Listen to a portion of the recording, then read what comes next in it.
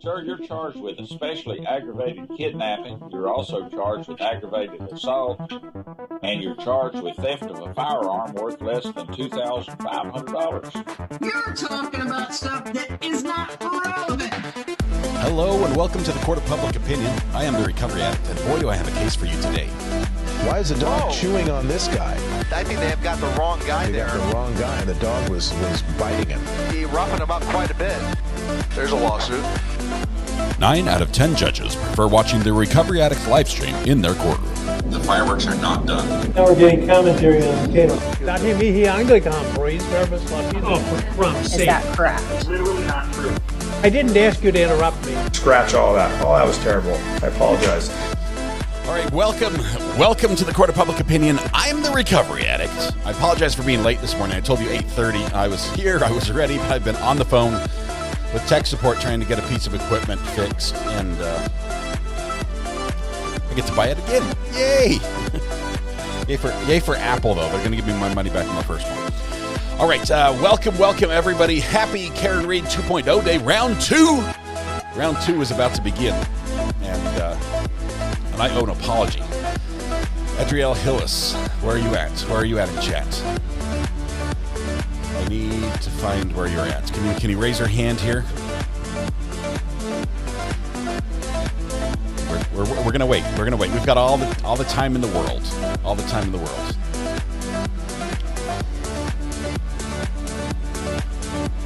There, bingo. There we go. Okay. I found it. I have to just say, I think I might be wrong on this. I might be completely wrong, but I think this is the first time you've won the internet. Am I correct on that? I was just looking through my notes. Maybe I had got you on a different page sometime. First time offender. You were the very first person in chat way back yesterday afternoon when I put the live stream thumbnail up. And I just wanted to congratulate you. That is amazing, because I know you've been trying for a long time, and you've been up against some stiff competition. And today, well, yesterday, technically, you pulled it off. You've done it. You were here very, very first, and that is no small accomplishment to those who have tried to do this. It takes some work. It takes some dedication, and for your work and dedication, we're going to punish you. With this being your first win. I know this does go on your permanent record. We're going to sentence you to internet ownership for breaking the silence of the chat room with your first comment. First comment, I should say. Congratulations and good riddance as far as the internet goes. Keep that working for the rest of us. We'll all be happy. Thank you. Help yourself. Make sure you go down to our shopping page, download the internet ownership certificate for the low fine of 50 cents. And that's, payable to the internet gods. I don't know where that goes. I get no money from this, I promise. For the low fine of 50 cents, you can get your own certificate commemorating this occasion where you did, in fact, win the internet.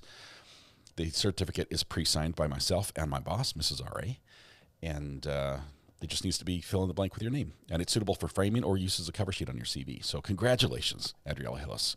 Big win. And you're in trouble now for the rest of the day. So... excellent. A couple shout outs here really quickly before we get started with some birthday wishes. Oh, I didn't even have you on screen the whole time. Hang on. We go back. This is a terrible morning. There we go. There. Now you're on screen and you've won. Okay, so you got your moment of fame. Now get to work, fix the internet for everybody. All right, Kelly H. Comes in, gifts a membership off the top. Ellie Veldman gifted 5 memberships. Kelly H. gifted another membership. Peeps has been here for 16 months. Good morning to you, Peeps. Good to have you here. Welcome to the gallery. Tisha S., member for 16 months as well. Says hey, y'all. It says hell, y'all. Hell, y'all.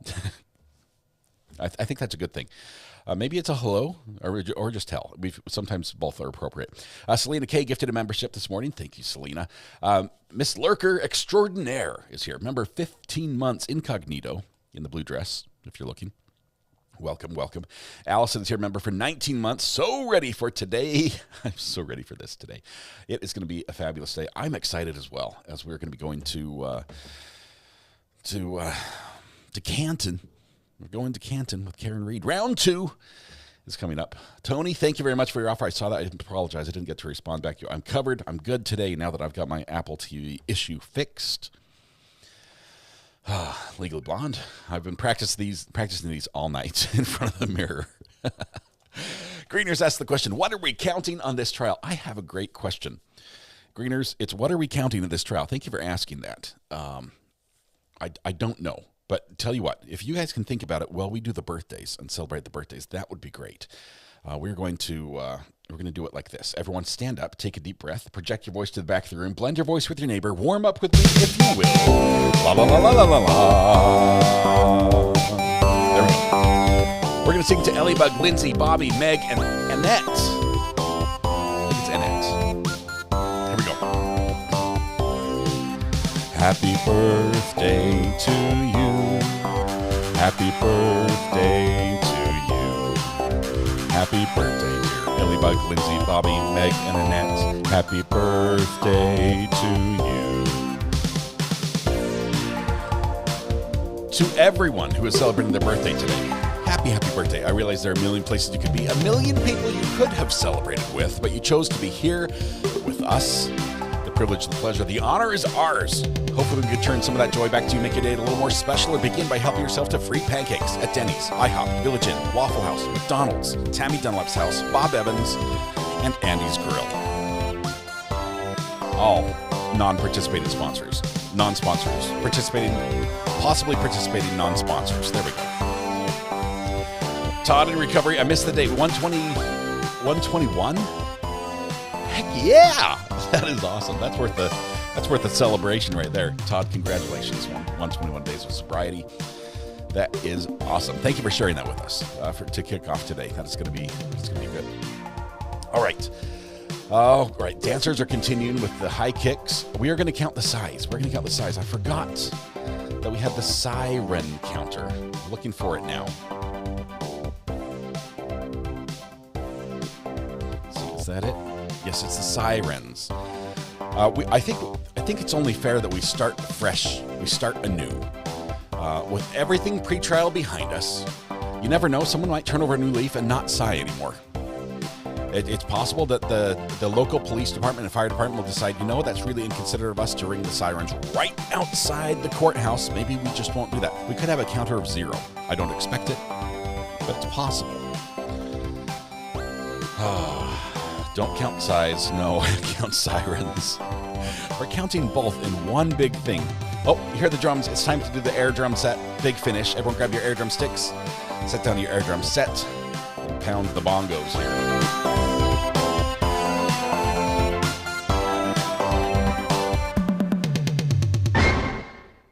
You saw me like right in the hi-hat and the snare.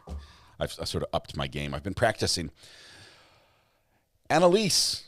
A quick verse. Happy birthday to you. Happy birthday to you. Happy birthday, dear Annalise. I'm sorry we forgot you. Happy birthday to you. That's it. Happy birthday. I think we got everybody. Apologize for the late ad. I didn't see that until end. Mods are counting the timeout, says Josh. Be kind. Happy birthday, Annalise. All right. With that, we are ready for the day where I'm super excited. I'm so excited. I mean, the fan is excited as well. Look at that. Got a fan. We're going to be going to court here in just a minute. We've got beeps as well. Beeps and fans. AC's Wildflower. If you can't tell, I'm a little excited. AC's gifted a membership as well. I don't like podiums. No. AC's Wildflower gifted a membership as well. I'm giddy this morning. My whole family is gone. One of my sons has a job interview, tech support interview, and he's the genius one. He's the one that made the counter for Maya trial. He's a programmer. He loves everything computer related, and he speaks that language natively. So the Maya counter. And he's done some other stuff for me. He's working on some machine learning. He wrote a program that will take my camera feed and identify cars and count them and do crazy big data things. That's a lot of fun. So he's going out to a job interview, and the rest of my family wants to go on. I think they're going on a field trip somewhere to a science museum or something today. So everybody is gone. It's just me. I'm waiting patiently because my Legos for the live stream for Saturday night, which will be broadcast on here and Valhalla Awaits channel. We're going to do dual stream that one. The Legos, one of 2 sets arrives. I will tell you that both sets are police oriented. I ordered 2. I ordered the police mobile crime van, and I ordered the new set that just came out, the police off-road pursuit set, which is multiple vehicles. So I'm super excited. I'm not sure which one I'm going to do. I know my son will do the other one, and he's anxiously waiting. He says, let me have the one with more pieces. That's probably how this is going to go. So, when are we going to break for lunch? Oh, all right. Anything else? Kid goes on job interview, dad plays with Legos. That's how it goes. I'm worried that someone's going to take my Legos because Lego is the only package that gets shipped that everybody knows what's inside by just shaking it. And so I'm waiting for the delivery person who conveniently, I don't know, Amazon, how this happened, but Amazon has lost wireless connection with my delivery person. I didn't know that was a thing. Oh, your package was left near the front door or porch. Hold, please.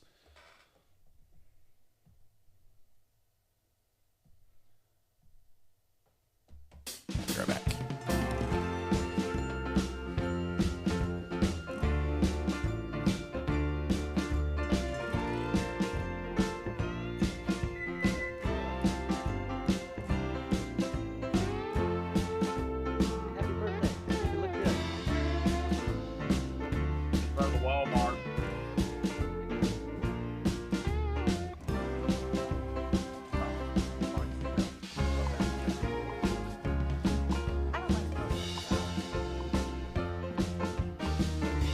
I think the box is oversized.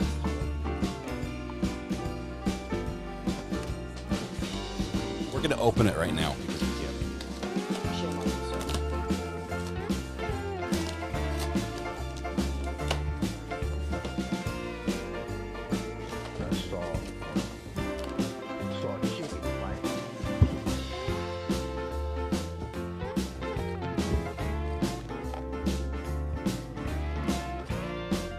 Okay, this is the Mobile Crime Lab.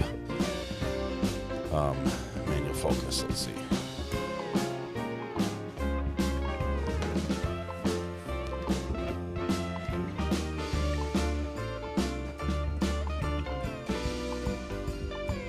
I probably don't get to build this one because it has more pieces.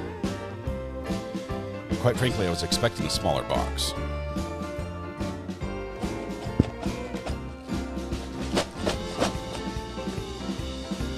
All right, let's go ahead and turn the music down. Just to let you know, this or something similar to it will be what we're building on Saturday night as we join Valhalla Awaits for another Lego live stream. Round 2 for that as well.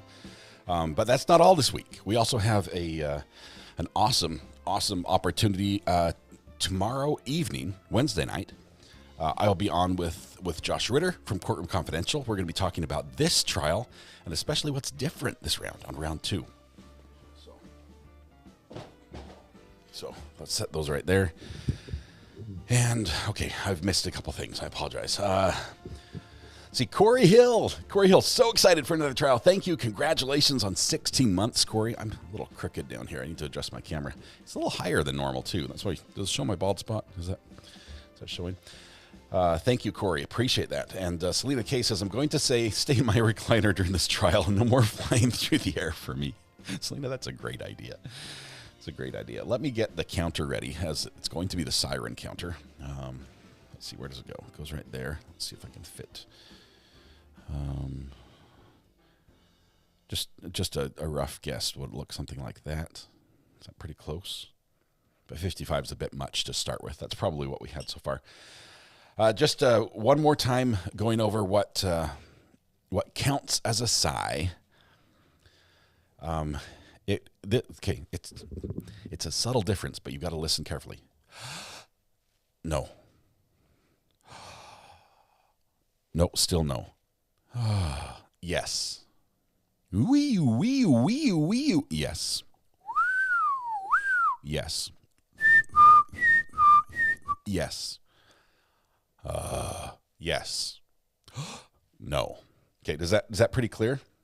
that pretty clear? You can rewind and go over the training if it's if needed.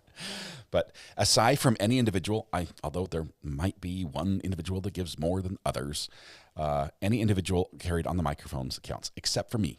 I'm exempt from this, and that's one of those ranks has its privileges thing. If I sigh, it does not apply. I like how that rhymes. All right, that cleared it up. Says Legally Blonde, you're good. So any siren that we hear in court, listen carefully. Sometimes there are two at once. You can tell because the two sounds happen. Most police cars can only make one siren noise at a time. You can either do, the whoop-de-woos and the and all the.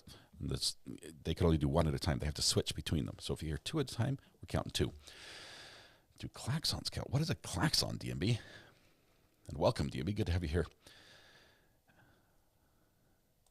Can we start, Kaylee? I've got the gavel. I actually knocked it off my desk with the Legos.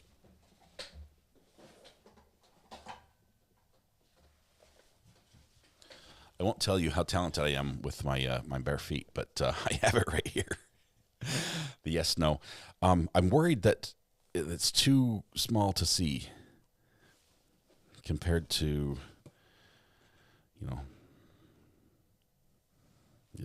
it's just, I'd have to go full screen. Okay, anyway. Brybear member for 12 months of the jury. Thank you very much, Brybear. Good to have you here. Welcome, welcome. Can you cover the fan with yourself? We're getting dizzy. We're moving now. We're moving. We're back, but we're moving around.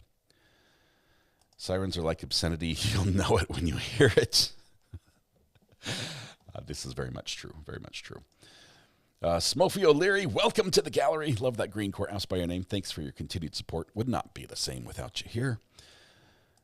Let's see. Candy Kiss says, I've never watched the first trial, so I'm excited with the coverage this has had. Do you think this will be better than the first? I think it will.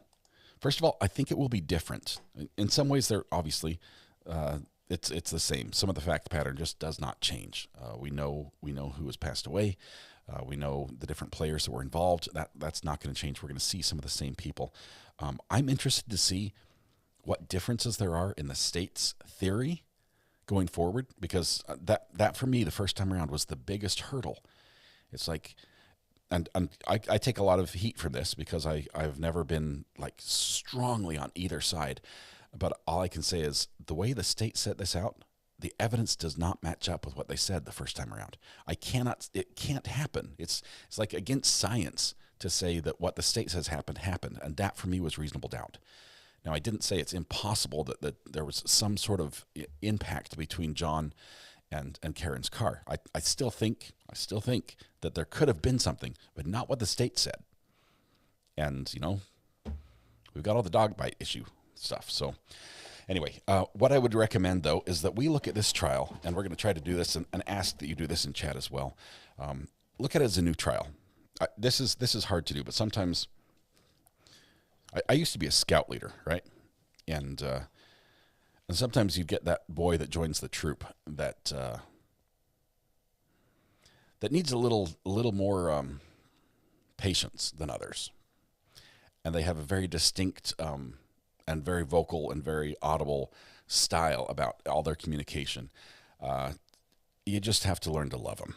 Just be like, man, what a great kid. What a great energy he brings. And not focus on the ringing in your ears every time they talk or something like that. I think we need to look at this trial and take a deep breath and step back and say, I know we've had some, Judge and I, we've had our issues. We've had our differences. Basically, I differed with your opinion.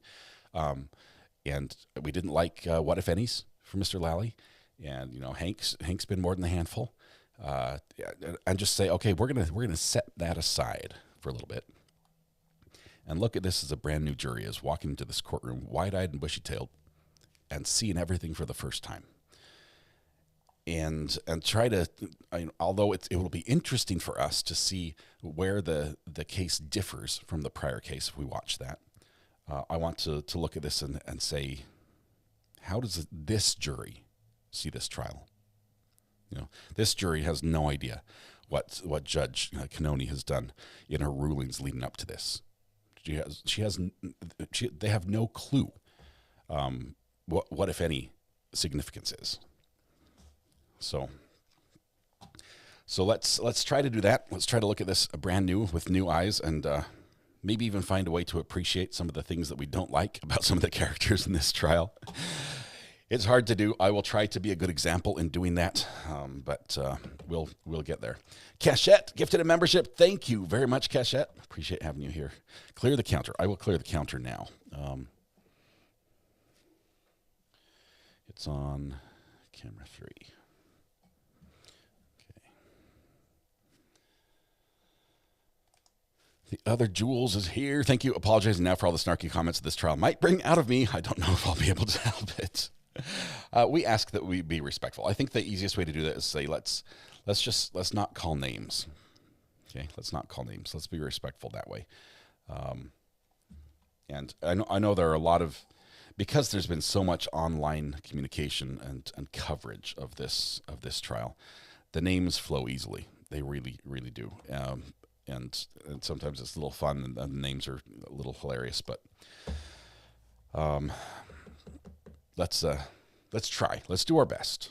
Mods, don't ban people for, if they make a mistake, but let's encourage each other in a friendly way. I don't know, maybe there could be a reward if we're all good. What would the reward be? A police chase?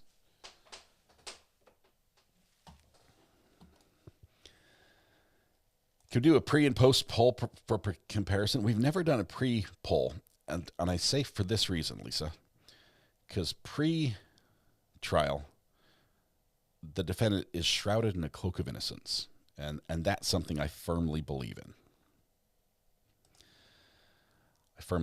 So it would. I can tell you right now, all of you being perfect jurors would vote not guilty on the pre-trial, 100%, because we're good.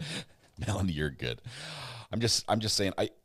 I understand. I'm trying to put this nicely. I understand how easy it is to get into very toxic discussion, a very heated discussion about this trial, and those discussions happen. I think some of them are even appropriate and necessary to really hash out some details.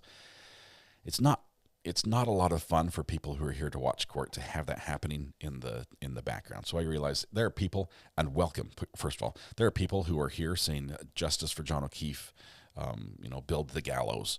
I'm not on that side. There are people here who are saying free Karen Reed, and justice for John O'Keefe, look where the actual blame should be. I'm also not firmly on that side. And I welcome everybody. We just ask that the discussion here in chat be respectful. And if we can do that, it'll be perfect. You'll be fine.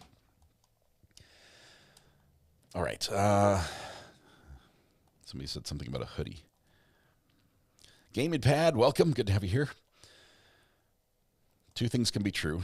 She was so drunk she didn't know she hit him, and careful how I said that. She didn't know she hit him until she saw a broken light and then panicked. This is a perfect opportunity to tell people to stop drinking and driving. It is, but it's also possible that... Okay, I had this conversation with my wife last week. We were talking about this case, and I said, and she is she's firmly in the not guilty category, which is great. I love it. I love talking with her and having her explain why she feels that way, because I feel similarly, and I can agree. I can agree strongly with her.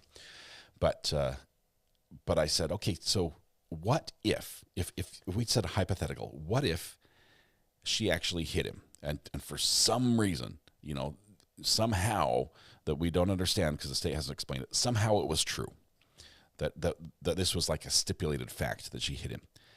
If she did hit him, and it was also true that a police officer, I don't know which name you want to throw out there, tried to pad the evidence to solidify the case by maybe adding evidence where little was found, should she be found guilty? And her answer was adamantly no, because it's more important that the justice process is true and correct and followed and honorable and legal, then one person be held accountable for their action when they were wronged by the process. Does that make sense? She explained it so much better. So interesting. So I'm watching for that. Obviously, I feel the same. If the police tried to plant evidence, which I'm watching in this trial alone to see how this comes out. If the police tried to add taillight where taillight was not, or add more taillight where little taillight was, either way, I think that's a problem. And I think that it's a bigger problem than one person. And you know how we say it's better that 100 guilty people go free than one innocent guy gets locked up or something like that. I think it's of that same nature. It's better that a guilty person goes free than an investigation, a shady, a corrupt investigation goes to conviction. So, all right. Carol, we'll get to that. We'll get to all the evidence as it comes out here. I want to hear it. I think it's going to be told a little bit differently. First of all, most of these witnesses are lay witnesses, or a lot of them are, and the way they recount things might be different. I would actually go so far as to say the way they recount things should be different. If they are giving verbatim answers to the first trial, I might have cause for concern. Especially if all of them give the same verbatim answers. It's going to be interesting. I'm very excited. We do not have a verdict yet on Lori Vallow that I'm aware of. The jury went home immediately after beginning deliberations last night. And so very likely that sometime today, possibly around lunchtime, we might see a verdict, which would be an early verdict in the Lori Vallow case. Let's see.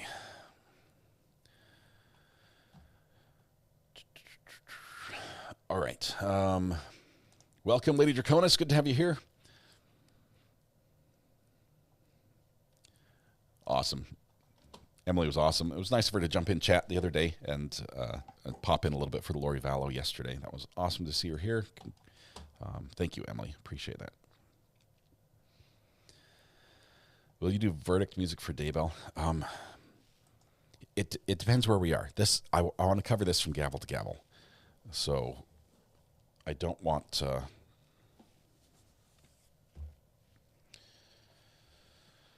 I don't want to interrupt this trial, although we have a clean feed from the courtroom. So I could save it. I don't know. I've got to think it over.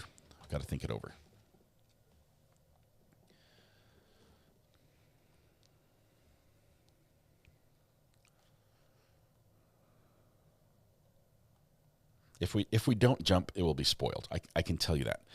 This is a big trial. There are a lot of people in here that are here for the first time, and welcome if you are. Please hit the like and subscribe button. We would appreciate that. Let's see.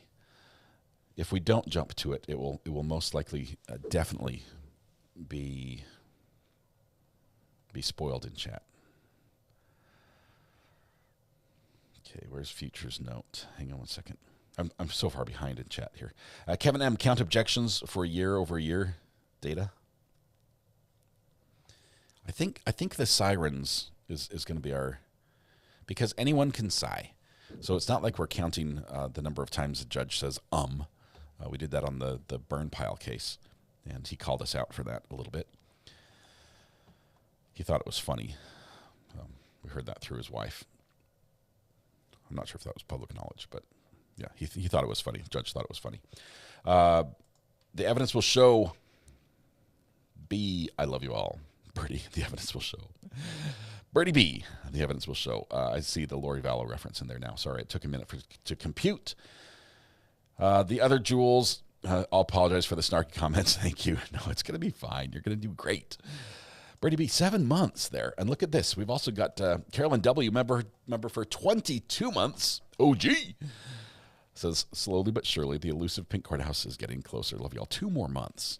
Carolyn. Just 2 months and you'll be there.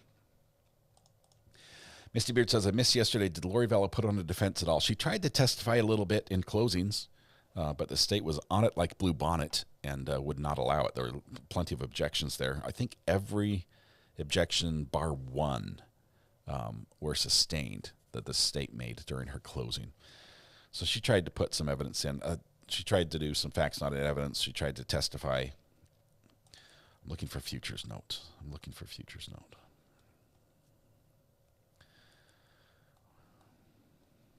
Posted a milestone chat. Oh, let me look. Sorry, I missed it. Sometimes it skips. I can go back and find it, though.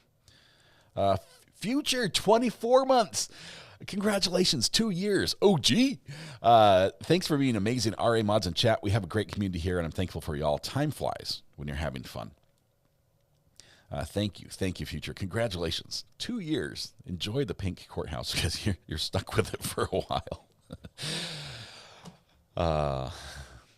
Let's see. Big Sky DMC member for 25 months, just a month ahead of you, says, bit late to celebrating 25 months, but I'm here saying the best place to watch true crime trials is right here. Best mods. They are fantastic. We love it. All right. This court is in session. Please be seated. 2282CR117, the Commonwealth versus Karen Reed. So, good morning. I see all counsel are present.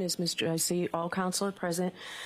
Nobody said anything to Mr. Clerk about needing to see me, but I received 4 motions over this weekend that I assume we need to at least talk about. It's a rough briefly. start. Commonwealth's motion regarding defense opening statement. I think the first 2 motions we can do quickly. I'm not issuing an order, Mr. Brennan. The defense knows third-party culprit will not be in the opening.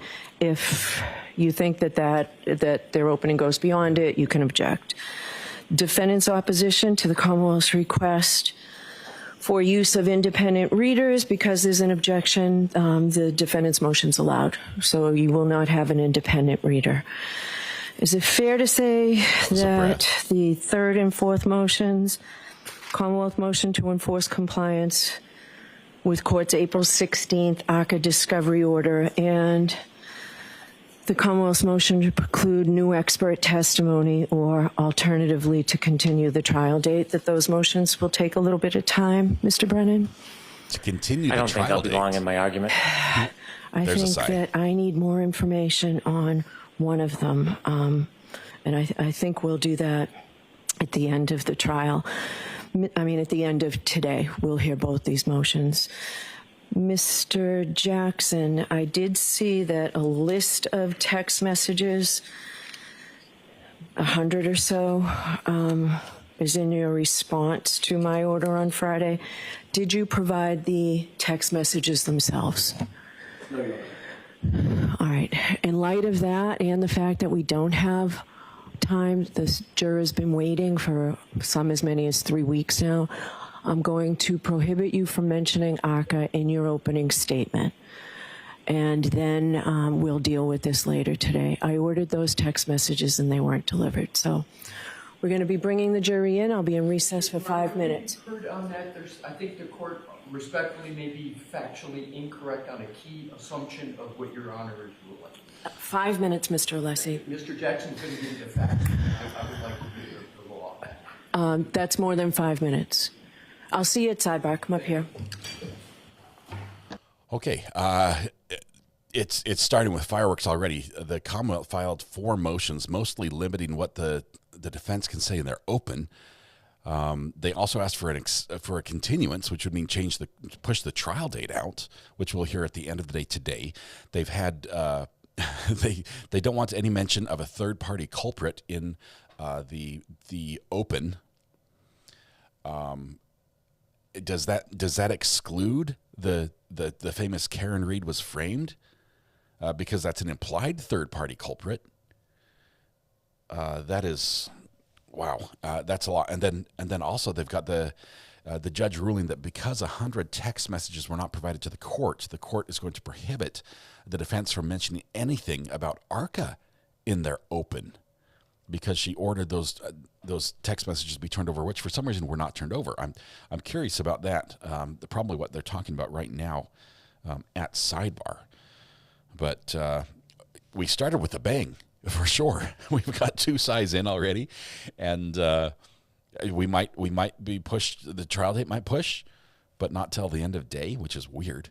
Why would you do that after doing your opens with the jury? Commonwealth is terrified of ARCA. They hate that whole situation. They do. She said she asked for something from defense. They haven't given it to her regarding ARCA. She's not randomly making stuff up. No, it's true.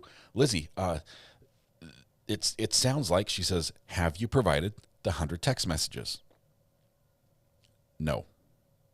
Or we say I believe they have not been provided, or Mr. Jackson, I believe, said no on that part. And she said, then I'm ruling. It was no discussion.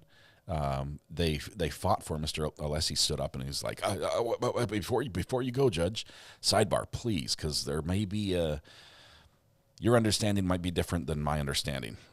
So, all right, Amber, let me check what you've got in mod chat really quickly.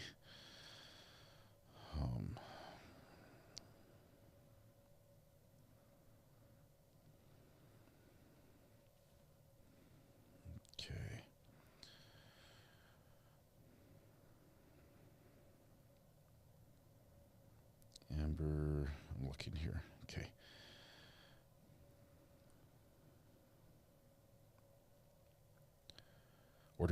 The order was ruling on Commonwealth's motion to compel reciprocal discovery of ARCA witnesses. I think the text messages they're trying to compel aren't in the defense's possession. Which if they can't get them, or holding that against them, it might be a problem, like appellate-wise. Defense motion, joint motion for access to list of prospective jurors for April 15th. Okay, that was allowed. That was on the 17th. Let's see, a couple more. Order ruling on the motion of intervener Adam Kearney to be exempted from sequestration. We heard that one. He's going to get the same treatment he got last time. That was Turtle Boy. Also, Commonwealth's motion to impound exhibit in support of Commonwealth's motion to compel reciprocal discovery of ARCA witnesses to exclude their testimonies. That's allowed. Commonwealth's motion regarding defense opening statement. Defense opposition to Commonwealth's request for use of independent readers. It looks like that those independent readers are out. We're not going to have professional readers reading text messages. Lots of decisions coming in early on in this trial. 3 words out of the mouth in the sidebar already.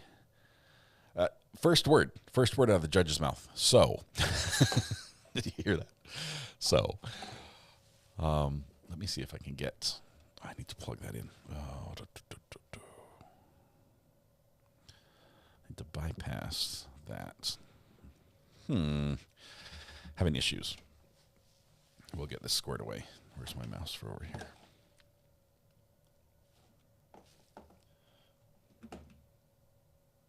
I'm going to need my replay machine working for this, so I'm just firing it up right now. Batteries are charged. I've got enough space for 31 days of continuous recording. That should be enough, because considering weekends and everything else. So replay at the ready. ARCA is the crash investigation. The packed courtroom of 25 people is standing room only. It's a tiny courtroom. For a trial this size, it is teensy tiny. Almost too small. Now the judge goes on break for her slight. She did not change her ruling. She might do that when she comes back. Maybe she's thinking it over. But if things stand as they are right now, defense will be unable to say anything about a third-party culprit, or unable to go too far on that line of thinking, and that restriction only lasts until they bring in evidence through the trial to support that there may have been a third-party culprit. Once they do that, then it's fair. So closings will be fair game on third-party culprit. And obviously cross-examination is fair game as well, I believe. I believe they could bring that in on cross. I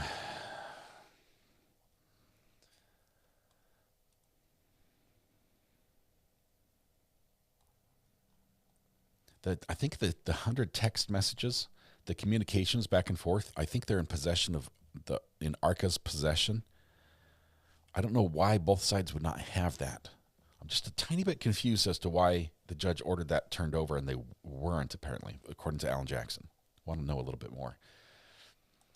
To limit their opening statement that's already been prepared last minute surely isn't okay. Candy Kiss, I don't like it. But if the defense failed to do something they were supposed to do, nobody likes being punished, having something taken off the table. Look at what the prosecution got in Lori Vallow's first trial. They failed to do something on discovery, and they got the death penalty taken away from them. They were going for the death penalty, and that was pulled because they didn't turn something over fast enough. So that's the way the cookie crumbles.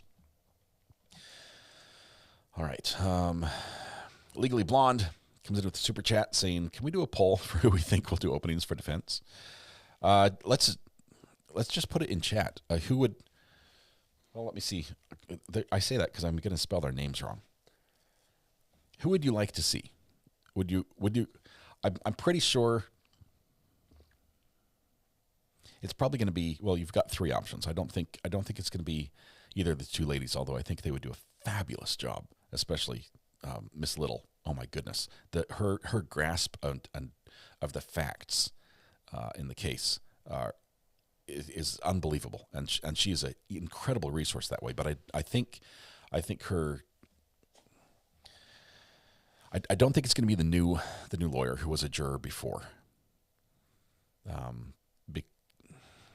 because she's so new. I don't think they're going to put that level of trust in her. I think Miss Little is got her hands full doing what she does, organizing the facts and keeping everything straight for everybody else. Alessi or Jackson? KR said AJ's doing it, so Alan Jackson's doing it. They've already said, so that's done. But I want to see a lot from Miss Little in this trial, maybe even more so than previously in the last trial. Definitely not Lori Vallow. AJ's doing it. Okay.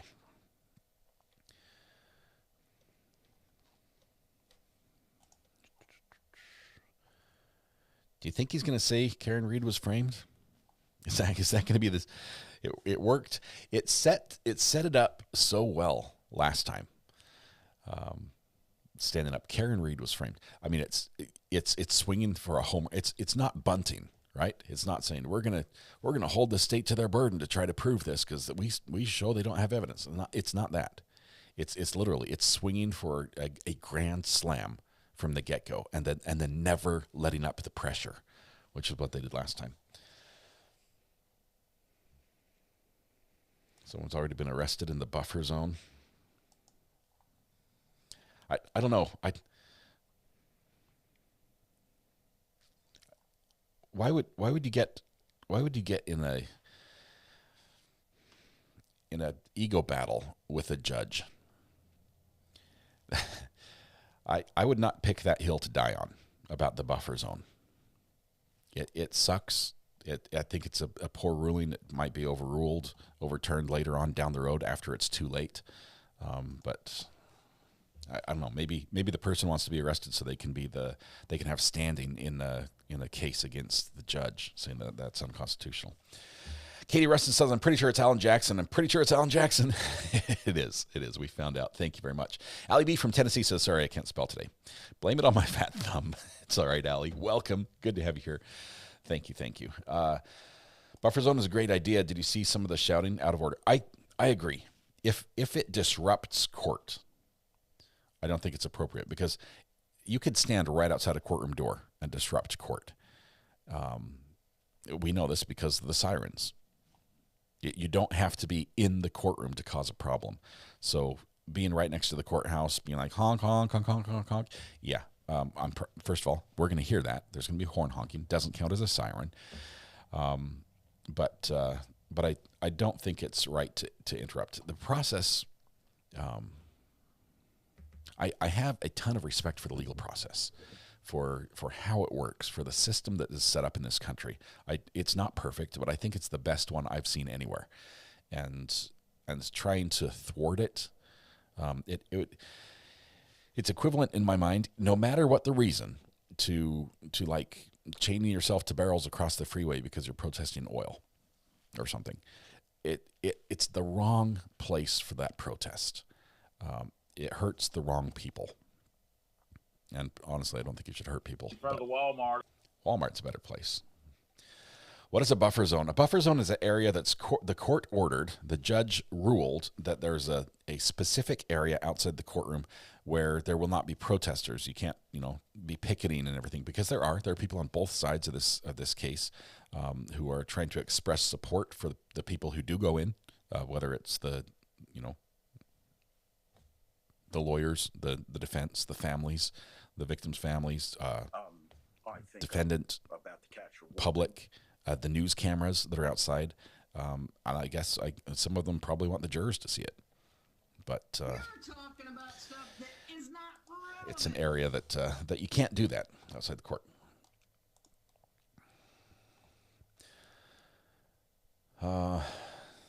It is a restriction, and this is the most important part. It is a restriction on the freedom of speech, and that freedom of speech is constitutionally enshrined. That's something we cherish in this country. The ability to say something bad. Like England has freedom of speech as well, but it's different. Like, for instance, when I was there, you could not say anything bad about you couldn't say rude things about the Queen. That would get you arrested.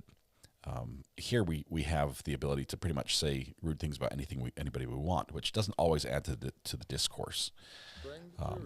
But I cherish freedom of speech, and especially people who disagree with me's right to use it. I will defend their right to use freedom of speech even when they disagree with me. And so when the judge steps in and restricts that, it has to be for a very, very important reason. And I think a limited buffer zone, more limited than what she offered, would be okay. No, you can't say rude things about the Queen. I'm not a cat. In UK, it's the freedom of expression. Amber's calling. Hang on one second.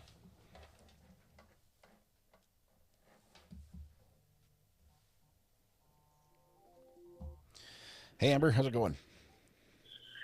Good morning. Happy opening statements day. Yeah, we got farther than we thought. We got through 4 motions and 2 sides. Still no jury. I'm just going to stand up and connect to cable while we talk. What's happening, Amber? So I kind of wanted to elaborate on the First Amendment thing. So in case anybody wonders why their chat is not showing up, we have these things called banned words.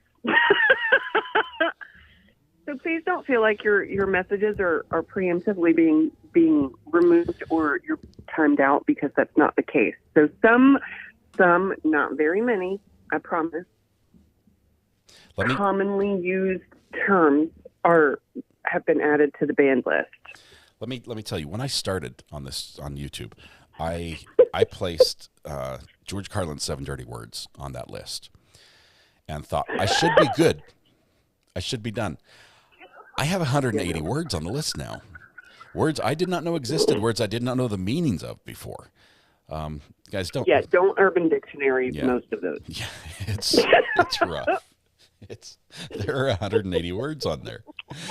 One day I might publish it. That might be dangerous. Sell it off to the highest bidder. But anyhow, just to keep everybody in the loop, I'm so glad I cracked some of y'all up. I just saw a comment in chat. A commonly used nickname has been added to that list. So please understand, we are just trying to keep it the most respectful place on the interweb to discuss this discuss this case, because we know how divisive this case can be. Yeah. Just remember, we're all friends. We can agree to disagree. Yeah. And don't think you're being because your banned word isn't publishing. Most of the time, you'll find out if it's a banned word if you try to type something in the chat, you hit enter, and the message just never shows up. That's how it will look on your side. All we say is if that's happening, look at the words first. I would look and see if you're calling somebody a name. That's most of the words would be calling somebody a name, a bad name, derogatory. Lady Draconis, yes, Buchanan's nickname in all forms of spelling is in the banned word list. I think the definition as well. The whole definition is in there. Yes. But yeah, it's we do modify the list based on the case, and sometimes I have to go back in and words that were maybe not appropriate in the previous case are appropriate in this case, and vice versa. So. Lori, we're not telling you which ones are banned. Here's the thing. If I tell you which words are banned, somebody's going to find a creative way around it. And that's why they're at 180. Yep. Okay. Because you can say the same crappy word like 7 different ways and spell it with extra letters and things like that. That will get you personally banned if you're like intentionally finding ways around that. Don't make the mods do that. They don't want to work any more than you do. So please don't. No wonder I never see many more I'm so excited. I'm so excited for this trial. It's been a long time coming. I'm hoping this one actually results in a final outcome, whichever way it may be. Yeah. Just know we are all friends, y'all. Yeah. And we can agree to disagree. I want the justice process to work. I want the jury to be able to weigh the evidence that's applicable to the case and make a decision. And, then I agree to stand by the decision and respect that. So, all right. Just Rhonda. It's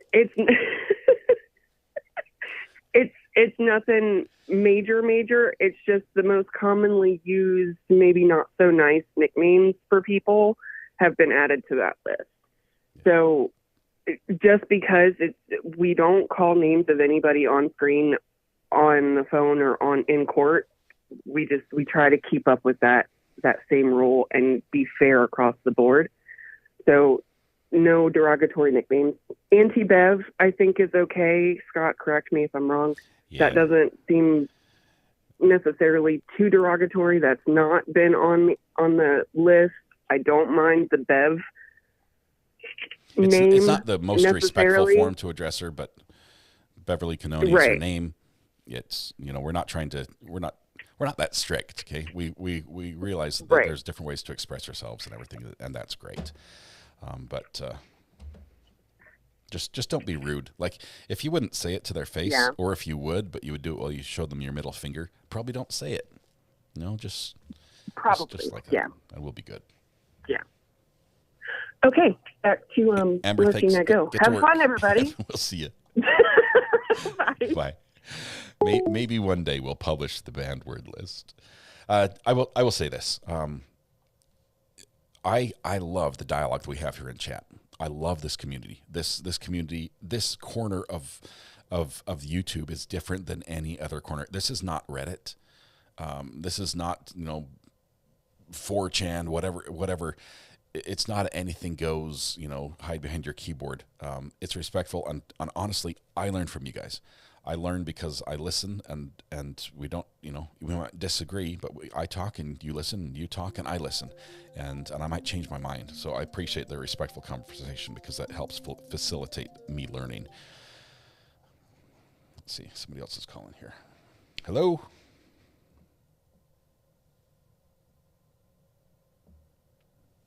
Tried. I think they hung up. Let's try again. Hello, this is Ari. Angela. Angela, good morning. How are you doing this morning? Good morning or afternoon for us that are across the pond. Yes, how is Sweden doing? I'm doing good. Yeah, very windy, as you may hear, probably. I'm outside, and again, I'm watching on the go the trial. Probably not the brightest idea, but well, life. You gotta do what you gotta do while you watch the trial, especially the trial. You are muted. Well, I did a quick prayer. I have to unmuted. admit something. I did a quick prayer when the case was called. Yeah. Because we're serious. I need God today and until this trial ends.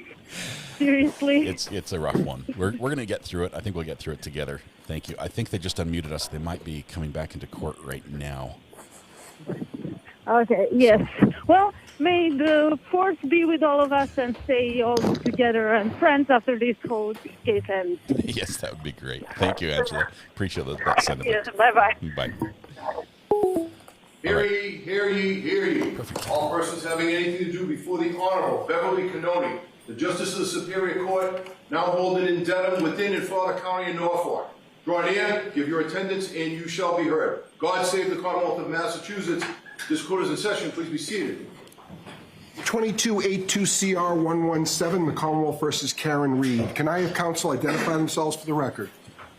Morning, Your Honor. Adam Lally for the Commonwealth. Morning, Mr. Lally. Good morning, Your Honor. Karen Hank was lost. Brennan for the Commonwealth. Morning, Mr. Brennan. Morning, Your Honor. Alan Jackson on behalf of Ms. Reed. Good morning, Mr. Jackson. Good morning, Your Honor. Elizabeth Little, also on behalf of Ms. Reed. Good morning, Ms. Little. Good morning, Your Honor. Robert Alessi on behalf of Ms. Reed. Good morning, Mr. Alessi. Good morning, Your Honor. David Yannetti for Karen Reed. Good morning, Mr. Yannetti. Good morning, Ms. Reed. Good morning, jurors. So I have 3 questions I have to ask you because I haven't seen many of you for a long time, and we do appreciate that you are all here ready, willing, and able to get started early. We sometimes have to deal with a few things before bringing you in, but we do appreciate your patience. So those questions are, were you all able to follow the instructions and refrain from discussing this case with anyone since we last saw you? Everyone said yes or nodded affirmatively. Were you also able to refrain from doing any independent research or investigation into this case? Yes. Everyone said yes or nodded affirmatively. Did anyone happen to see, hear, or read anything about this case since we last met? Everyone said no or shook their heads. Thank you very much. Jurors, can I have each of you stand and raise your right hands, please? Do each of you solemnly swear you shall well and truly try the issue between the Commonwealth and the defendant according to your evidence and according to the law, so help you God? Yes. Thank you. You can have a seat. Jurors, hearken to these indictments.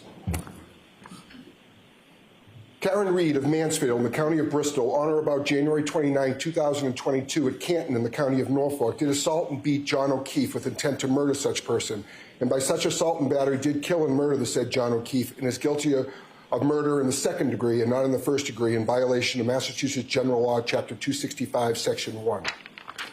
002, Karen Reed of Mansfield in the County of Bristol, on or about January 29, 2022 at Canton in the County of Norfolk, did operate a motor vehicle upon a way as defined in General Law, Chapter 90, Section 1, or in a place to which the public has a right of access, or upon a way or in a place to which members of the public have access as invitees or licensees, with a percentage by weight of alcohol in her blood of 8/100ths or greater, or while under the influence of intoxicating liquor, and did so operate said motor vehicle so that the lives and safety of the public might be endangered, and by such wanton and reckless conduct so described to cause the death of another person, to wit, John O'Keefe, in violation of General Law, Chapter 265, Section 13.5. 003, Karen Reed of Mansfield in the County of Bristol, on or about January 29, 2022 at Canton in the County of Norfolk, did operate a motor vehicle upon a way or in a place to which the public has a right of access, or upon a way or in a place to which members of the public have access as invitees or licensees, and without stopping and making known her name, residence, and registration number of her motor vehicle, to go away to avoid prosecution or evade apprehension after knowingly colliding with or otherwise causing injury to John O'Keefe, such injuries having resulted in the death of said person in violation of General Law, Chapter 90, Section 24, Subsection 2, Subsection A.5, Subsection 2. To these indictments, the defendant has pled that she is not guilty and for trial has put herself upon the country which country you are, and you are sworn to try the issue. If she is guilty, you are to say so. If she is not guilty, you say so and no more. Jurors, hearken to the evidence. All right. Thank you. There's the indictment. All right, members of the jury, I'm about to make some preliminary remarks to you to acquaint you with some of the legal principles, procedure, and terminology that you may inquire during the course of this trial. These comments are not intended to be a substitute for the more detailed instructions on the law that I'll give you at the conclusion of the case. So you'll remember that this is a trial of a criminal case. Ms. Reed is charged with second-degree murder. She's also charged with manslaughter while operating under the influence and leaving the scene after causing personal injury or death, the indictments that Mr. McDermott just read to you. I'll describe the law in detail at the end of the case and the elements of these charges, but briefly, murder is the unlawful killing of a human being. In order to prove Ms. Reed guilty of second-degree murder, the Commonwealth must prove beyond a reasonable doubt that she committed an unlawful killing and that it was done with malice. In comparison, manslaughter while operating under the influence is an unintentional, unlawful killing caused by wanton or reckless conduct while under the influence of intoxicating liquor. And leaving the scene of an accident after causing personal injury or death requires the Commonwealth to prove that Ms. Reed knowingly collided with John O'Keefe, that she caused him injury or death, and then she fled the scene. These terms and the elements of the crimes will be explained to you in detail at the end of the case before you begin your deliberations. Now, please remember that Ms. Reed starts this trial presumed to be innocent. The fact that she was arrested or that she was indicted is not proof of anything. An indictment is just a piece of paper. It just makes an accusation. It is merely a formal manner of accusing a person of a crime and bringing that person to trial in the Superior Court. But it is only the jury, in other words, you folks, who can decide whether the prosecution has proved its case beyond a reasonable doubt. If the Commonwealth does not do that, then the presumption of innocence alone requires you to find the defendant not guilty. The law never requires a defendant to prove her innocence, to produce any evidence whatsoever, or to do anything other than attend the trial. This presumption of innocence remains with the defendant until you, the jury, make your determination after listening and considering all the evidence. Now, what is proof beyond a reasonable doubt? The term is often used and probably pretty well understood, though it is not easily defined. Proof beyond a reasonable doubt does not mean proof beyond all possible doubt, for everything in the lives of human beings is open to some possible or imaginary doubt. A charge is proved beyond a reasonable doubt if, after you have compared and considered all the evidence, you have in your minds an abiding conviction to a moral certainty that the charge is true. When we refer to moral certainty, we mean the highest degree of certainty possible in matters relating to human affairs, based solely on the evidence that has been put before you in this case. I have told you that every person is presumed to be innocent until he or she is proved guilty, and that the burden of proof is on the prosecutor. If you evaluate all the evidence and you still have a reasonable doubt remaining, the defendant is entitled to the benefit of that doubt and must be acquitted. It is not enough for the Commonwealth to establish a probability, even a strong probability, that the defendant is more likely to be guilty than not guilty. That is not enough. Instead, the evidence must convince you of the defendant's guilt to a reasonable and moral certainty, a certainty that convinces your understanding and satisfies your reason and judgment as jurors who are sworn to act conscientiously on the evidence. This is what we mean by proof beyond a reasonable doubt. Now, our system of justice depends on judges like me and jurors like you being able and willing to make careful and fair decisions. All people deserve fair and equal treatment in our system of justice, regardless of their race, national origin, religion, age, ability, gender, sexual orientation, education, income level, or any other personal characteristic. You have agreed to be fair, and I am sure that you want to be fair, but that is not always easy.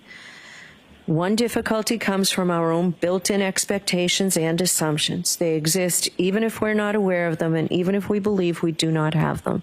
Some of you may have heard this called implicit bias, and that's what I'm talking about.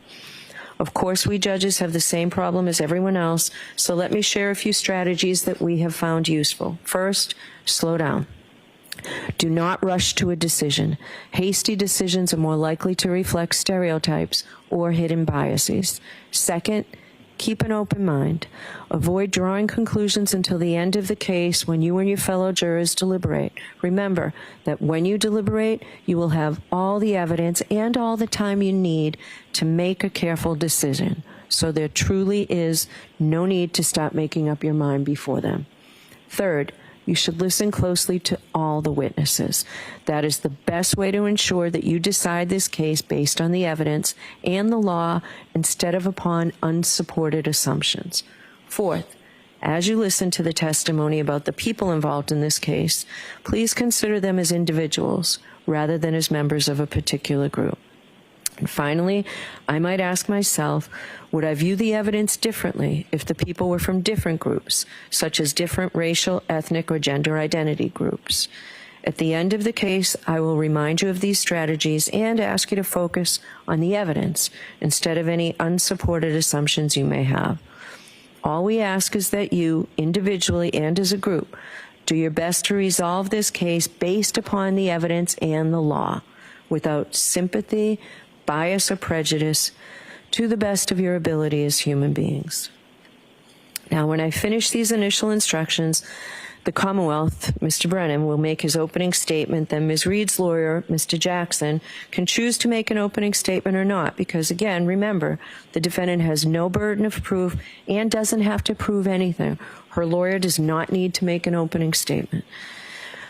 An opening statement is a summary of what the lawyer expects the evidence at trial will be. It is intended simply to introduce the main issues in this case to you.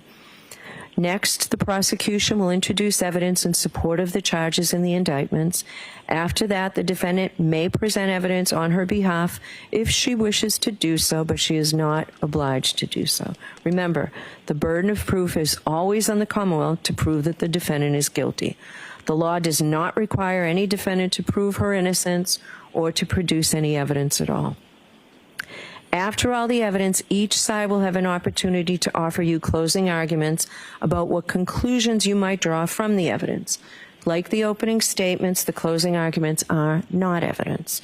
They're merely intended to help you understand the respective contentions of the parties.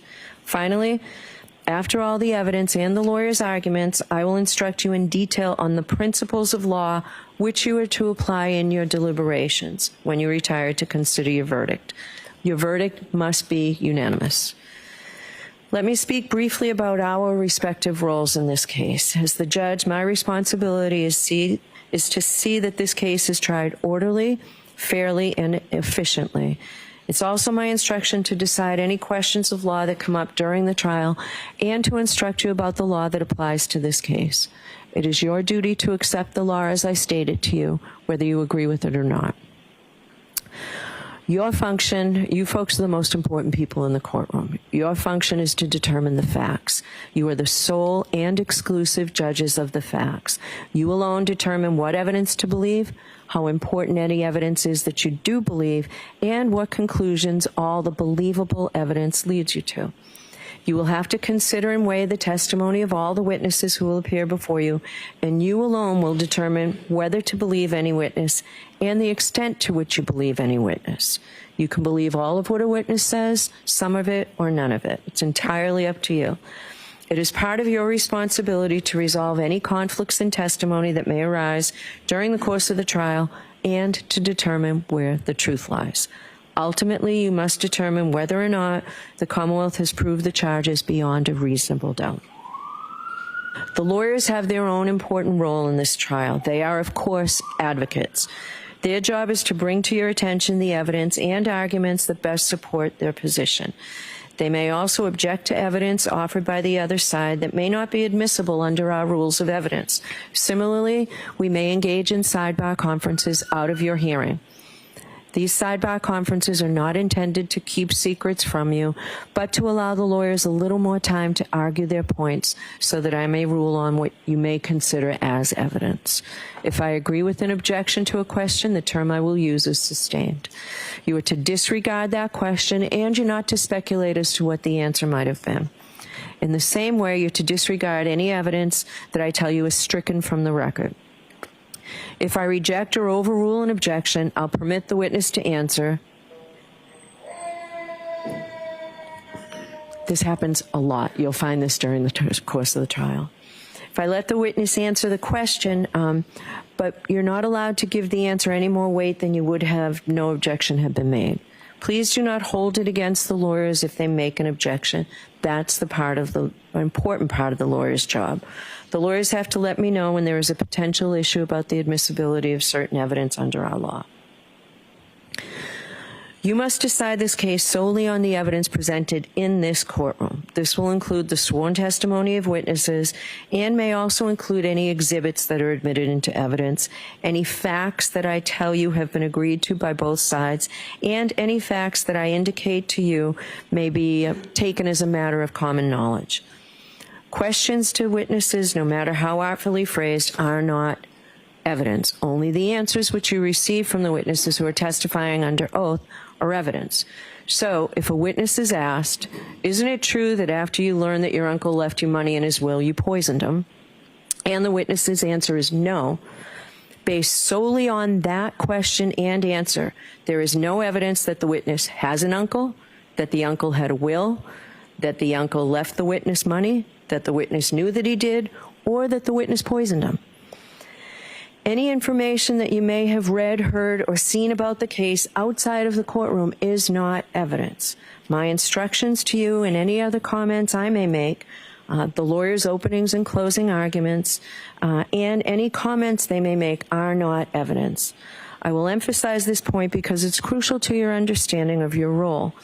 If the lawyers or I make any comments during the trial, those comments are not evidence, and your verdict must be based only on the evidence. In Massachusetts, lawyers are not allowed to make comments other than during opening statements and closing arguments. They are permitted only to ask questions, but they cannot comment on the witness's answer. If a lawyer comments, you are to disregard it. In this way, communication in the courtroom is not like everyday conversation. If a lawyer seems to agree or disagree with an answer, or if a lawyer expresses confusion or any other reaction or emotion, you are to give no weight to what that lawyer does. In the interaction between a lawyer and a witness, you may consider only the witness's testimony as evidence. In a similar way, any comment I make is not evidence. But of course, you can't disregard what I say when I provide you with instruction or direction. Remember, however, I'm the only one who can instruct you or direct you in any way.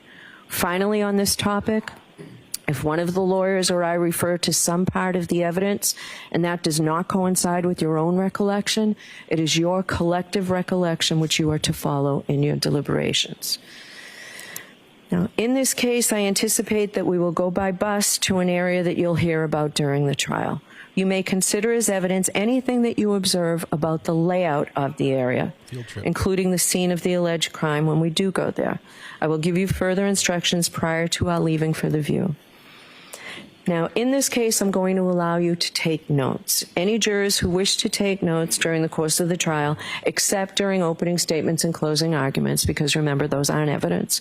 If you wish to take notes, you may do so once the evidence begins. Notebooks and pencils will be provided to you. The notebooks will be collected each day, and they'll be locked up, and they will remain confidential, and they're destroyed at the end of the trial. Nobody sees them. You're not required to take notes. The choice is entirely up to you. Some jurors may feel that notes are helpful, particularly if the case involves many witnesses or complicated issues. Notes also can help you remember specific testimony or evidence, such as times, places, dates, names, relationships, events, distances, things like that. Other jurors may feel that note-taking is a distraction and may interfere with hearing and evaluating the evidence. If you do take notes, I suggest you keep them brief. They are not and cannot be considered official transcripts of the trial testimony. However, bear in mind that although the court reporter is recording everything that transpires here, we do not have the capability of providing you with a transcript of the testimony at the conclusion of the trial. So you'll have to rely on your own memories of the testimony, perhaps supplemented by your notes. Regardless of whether or not you take notes, please remember that how a witness testifies may be just as important as what he or she says. Therefore, your observations of the witness's appearance and demeanor on the witness stand may play an important part in your assessment of his or her credibility. Do not let note-taking distract from an appreciation of all the evidence. If you have any trouble hearing or seeing during the trial, please raise your hand or let a court officer know, and we'll make any necessary adjustments. We generally take a morning recess at around 11 o'clock or so, but if you need a break at any other time, please raise your hand and let a court officer know. We'll take a break. If you need to communicate with me during the trial, and I'm not suggesting for a minute that you need to, but if you do, please speak with the court officer or give the court officer a note to bring to me. Now, I'm going to address the issue of public interest in this case again, and the duty of this court and this jury to adhere to the rule of law, because it is so very important. John Adams famously said that we are a government of laws, not of men, and that the law must be deaf as an adder to the clamoring of the public. He meant that while public opinion about a given subject may ebb and flow, the law must be steady, reliable, and even-handed. We know that on the subject of this case, there are people advocating for one outcome or another with great intensity, but unbound by any oath or even any inclination to follow the actual evidence. The law works in a different way, and the difference is crucial to our system of justice. This jury, selected for this trial, will hear and judge the evidence. You will decide what the facts are. Where the evidence is contested, you will determine where the truth lies. Ultimately, this jury will decide whether the Commonwealth has carried its burden of proving that the defendant is guilty of any crime beyond a reasonable doubt. People outside of this building have rights, and we know that they have voices, but this trial will be decided by you, an independent jury, free from outside interference, based only upon the evidence presented in this courtroom and the law. This is the only way to ensure that every person who comes before the court receives a fair trial. It is just that simple and that important. So while public comment will likely continue, you must ignore it so that the rule of law will be upheld. Which leads me to the fact that it is very important that during this trial, until you deliberate, you must not discuss this case with anyone. This includes your family and friends, and even your fellow jurors. Nor should you allow anyone to communicate with you about any specific aspect or any aspect of this case. You must not conduct any independent research about this case, the matters in this case, and the individuals involved in this case. In other words, you must not consult the internet or do anything else to try and find out information from any source outside the confines in this courtroom. Please be very careful with your social media use. Please do not use X or Twitter, Facebook, Instagram, or Reddit. Though you may never have seen anything about this case before on your social media feed, you cannot control what may pop up. You should also remember that use of these platforms can be public and traceable, and any searches undertaken or information received by you can and likely will be discovered. So please be extremely cautious. If you inadvertently see something about this case, please disregard it and let us know. As best as you recognize them, please have no contact with any of the participants in this trial or anyone associated with either side, including the lawyers. Please do not visit any locations that may be mentioned during the trial. We'll go on a view, as I told you, and I'll discuss that with you before we go. Remember, you were instructed that you must not, and you assured us that you would not read, watch, or listen to any account of any aspect of this case in any news media, social media, or from any other source. It is critical that you follow that instruction. Finally, please continue to keep an open mind. I know that you will try this case according to the oath that you've just taken as jurors. When you took that oath, you promised that you would well and truly try the issues between the Commonwealth and the defendant according to the evidence and the law. If you follow that oath, approach this case with an open mind, and make your decisions fairly and without prejudice or bias or sympathy for anyone, then you will arrive at a true and just verdict, and that's all we ask of you. So it's now time for the opening statements. Mr. Brennan. Thank you, Your Honor. Mr. Brennan earns up to $75,000 for his prosecution in this case. $250 an hour is the rate as a special prosecutor.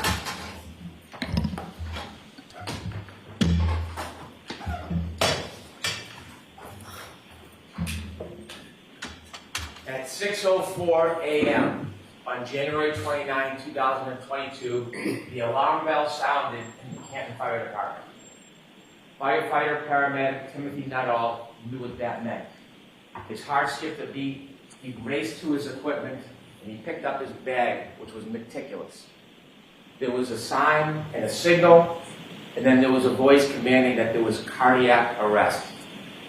The most serious of calls for a firefighter paramedic, that means that a person's heart has stopped. He didn't know who it was, he didn't know where it was, he took his bag, he had just gotten to the station, and he rushed to the ambulance. He was one of the most senior paramedics that morning. Another paramedic, Anthony Flamati, would be running this mission. He jumped in the back of the ambulance, the door shut, and they headed off to 34 Fairview Road. As they drove, firefighter Nuttall could not see anything. He couldn't hear anything other than the engine of the ambulance. He could feel it sliding across the road. It was near blizzard conditions. He calmed himself, he steadied himself. This is what the firefighters and paramedics are trained to do, to focus. And he focused on his task. He looked around the back of the ambulance to make sure all the tools were in place. The ambulance was meticulous as well. This was Anthony Flamati's ambulance, and it was well stocked. He calmed himself, and he thought about what was going to happen. What should he be looking for? What is his next steps? He played the scenarios through his mind, and eerie calm was above him. As the car pulled up to 34 Fairview, the ambulance, he stood at the back door, the doors open, and he stepped out into bedlam. He could hear a woman screaming and shrieking, the cold, hard air slapping on his face, and the wind, blizzard conditions swirling around him. You will hear him tell you how he trudged towards those screams in the darkness to snow, and when he got there, he saw 3 women surrounding a man lying, not moving on the ground. He walked up to the man, and he reached down, and he tried to find any signs of life, pulse, anything, and he found nothing. And he got up and he walked over to the woman, and he walked over to that defendant, Karen Reed, and he told her that he thinks that that man is gone.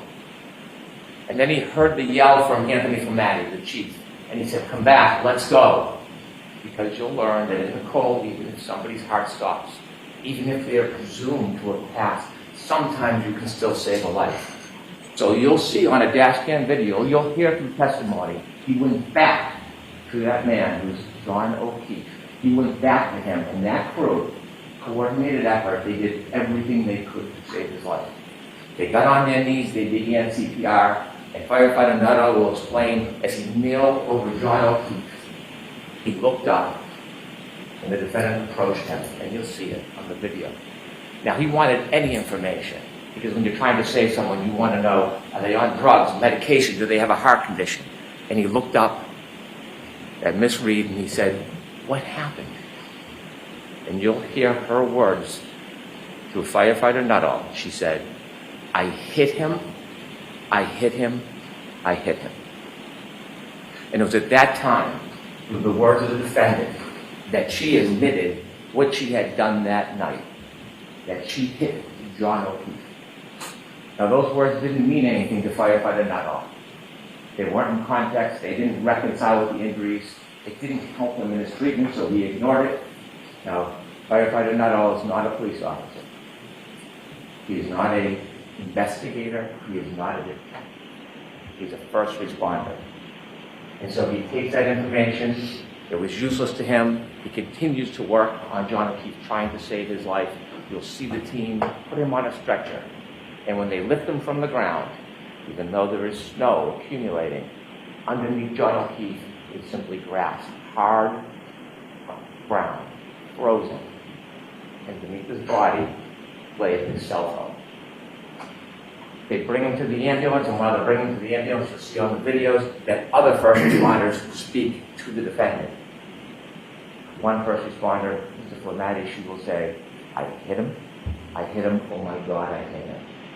And then she was interviewed or asked questions for background information, not a criminal investigation, just background to try to help John. And she was asked questions about his background. And during that conversation, you won't hear her see the defendant was a person by the name of Jen McCabe and a firefighter McLaughlin. And she tells Fire McLaughlin, the third first responder, had hit him. They bring Mr. O'Keefe to the Good Samaritan Hospital, and his body is cold. The doctors work feverishly. They treat him, trying to save him. They try to warm his core. And unfortunately, firefighter Nuttall's first instinct was accurate. John O'Keefe passed. So why are we here today? We are here today because John O'Keefe was killed by the actions and conduct of that defendant, Karen Reed. You will learn through this case, through facts, science, and data, you will learn that on January 29th, 2022, when the defendant and Mr. O'Keefe were in front of 34 Fairview Road, all the way to the left side in that dark corner near a flagpole, you will learn that Mr. O'Keefe got out of the car. He got out and he stood by the side of the road after an argument with the defendant. That argument, that anger fueled by heavy intoxication, you will learn from the science and data as he stood by the side of the road, the defendant in her SUV drove away. She drove at least 35 feet away. The argument was over. It had ended. But then she stopped. She stopped. She put the Lexus into neutral, and she waited 2 seconds. And the facts and the science and data will tell you that despite the fact the argument was over, she then put the Lexus into reverse, put her foot on the gas pedal, and began to press, not 25%, not 50%, up to 75% acceleration. There was a light dusting of snow. The Lexus tire spun backwards. She went backwards at least 70 feet. She clipped John O'Keefe.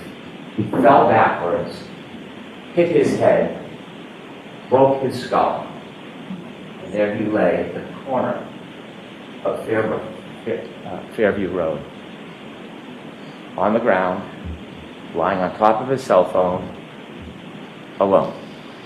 Same story. And then the defendant will later tell that when she left, he didn't look mortally wounded. Yet he was. And she simply drove away. Now, before I tell you about the data and the facts and the science, and I walk you through that, I'd like to tell you a little bit about John O'Keefe. John O'Keefe was a young man, a local kid, very well liked, loved. John O'Keefe is the son of Peggy O'Keefe, John O'Keefe Sr., and the brother of Paul O'Keefe. Grew up in Canton, worked hard, he became a police officer. But what you're going to learn, the fact that he worked for the Boston police officer, as a Boston police officer, was just a fraction of his life. It was a small, really unimportant part, because the biggest part of John O'Keefe is he was a family man. Not in the traditional sense. You see, John O'Keefe never had biological children. John O'Keefe was never married. But John O'Keefe had a sister, and she had 2 children. And when the children were 6 and 3 years old, his sister unfortunately died. And shortly after, his sister's husband died. Now, John O'Keefe was a helper. He didn't sit by. He saw these 2 recently orphaned children, and he stepped in and he said he was going to raise them. So he put aside his career, he put aside his job, and he moved in with the children and raised them like they were his own. They were his passions, his love. He was a new parent, successes, failures, like all parents. And he raised the children with the help of people in the community, with the help of his brother, with the help of his family. And they led a good life. Enter Karen Reed. Around COVID, the defendant and Mr. O'Keefe reacquainted, and they started a relationship. And you'll hear that even though the defendant had her own home, she was staying with Mr. O'Keefe a lot, 4, 5, 6 times a week. And to most of the world, it was a pretty good relationship. They spent time together. They did activities with the children together. She helped with driving the children, feeding the children. It was a steady relationship until about the beginning of 2022. And then things began to unravel. There was tension. There was arguments. In fact, just a few days before this incident, you'll hear that Mr. O'Keefe asked her to leave. But she wouldn't. You're going to be able to read text messages of their conversations on January 28, 2022, and you will see the tension and the unraveling of the relationship. You will read about the discord between the defendant and Mr. O'Keefe. You will see that when he would ignore her calls, they would become incessant. When he would try to push away, she would come closer. You will read those text messages and you will realize that this was the beginning of the end of this relationship. That night, they decided they would go out together. I want to tell you something about data and science before we get to that night. I mentioned that underneath John's body was a cell phone. A cell phone is an amazing piece of technology. It is like a computer. It carries extraordinary data. And when they found the cell phone, the only companion to John O'Keefe that night, they studied the cell phone, and there'll be some remarkable data that you will use in this case to find the truth. I want to mention 3 different things you will find in a cell phone that are critical to this case. The first is called location data. Waze we've all heard of, Google Maps. Well, at some point that night, John put his Waze on, and Waze is like a breadcrumb that will show exactly where the phone goes, second by second. It is the strongest, most accurate location data that you can have. And that night, John was using Waze. It also will have healthcare data. Healthcare data will show when somebody is moving. Sometimes it's qualified as steps, but it doesn't necessarily mean somebody's stepping. Moving their arms, walking, turning. It doesn't show what direction or how far, but it shows movement of a person. Healthcare data. And the third thing, remarkably, will be an expert in this case, who found a data file on the phone, and it tracks the temperature of the cell phone battery. That will be critical to your analysis in this case, the temperature of the cell phone battery. And so with that, I want to take you back to the timeline of that night. After the discord, both the defendant and Mr. O'Keefe decided they would meet at a bar called McCarthy's. Now, McCarthy's is a local bar, a blizzard is pending, and people are getting together in a celebratory mood. They go to McCarthy's, and you'll see a video of McCarthy's, and you will watch both Mr. O'Keefe, friends, and the defendant drinking alcohol.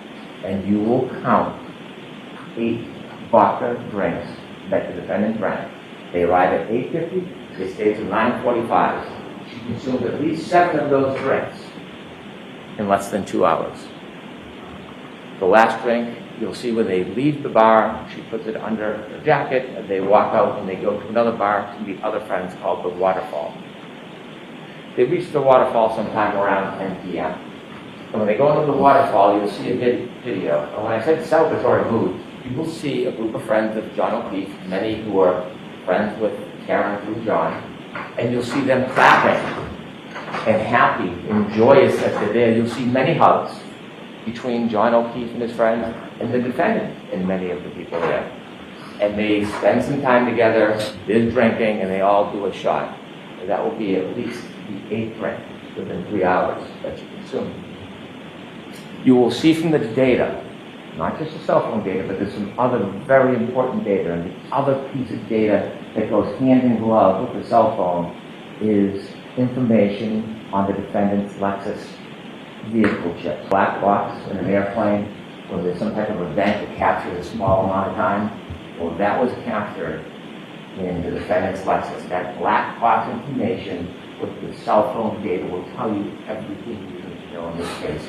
It will bring us step by step through the entire night to the death of John O'Keefe. And so they leave the Waterfall Bar at 12:12, and you'll see that the ignition goes on to the defendant's Lexus. And both John O'Keefe and the defendant in the car, and they decide that they're going to go back to 34 Fairview Road, where we talked about earlier. They're going to go there for a get-together for one of the homeowner's sons who's having a birthday party. And so as they drive back, we'll be able to follow them with this location data. When they go back to Fairview, they don't know exactly where it is, and they get lost. And so John O'Keefe makes a phone call, has a phone call with one of his friends, Jen McCabe. And during that phone call, which the defendant listens to because she recounts it, in trying to get directions, Jen McCabe tells John O'Keefe, it's near Bella's mom's house. You'll learn that Bella, or her mom, was somebody that John had dated before this week. And so as they make their way through Fairview, you will see there's a road that comes down like a loop and that leads to Fairview. They take a wrong turn on the loop, and then they do a three-point turn in the driveway. You'll see the exact precise driveway they turn into because some type of acceleration movement triggered that black box in the Lexus. And that's important because that's 7 minutes before the collision. And you'll see from the waves exactly where the car was. You'll see from the black box the event of the three-point turn in the driveway, and then a return down to Fairview. But before they get there, at 12:23, a truck is coming the other way. And the witnesses in that truck will say they blinked the lights. One of them saw a man and woman in the car, John and the defendant, and then they followed the Lexus because they were going to the same house. The truck stopped at the driveway, and the Lexus, the defendant's car, you will hear, because of the waves, can be counted second to second, never stops. It rolls very slowly all the way to the end of the yard in the corner where there's a tree line and a flagpole. And they reach that location at 12:34:33. And they're in the car and they stay there. The truck waits, they speak to somebody in the house who comes out, the person goes back in the house and they're there for about 5 minutes. We're now down to 2 minutes before the collision. The truck leaves, and now it's just the defendant and John. And while they're waiting outside at 12:27, John gets a text from Jen McCabe. Park behind us in the driveway. 12:29, she texts again. Are you coming in? You'll hear that Jen McCabe and others look out the window and see the defendant's Lexus in front of the flagpole at the far end. It's snowy, it's dark, it's windy, they're waiting. You will know that John O'Keefe was in that car, that Lexus, and didn't move because his healthcare data is not moving. It's not moving until 12:31:56. At 12:31:56, he begins to move. He will have 20 seconds before he falls. 20 seconds. He gets out of the car, the Lexus, and in that 20 seconds, you'll hear that user initiated. He looks at the phone, at the text message he Jen McCabe. It's now 12:32:09. He closes the phone the last time. It will be the last time he uses that phone. From the waterfall bar, you'll see that he keeps it in his back pocket. And at that time, 12:32:09, last user, he has 7 more seconds he will move before he lies dormant the rest of the night. We'll also have the information from the defendant's Lexus black box. Now, the clocks run differently. There's a 30-second variance, but it's right in the heart of that time. And you will see through the data at that time, when he makes his last movements with the phone, is when her car leaves 34 feet at least, stops, neutral, and then shoots into reverse with the tires spinning right towards him, right where he got out. You'll know they're arguing because the next morning she tells the firefighter, I'm sad because our last moments were fighting. She drives away. They said she's made later statements that when she left, he didn't look mortally wounded. He lied on the ground on top of his phone, light dusting of snow, the snow now picking up, and he's just there. It's 12:37. Now, when he's in the car, before he gets to Fairview, the battery temperature of that phone is 77 degrees. 77 degrees in the warm car. Now that he's been outside the car for 5 minutes, drops to 72 degrees. She drives to his house. She makes a phone call at 12:33 after she's left therapy. She calls again at 12:36:33 and leaves a message. You'll hear it. And you will hear the anger and rage in her voice. She leaves a message. John, I fucking hate you. Pardon my language. You will hear the simmering. And she leaves that message. He lies on the side of the road. He gets another text message that's unanswered from Jen McCabe. Where are you? 12:45. Battery temperature, 61 degrees. Stop. He gets almost 40 calls from the defendant that night. His phone rings, but he never answers. You'll hear from an expert that the light never initiates, the healthcare data never moves. Is John alone with his only companion, his phone? At 12:53, cell phone drops to almost 60 degrees. 12:59, the defendant leaves another message on John's phone. Now, she hasn't spoken to anybody. Nobody has spoken to her. But her message is out. You'll learn the message says, John, nobody knows where you are. And this is where the plot and the cover-up begins. The evidence will make clear that she knew he was there. But she did not call 911. She did not go back to him. She did not leave an anonymous tip. She left him. The night wears on. It's now 1:07. Battery temperature 55 degrees. 1:14, she calls her mother. No answer. 1:14:53. Battery temperature 50 degrees. The defendant had healthcare data on her phone as well, and you'll hear that it stops around that time. And you later learn that she admits to falling asleep and passing out. But then she wakes. It's 5 o'clock. She is frantic. She wakes up John's niece, and she is unintelligible. She is yelling, she's screaming, she asks for the niece to call Jen McCabe. She calls Jen McCabe, and you'll hear Jen McCabe recount. Out of her deep sleep, she wakes up and she hears, Jen, Jen, Jen, screaming Jen's name. John's dead. Hangs up the phone. Jen McCabe calls back. And then she says, what's going on? And she's told, well, I left him at the waterfall at the beginning of the cover. She tells Jen McCabe, I left him at the waterfall. Jen calls back and says, you saw you up front. You did leave him at the waterfall. She hangs up. She then minutes later calls another person, Terry Roberts, a friend of John O'Keefe. Someone who's not friends with the defendant, but they know because they helped raise the kids and they interacted. She had nothing to do with the night before, wasn't at the bars, was home with her family. She calls her and says, I think John got hit by a plow. I think he's dead. Now Terry, with that information, calls 911. She calls hospitals. You can hear her voice. She's concerned, not panicked. And then she gets another call from the defendant.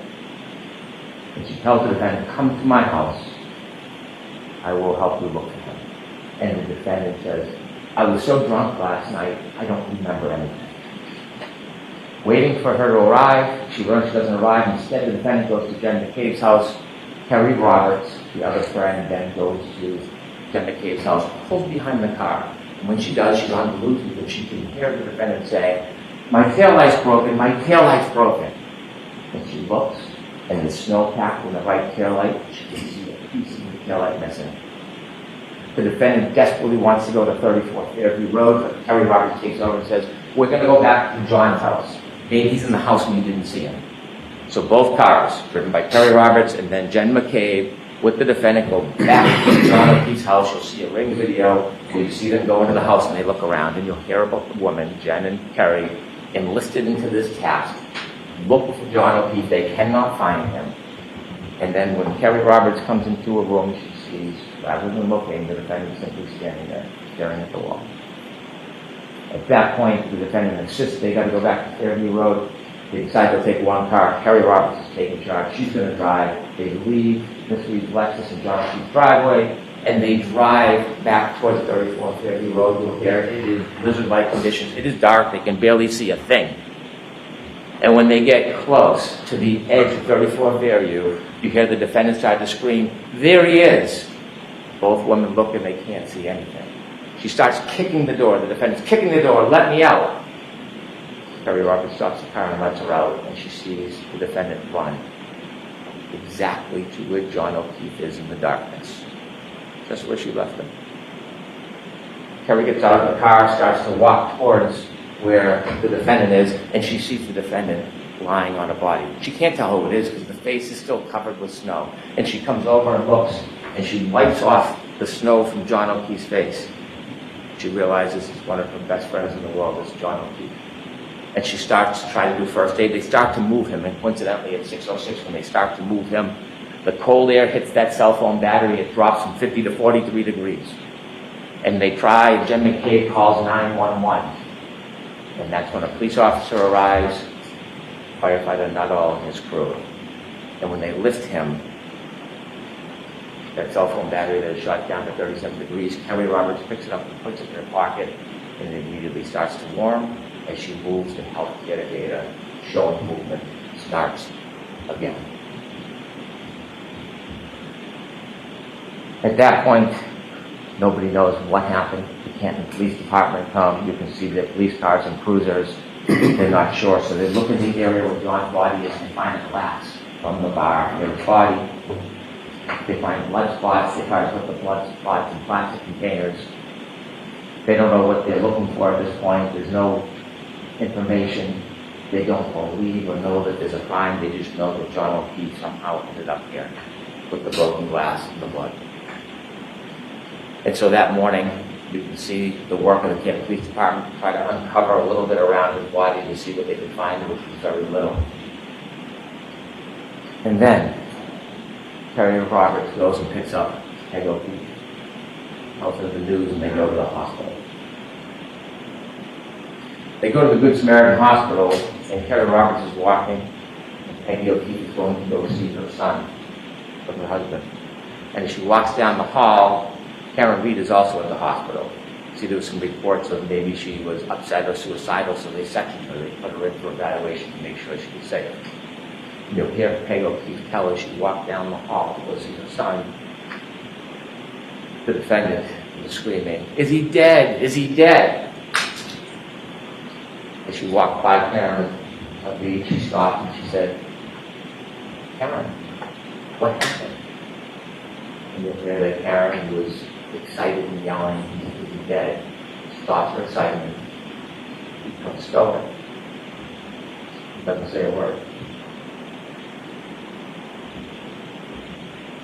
Peggy pays respects to her son, and then she has to go back home because she has to tell the children. Now, while she's out, the Canton Police Department sent an officer to the house to make sure the children are safe because they're alone if they're home. And when the officer pulls in, he doesn't notice anything, but you'll see in the dash cam video notices something. That tail light has a big missing piece to it. They can't find the children. Ultimately, Peggy comes home. A friend can take it down. And they bring the nephew home, and he is distraught. And then Peggy hears a knock on the door. It is the defendant and her father. They want to come in. They come in, no condolences to Peggy. And they ask, "Can we go upstairs to John's room?" And she's busy consoling her grandson. They go upstairs. They're upstairs for about 15 minutes. They come down, and quickly they leave. Now they got there from the defendant's father, drove his wife and the father to that house. But when they leave, they take two cars. They take the Lexus with the broken tail light with them back to the defendant's father's house. And you will learn that when police start getting some of the information, they learn about the broken tail light. they learned information that she had told people that she had hit him. They went down to see her. And on their way down, they decided they would get a warrant to take the Lexus. When they get down to Dighton, where the car is, you'll hear from Trooper Buchanan. He took a look and you can see the missing detail. They went in and spoke briefly to the defendant. They took the car, they brought it back to Canton. And so what you'll learn from the forensic evidence that will help with the science and data is that not only was the cell phone left behind, but also around that area, broken taillight was littered around John Oakey's body. Littered around that area. When they got into the hospital, they noticed there was a shoe missing. As time went by, snow melted, they dug with excavations, they found his shoe on a little berm on the border between the street and the grass. You'll learn days later when they did a plant excavation, they found his hat frozen into the ground. Ultimately, they would find over the course of 10 days that the snow melted almost all every piece of that broken tail light in that area. His hat, the sneaker, the glass. When the defendant left Mr. O'Keefe behind, he took with her something of Mr. O'Keefe. It's called trace evidence. You'll learn on the back of her Lexus, around the taillight area, was John's DNA, and stuck to the side, grasping one last piece of John O'Keefe's hair. Now, John O'Keefe fell backwards and hit his head after he was clipped by the car. And you're going to hear from a very renowned doctor, a neurosurgeon, who has treated thousands and thousands of head injuries. And the wound on the back of the head, when he fell backwards, not the cracked skull, it's called a basal fracture, it created an injury called counter-coup.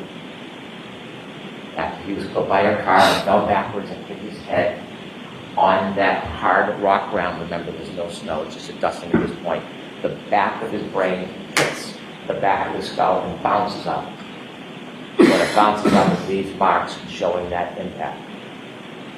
And this neurosurgeon will tell you, he treated thousands of patients, that this injury, to a reasonable degree of medical certainty, is counter-coup caused by falling backwards and hitting your head. When the medical examiner for the state looked at it, they generally said blunt force trauma. They had it as undetermined. And so we brought it to the renowned neurosurgeon who does exactly this. You're also going to hear from an accident reconstruction. His name is Judd Welcher. He does not work for the state police or local police. He was hired to take a look at this case and the data. He will come in and explain to you exactly what I talked about, how the data from that black box coincides with the cell phone and the movements of the car, the moments before, during, and after the defendant struck John O'Keefe with her car. Now, just a few more things I want to share with you. There are 3 charges against the defendant in this case. The first one, second-degree murder. When most people hear murder, they instantly think shooting somebody, stabbing somebody, killing, deliberate premeditation. I will instruct you on the law. I'm not going to trample in that area, but I can tell you clearly, we are not going to try to prove that Karen Reed tried to kill John O'Keefe. We're not going to try to prove to you that she intended or wanted him dead. That's not second-degree murder. What we will prove to you is she engaged in an intentional act, driving back at him at that speed, in the storm, in the darkness, knowing that he had just gotten out of her Lexus. She intended that act, which would cause a plain and strong likelihood of death. That's what we'll prove to you for second-degree murder. Also, operating under the influence of alcohol, manslaughter will prove to you that she drove her Lexus recklessly. She hit John O'Keefe, and because she hit him and he fell back, she caused his death. The third charge is leaving the scene after knowingly causing death. Again, she hit Mr. O'Keefe with a car. She knew he was injured. She left him behind. And he died. That's what we'll prove. This case will come down to the science and the data. The science and the data, the cell phone is the best of historians. It doesn't suffer from intoxication. It doesn't suffer from memory loss. It doesn't suffer from emotion, pride, or prejudice. It is facts, it is data. And that facts and data will lead you to the truth in this case. But after Ms. Reed was charged, she began what you'll learn as a campaign. A campaign to make public statements. 2020 guideline, Box 25, a documentary. And we've had an opportunity to get many of her statements in the footage, and we're going to show much of these. And her statements to you will confirm what you already know from the science and the data, what you will already conclude from the facts independent about what she did that night. Her word will simply confirm that your judgment is sound. And you're going to hear from her own lips in many of her statements, her admissions to extraordinary intoxications, her admissions to driving the Alexis, her admissions to being angry at dawn that night. And as I say, her admissions that she told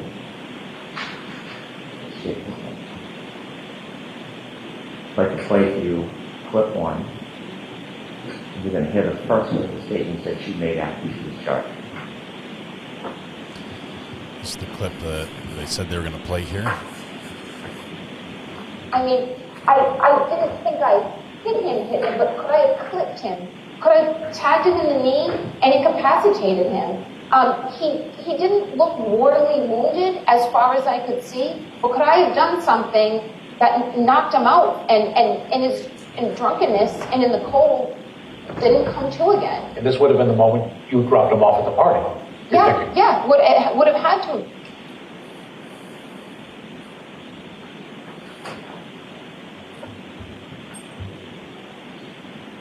Ladies and gentlemen, I simply ask you to follow the evidence, follow the science, follow the data. Ignore speculation, surmise, conjecture. Stay true to the evidence. It will lead you to the truth. That on January 29, 2022, a very intoxicated defendant was angry and arguing about the relationship with John O'Keefe. And after the fight was over, she left, but she brought the fight back to him in the form of her SUV. She clipped him, he fell backwards, he broke his head, and then this man who helped, a lifetime of help, was left at the corner of that yard, left to die with no help. The facts, the data, and the evidence will bring you the truth, and the defendant's own words will confirm everything you've already concluded. All right, thank you, Mr. Jackson. Confirm everything you've already concluded. Could I have just a moment to readjust? Sure, the court officers will be kind enough to help you. Let's reset up the lectern because hopefully AJ's going to use the microphone for the entire presentation. Crank down this gain a little bit.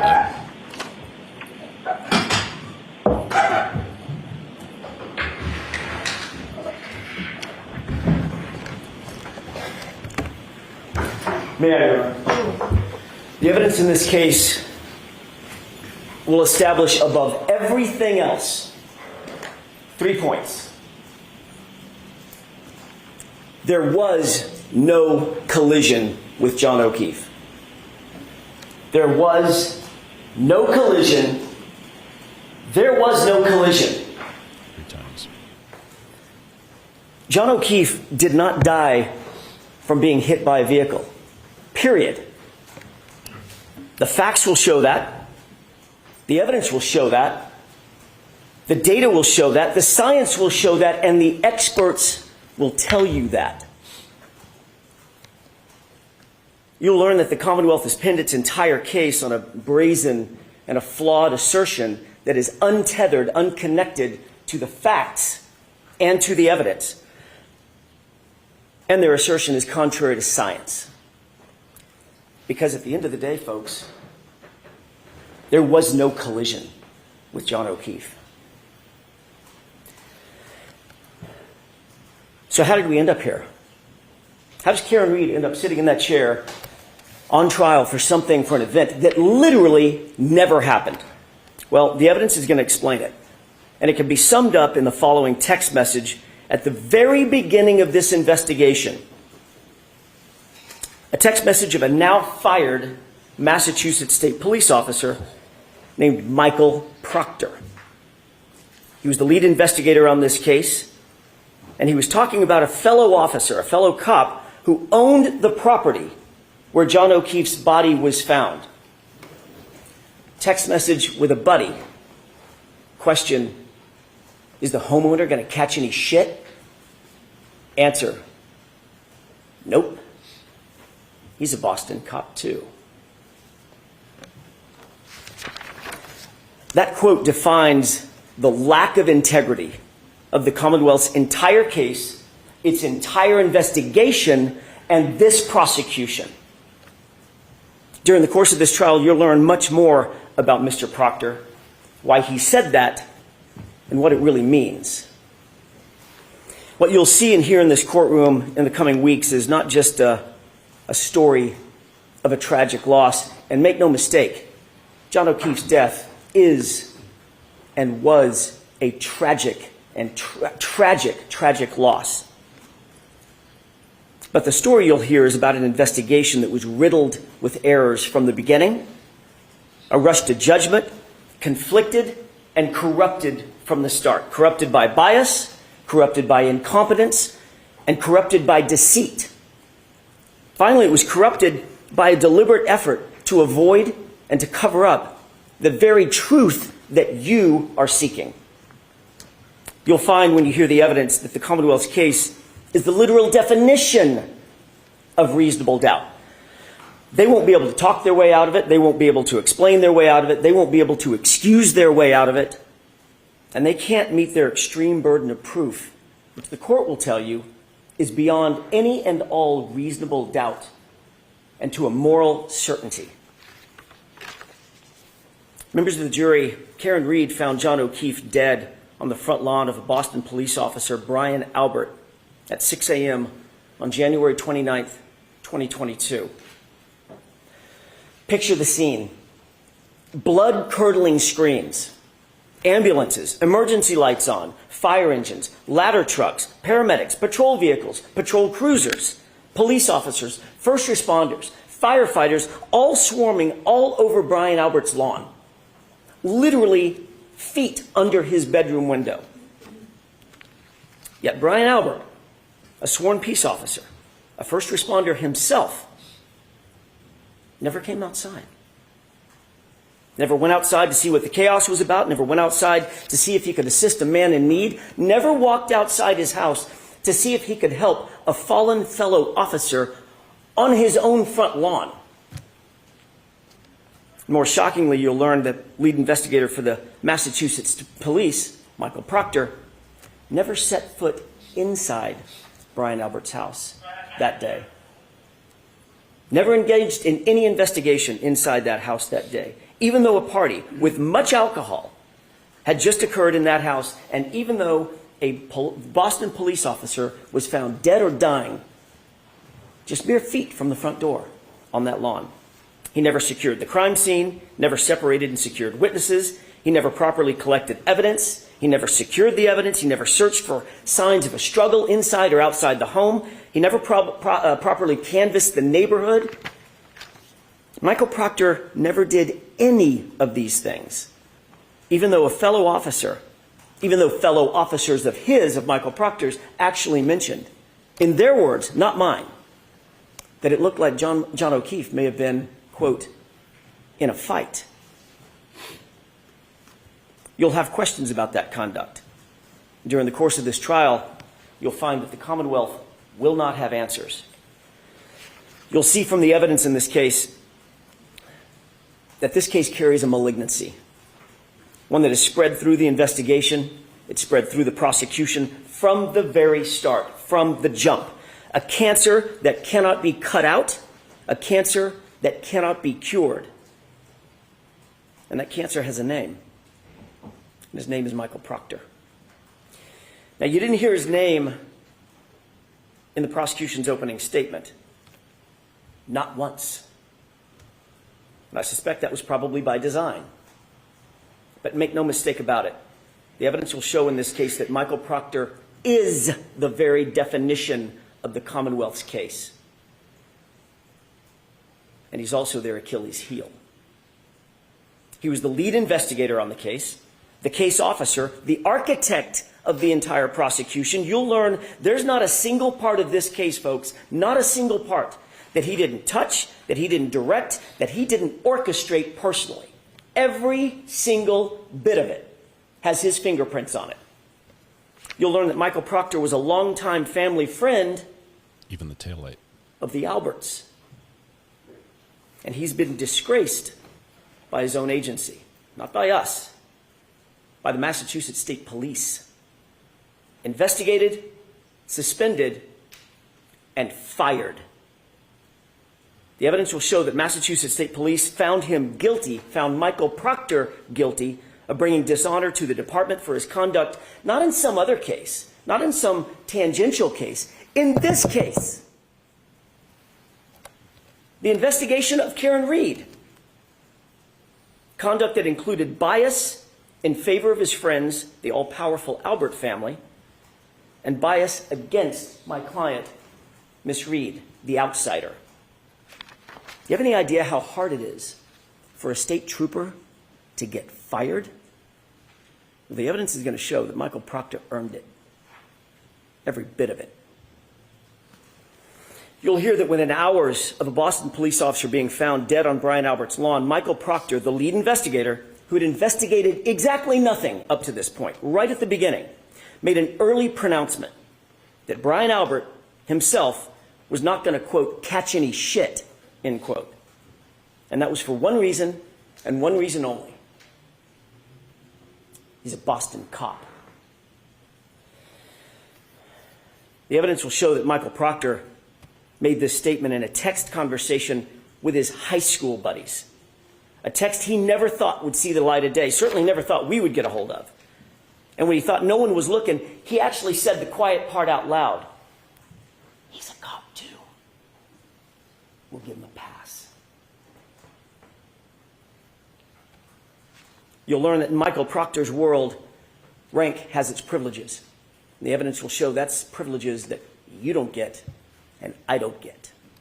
But apparently a Boston police officer, Brian Albert, and his friends, they do get. You'll learn that in Michael Proctor's world, he didn't care about finding the truth. In his world, his priority was to protect the brotherhood, to protect that blue wall, to protect his friends who were at the Alberts' house that night. I want to take a step back, if I could, and spend the next few minutes talking a little bit more detail about what the actual facts in this case will show, not based on speculation, not based on surmise, not based on guesswork or conjecture, but the actual true facts that you will learn through the course of this trial. On January 28th, 2022, it was a Friday night. John and Karen had made plans to meet up with friends for drinks. It was a happy and normal night for them. They were affectionate, they were loving, they were in good spirits, nothing out of the ordinary. They started at a local watering hole called C.F. McCarthy's. You've heard that name before and you'll hear it again. And eventually they made their way over to the Waterfall Bar and Grill, another bar where they ended up. When they got to the Waterfall Bar and Grill, the Albert family was already there, already heavily drinking. You'll learn that this was no ordinary family, the Alberts. The Albert family was a well-known Canton family. Some might even describe them as a very powerful Canton family. Brian Albert was there at the waterfall. You'll hear that he's a longtime Boston police officer. His wife, Nicole Albert, was there with him. His brother, Chris Albert, a powerful Canton politician. He sits on the select board. The select board actually governs the police department, the Canton PD. He was there. His wife, Julie Albert, was there. Their daughter, Caitlin Albert, was there. His sister-in-law, Jennifer McCabe, was there. Her husband, Matt McCabe, was also there. They were all there drinking before John and before Karen ever arrived. You'll learn that a man by the name of Brian Higgins, also a law enforcement officer and longtime friend, longtime pal of Brian Albert, he was also there. And the two of them, the two Bryans, had been drinking most of the night together. You'll see video footage from the waterfall, which will show you that Karen and John were happy. They were affectionate. They were caring. They were loving, just business as usual, out on a date on a Friday night. But that exact same video footage which lead investigator Michael Proctor plainly chose to ignore that video footage. It paints a very different picture of Brian Higgins. You'll learn that Higgins had romantic designs for Karen. That becomes important. Brian Higgins had engaged Karen in flirtatious texts, but days earlier she had put a stop to it. She had ghosted him, in common parlance. In other words, just ignored him. The evidence will show that the first time he saw her and was in her presence after being rejected by her was when she walked into the Waterfall Bar and Grill along with her boyfriend, John O'Keefe. At 11:58 p.m., just minutes before John ultimately arrived at the Albert residence, you'll see a video at the Waterfall of an unsettling interaction, troubling interaction between Brian Higgins and John O'Keefe. And unlike the lead investigator, Michael Proctor, in this case, you won't ignore that evidence. As the bar was closing around 12 midnight, the Alberts invited everybody back to their house for a get-together to just keep the night going. And you'll learn that Karen and John ultimately pulled up to the house. They got out of the SUV to make sure they had the right address. You see, neither John nor Karen had ever been to 34 Fairview. They weren't even sure they were at the right address. And the evidence will establish that John got out of the SUV and went into the house. Let me say that again. The facts unequivocally, the data, the science, the witnesses will all unequivocally establish that John O'Keefe went into the Albert home that night. Eyewitnesses and forensic data will establish that fact. When he didn't come back out, you'll learn that Karen grew increasingly frustrated. She got upset. She was left alone in a car, in the cold, in the middle of the night, with the car idling. John had gone into the house. She expected him to come right back out, and when he didn't, seconds turned into minutes, and minutes started to clock away. She left John a voicemail, then another voicemail, voicemail after voicemail after voicemail, text messages. But he was unresponsive. He didn't pick up a single call. He didn't respond to a single text. The longer he didn't respond, the more upset she got. The Commonwealth will intimate, as they already have in their opening statement, that these voicemails are evidence that the two were fighting. The actual evidence in this case, however, will show the exact opposite. You'll hear that Karen was very agitated. You'll hear some voicemails where she's swearing. You'll hear voicemails where she calls him names. There's name calling. But you'll also hear the context of those voicemails. And every single one of them, every single one of those voicemails was left for John after he failed to come back out of the house, after he failed to respond to her voicemails and to her texts. Karen believed John had just left her sitting there, grabbed a beer, was partying with his friends. The evidence will actually show that John and Karen never had a crossword, not a single crossword that entire evening before he left that SUV and went inside the house. And you will learn what Karen had absolutely no way of knowing at the time. It wasn't that he wouldn't respond to her. It's that he couldn't respond to her. And the evidence will show you why. Let's talk about that. We'll introduce you to a doctor named Elizabeth Lopesada, a renowned forensic pathologist, a medical examiner, and a professor at Brown University. She will tell you that the injury to the back of John's head, first of all, was immediately incapacitating. And that has meaning. At the moment he suffered that fatal head injury, he couldn't walk, talk, grab his phone, cry for help, nothing. He was completely incapacitated, completely unconscious from the moment he suffered that injury. He was completely still and incapable of interacting with anyone or anything. But the doctor will tell you something more, and just as important. She'll tell you that John O'Keefe did not suffer from hypothermia, as the Commonwealth will undoubtedly allege. His body showed no signs of it. No frostbite, no cold-induced injuries to his organs, no damage based on cold or frost. Ladies and gentlemen, the scientific evidence and the medical evidence will establish that John O'Keefe had to be injured somewhere else, somewhere warmer, and his body had to have been moved out into the cold.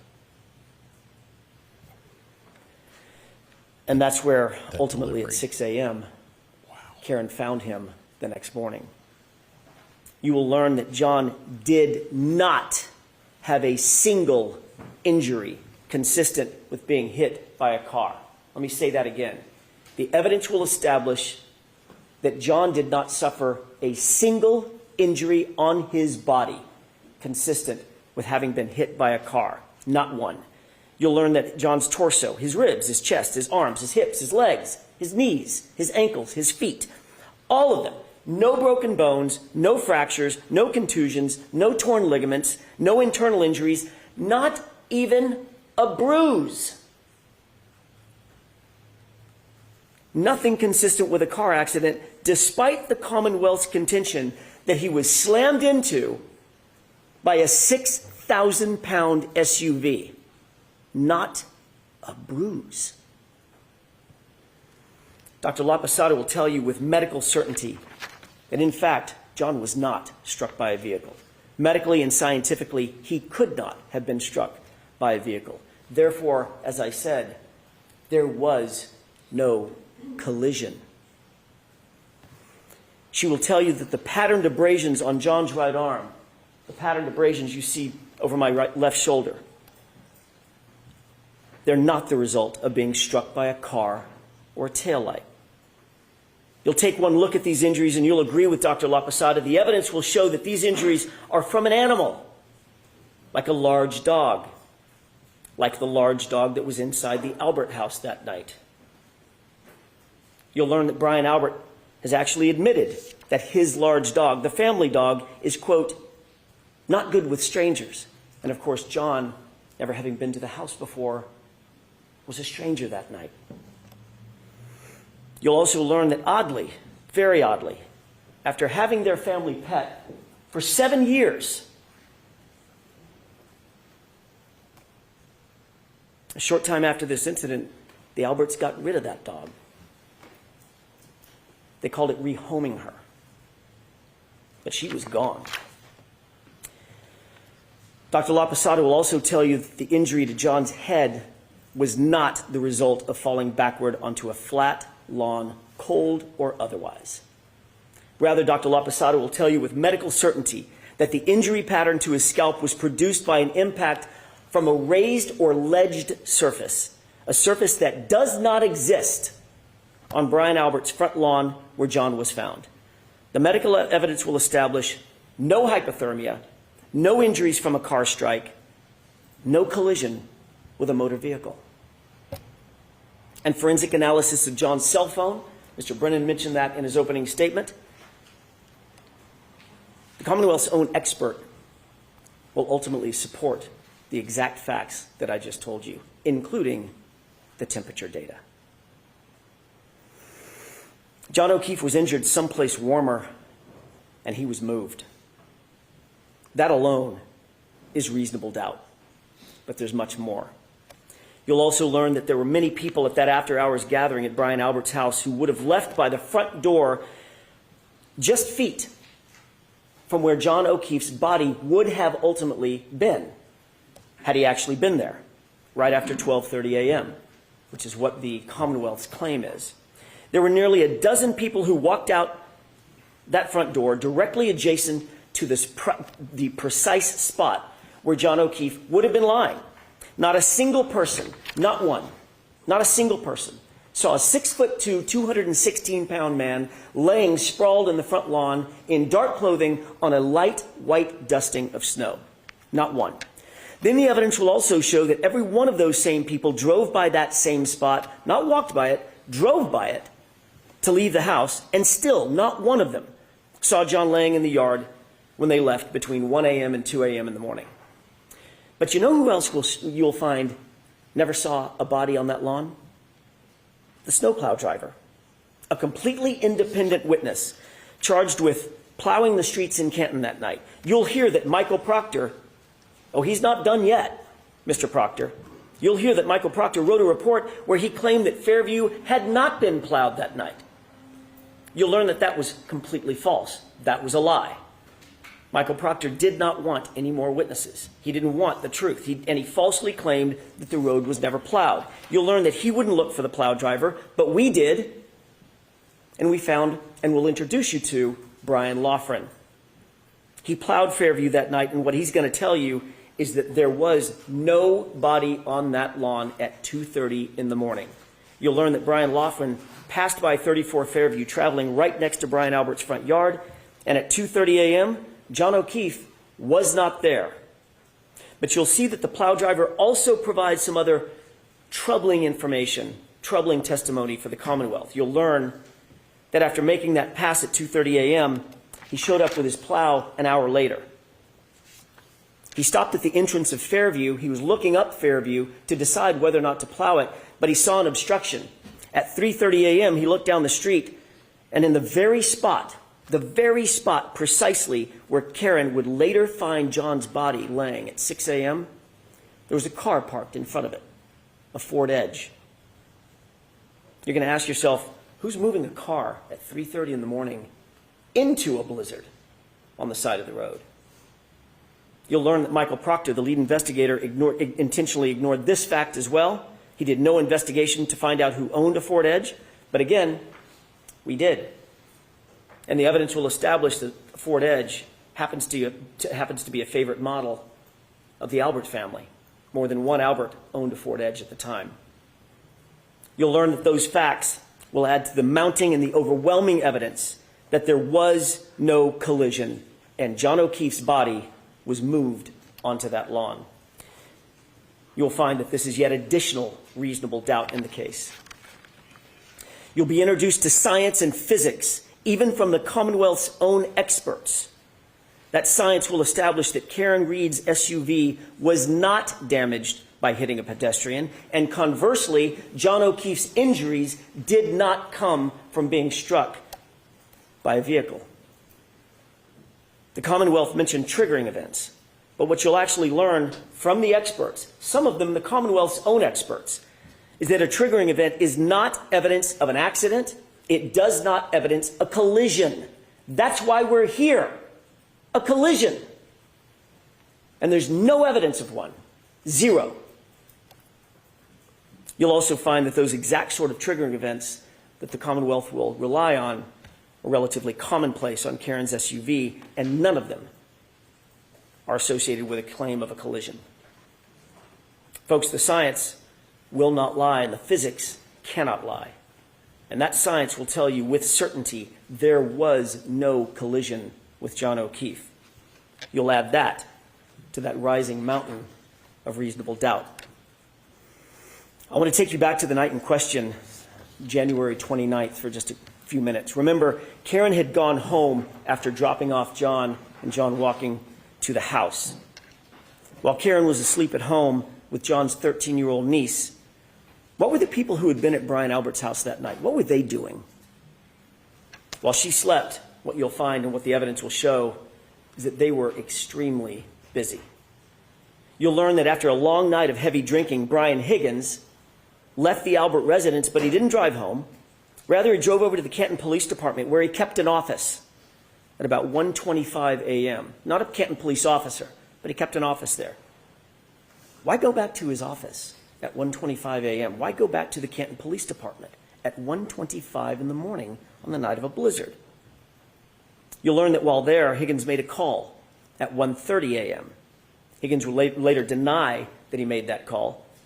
You'll find that curious. And his explanation for that late-night visit to Canton PD, you'll find that it changes nearly every time he's asked about it. You'll learn that after everyone left Brian Albert's house, Brian Albert actually claimed he had no contact with anybody else except his wife. No contact. Until he woke up the next morning. So he says. Then you'll learn that that, too, is a complete lie.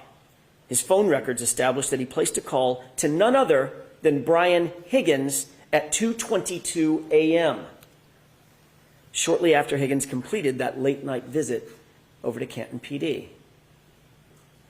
You'll wonder, what did they possibly need to talk about at 2:22 a.m. that night? The evidence will establish that Brian Albert called Brian Higgins first. Brian Albert then disconnected that call when Higgins didn't answer it. Seconds later, Brian Higgins returned the call. Brian Albert then did answer that call. They spoke for 22 full seconds, had a conversation, then they both hung up their respective phones. You'll learn that when they were asked about these calls and conversations, both Brian Albert and Brian Higgins lied about it. Both of them. They said they never had a call with each other. But then ultimately, when they were confronted with their own cell phone records and they could no longer deny the calls, they were asked independently, explain yourself. And they both came up with the exact same explanation. A butt dial. The evidence will make you question, why did Albert and Higgins speak at 2:22 a.m. and why did they both try to cover up that phone call? You'll also learn after this incident and within days of one another, both Brian Higgins and Brian Albert, both police officers, both trained investigators, got rid of their phones. Both of them.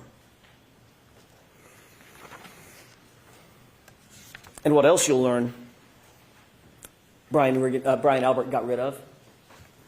Shortly after this incident, Brian Albert got rid of his house, the whole thing. Just sold it. His childhood home, a home that had been in the Albert family for generations, he literally sold it mere months after this incident. Dog rehomed, phones destroyed, house sold.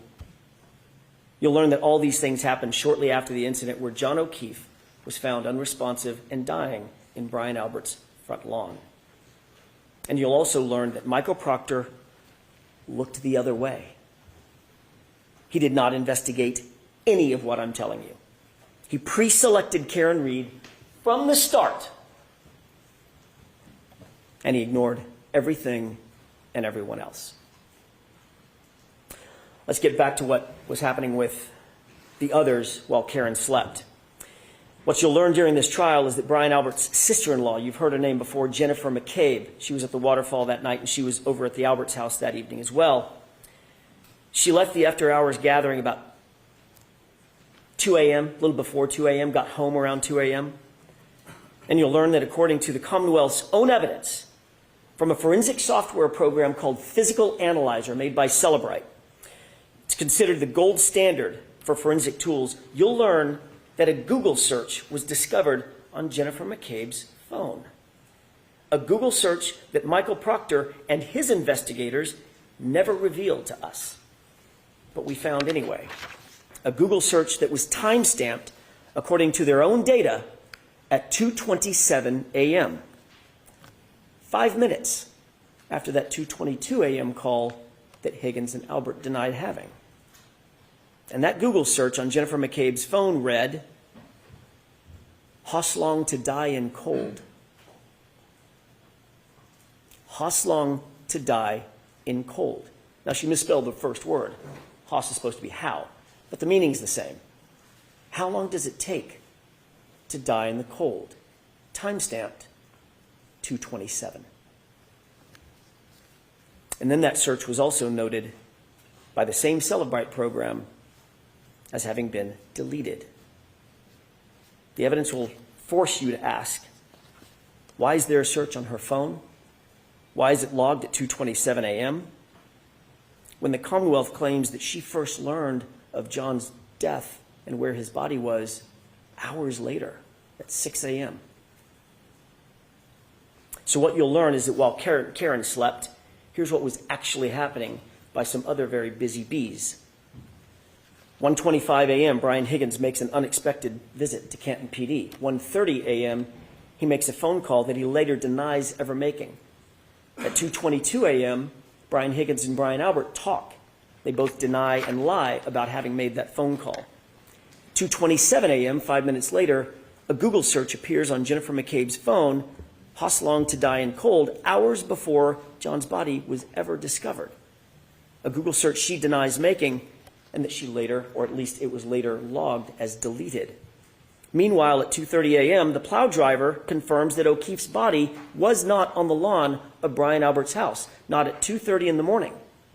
And at 3:30 in the morning, that area was obstructed by a Ford Edge like the one the Albert family liked to own.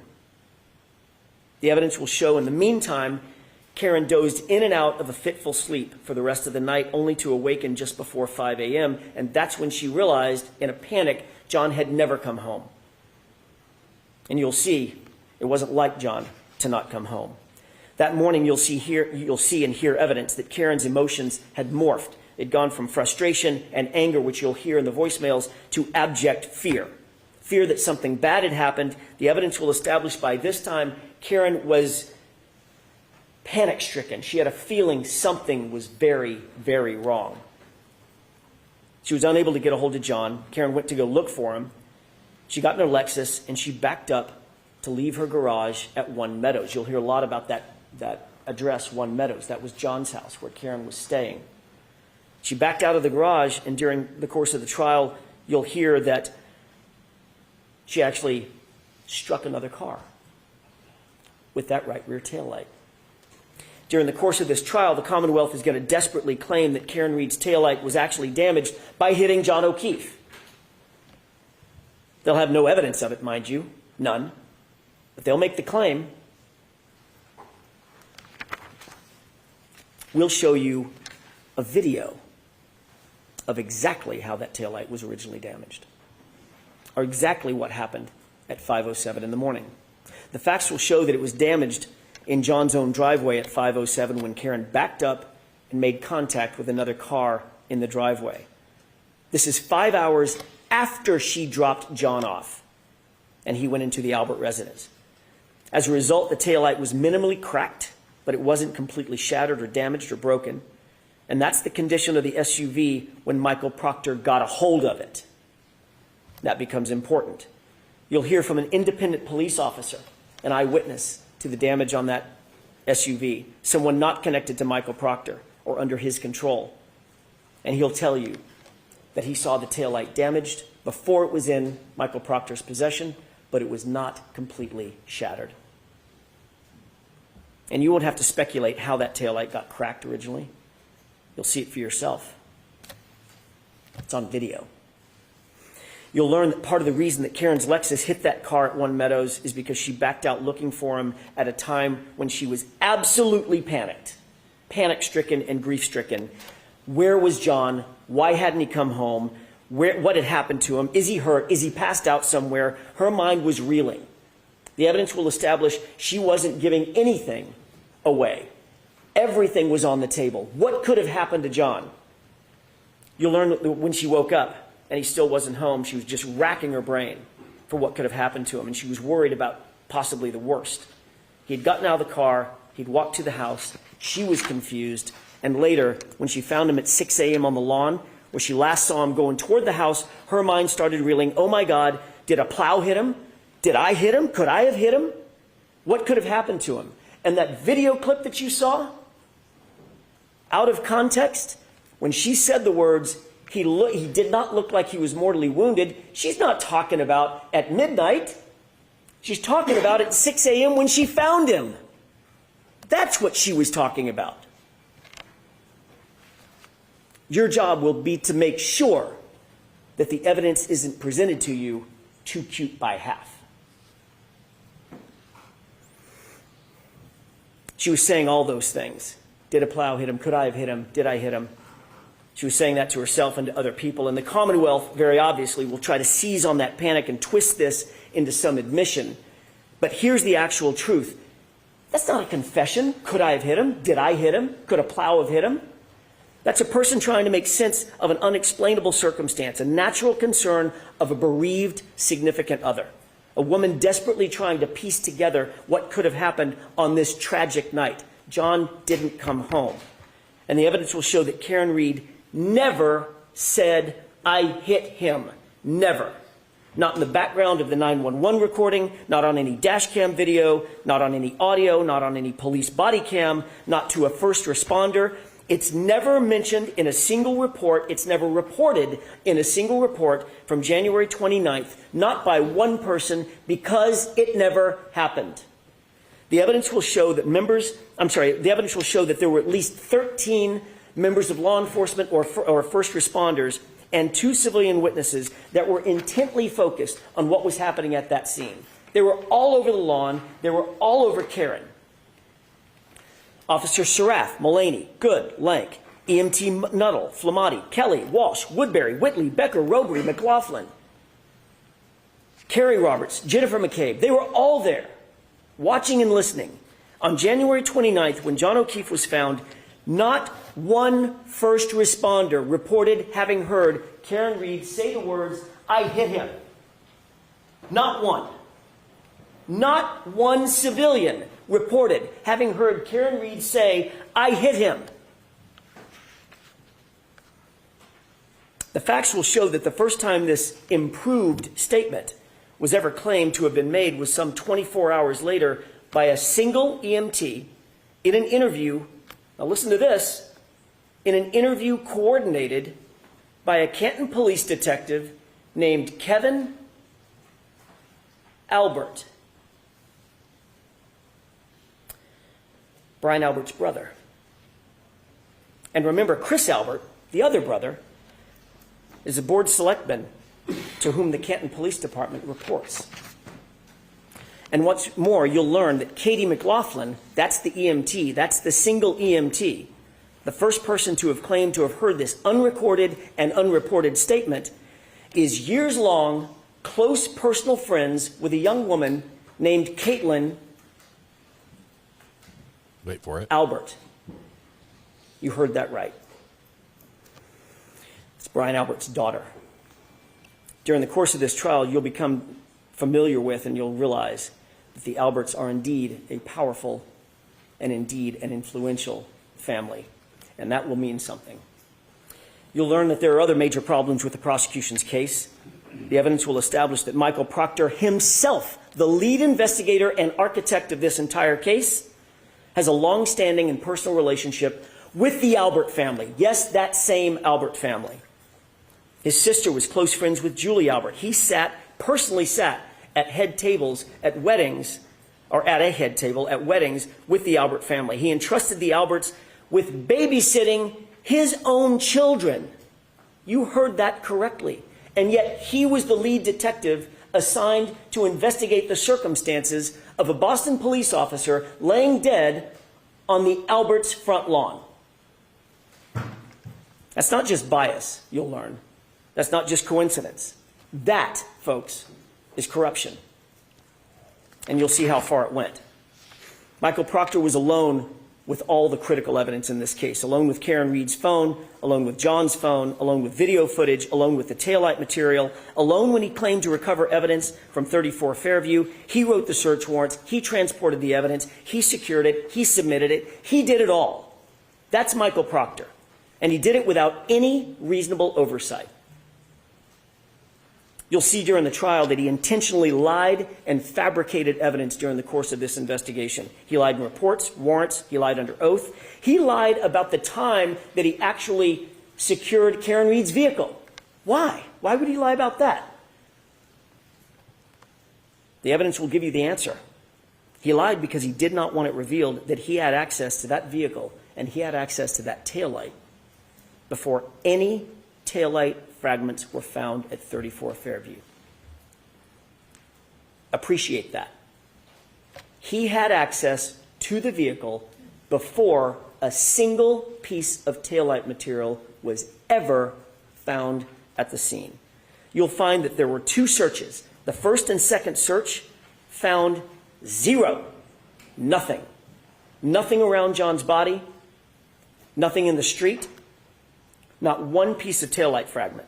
But once Michael Proctor had that SUV and had the taillight in his custody and control, suddenly items started magically showing up. And not just a few items. 46 pieces of bright red taillight laying in the snow, supposedly found in the exact same spot that was searched not once, but twice by independent officers. It came up with 0. To be clear, you'll learn that before Michael Proctor had access to that taillight, not a single piece was ever recovered at 34 Fairview. That will become vitally, vitally important. And what about those shards of plastic, by the way? What about this DNA that the Commonwealth mentioned? They're going to try to dazzle you with talk of DNA because it sounds so scientific. DNA was on the taillight. But you'll learn that there was no DNA on the actual shards that they claim came in contact with John's arm. None. There was no blood, no tissue, no skin, no DNA on a single shard of plastic that they claim cut deep abrasions into John's arm, the arm that you saw overhead. The DNA that was actually found, the actual science will show, was found outside of the taillight housing where anyone with access to that vehicle would have touched. And it wasn't just one male's DNA. In that exact same sample, there were 3 men found, John and 2 unidentified males. So unless the Commonwealth is going to shift their theory that that SUV hit 3 men that night, their entire theory falls apart. And speaking of DNA, the evidence will further establish that John O'Keefe's shoe, the one that he was wearing when he was found, was sampled. And that DNA revealed 5, count them, 5 unidentified males. Recall that the evidence will establish independently that John was injured someplace warmer and had to be moved onto that lawn. 5 unidentified males touching that shoe. You'll also learn that you are not the first person, not the first to hear about the Commonwealth's theory of this case, that John was hit by an SUV. That's their theory. The Commonwealth presented this exact same claim to their own medical examiner, a woman by the name of Dr. Irini Scorti-Bello. And you'll learn that after reviewing what's called a law enforcement accident notifier, with law enforcement's theory of the collision written in it, defined in it, after conducting the autopsy herself, after examining John's injuries in detail, she refused to conclude that John's death was a homicide based on the Commonwealth's presentation and their theory. That's right. The Commonwealth's own medical examiner will not deem the manner of death in this case, a homicide. She won't do it. But they're nonetheless back again trying to present the exact same theory to you in this trial. Again, the evidence will show that that is reasonable doubt. Throughout this trial, the Commonwealth will try to convince you of paranormal events, phones calling themselves, messages deleting themselves, Google searches made and then unmade, evidence magically appearing and evidence magically disappearing. But all that smoke and all those mirrors will not ever reach their burden. Because that's what this case is ultimately about. It's about the Commonwealth's burden proof. You'll learn that during the trial, the Commonwealth bears the highest burden known to our justice system. They must prove every element of every charge beyond a reasonable doubt and to a moral certainty. And you'll learn that moral certainty means the highest level of certainty known in human affairs. It's not a small thing. They're not going to be able to do that. Not when every piece of this case was handled by a disgraced investigator with a motive to protect his friends, not when the physical evidence contradicts their very theory, not when their own medical examiner won't call this case a homicide based on the exact theory that they're presenting to you, not when the conduct of those in the House and the utter lack of investigation speaks volumes about those who actually have something to hide. By the end of this trial, you'll conclude that Karen Reed is not guilty of hitting John O'Keefe with her SUV. There was no collision. She's the victim of a botched and biased and corrupted investigation that was never about the truth, folks. It was about preserving loyalty. You'll find that this case is the very definition of reasonable doubt. And at the end of this trial, we'll ask you to return the only verdicts, all 3 of them, that are consistent with the evidence, the science, the truth, and justice. Not guilty, not guilty, not guilty. Thank you. Thank you, Mr. Jackson. Folks, why don't we take our morning recess? Court, please. First roll call, Lee. Jurors headed out. You are muted. We are muted. Wow. I have to say wow on both parts. I wasn't expecting Mr. Brennan's style, Hank Brennan's style on the prosecution to do story form for telling a story, but I think he did it well. They brought new data, which I thought they were going to have. I didn't expect it to be from the phone. I thought they were going to get something from the car, but the battery data from the cell phone, that's new data to try to support their claim. That's new. That's going to be interesting to look at and plug into the timeline to see how it fits with the two scenarios or the two theories. Incredible. Mr. Brennan, the only thing I think you could have done better on his prosecution was stand at the mic so we didn't have to crank the gain up so badly in the courtroom that we heard all that ceiling fan and white noise and everything else. But a great presentation. The state has stuck to the same story they had last time, meaning that they are saying that Karen Reed put that car in reverse, hit his arm, even though they didn't tell these details, but hit Mr. O'Keefe's arm, and his body flew to where it was. It's very difficult to see that without any bruising on the body. I'm not buying that. That's going to be a very hard sell for me. Call from Angela. Hey, Angela, just recapping the opens here. Yeah, Whoa. continue to talk. Then I'll. The open by AJ. Last time he said Karen Reed was framed.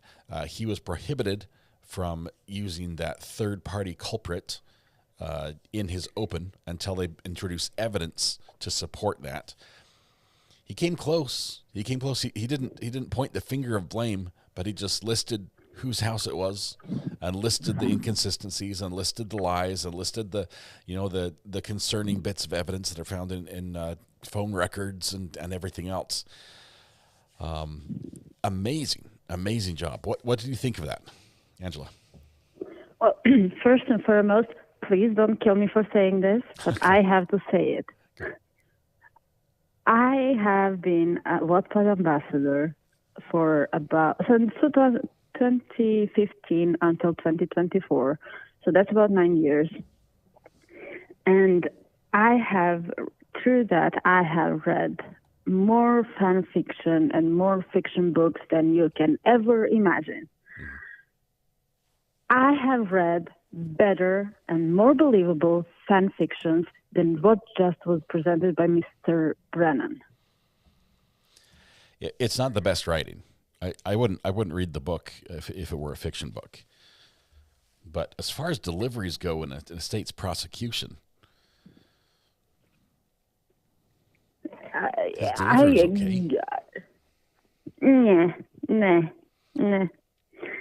was. If he said another word, I would have had to scramble to find coffee. Let me put it that way. Right. I'm not talking about whether or not we believe it or it sounds believable. I'm talking about the way he delivered it. None of the evidence has come out in this That's trial. what I'm talking about. He was boring. I don't know. He was like, took the page out of Lali's book. His tone was very monotone. I liked that he had the entire thing memorized, that he had all the facts as far as the times, the temperatures, the timestamps, the dates. Everything was precise. There was not some abouts. He was listing them like facts.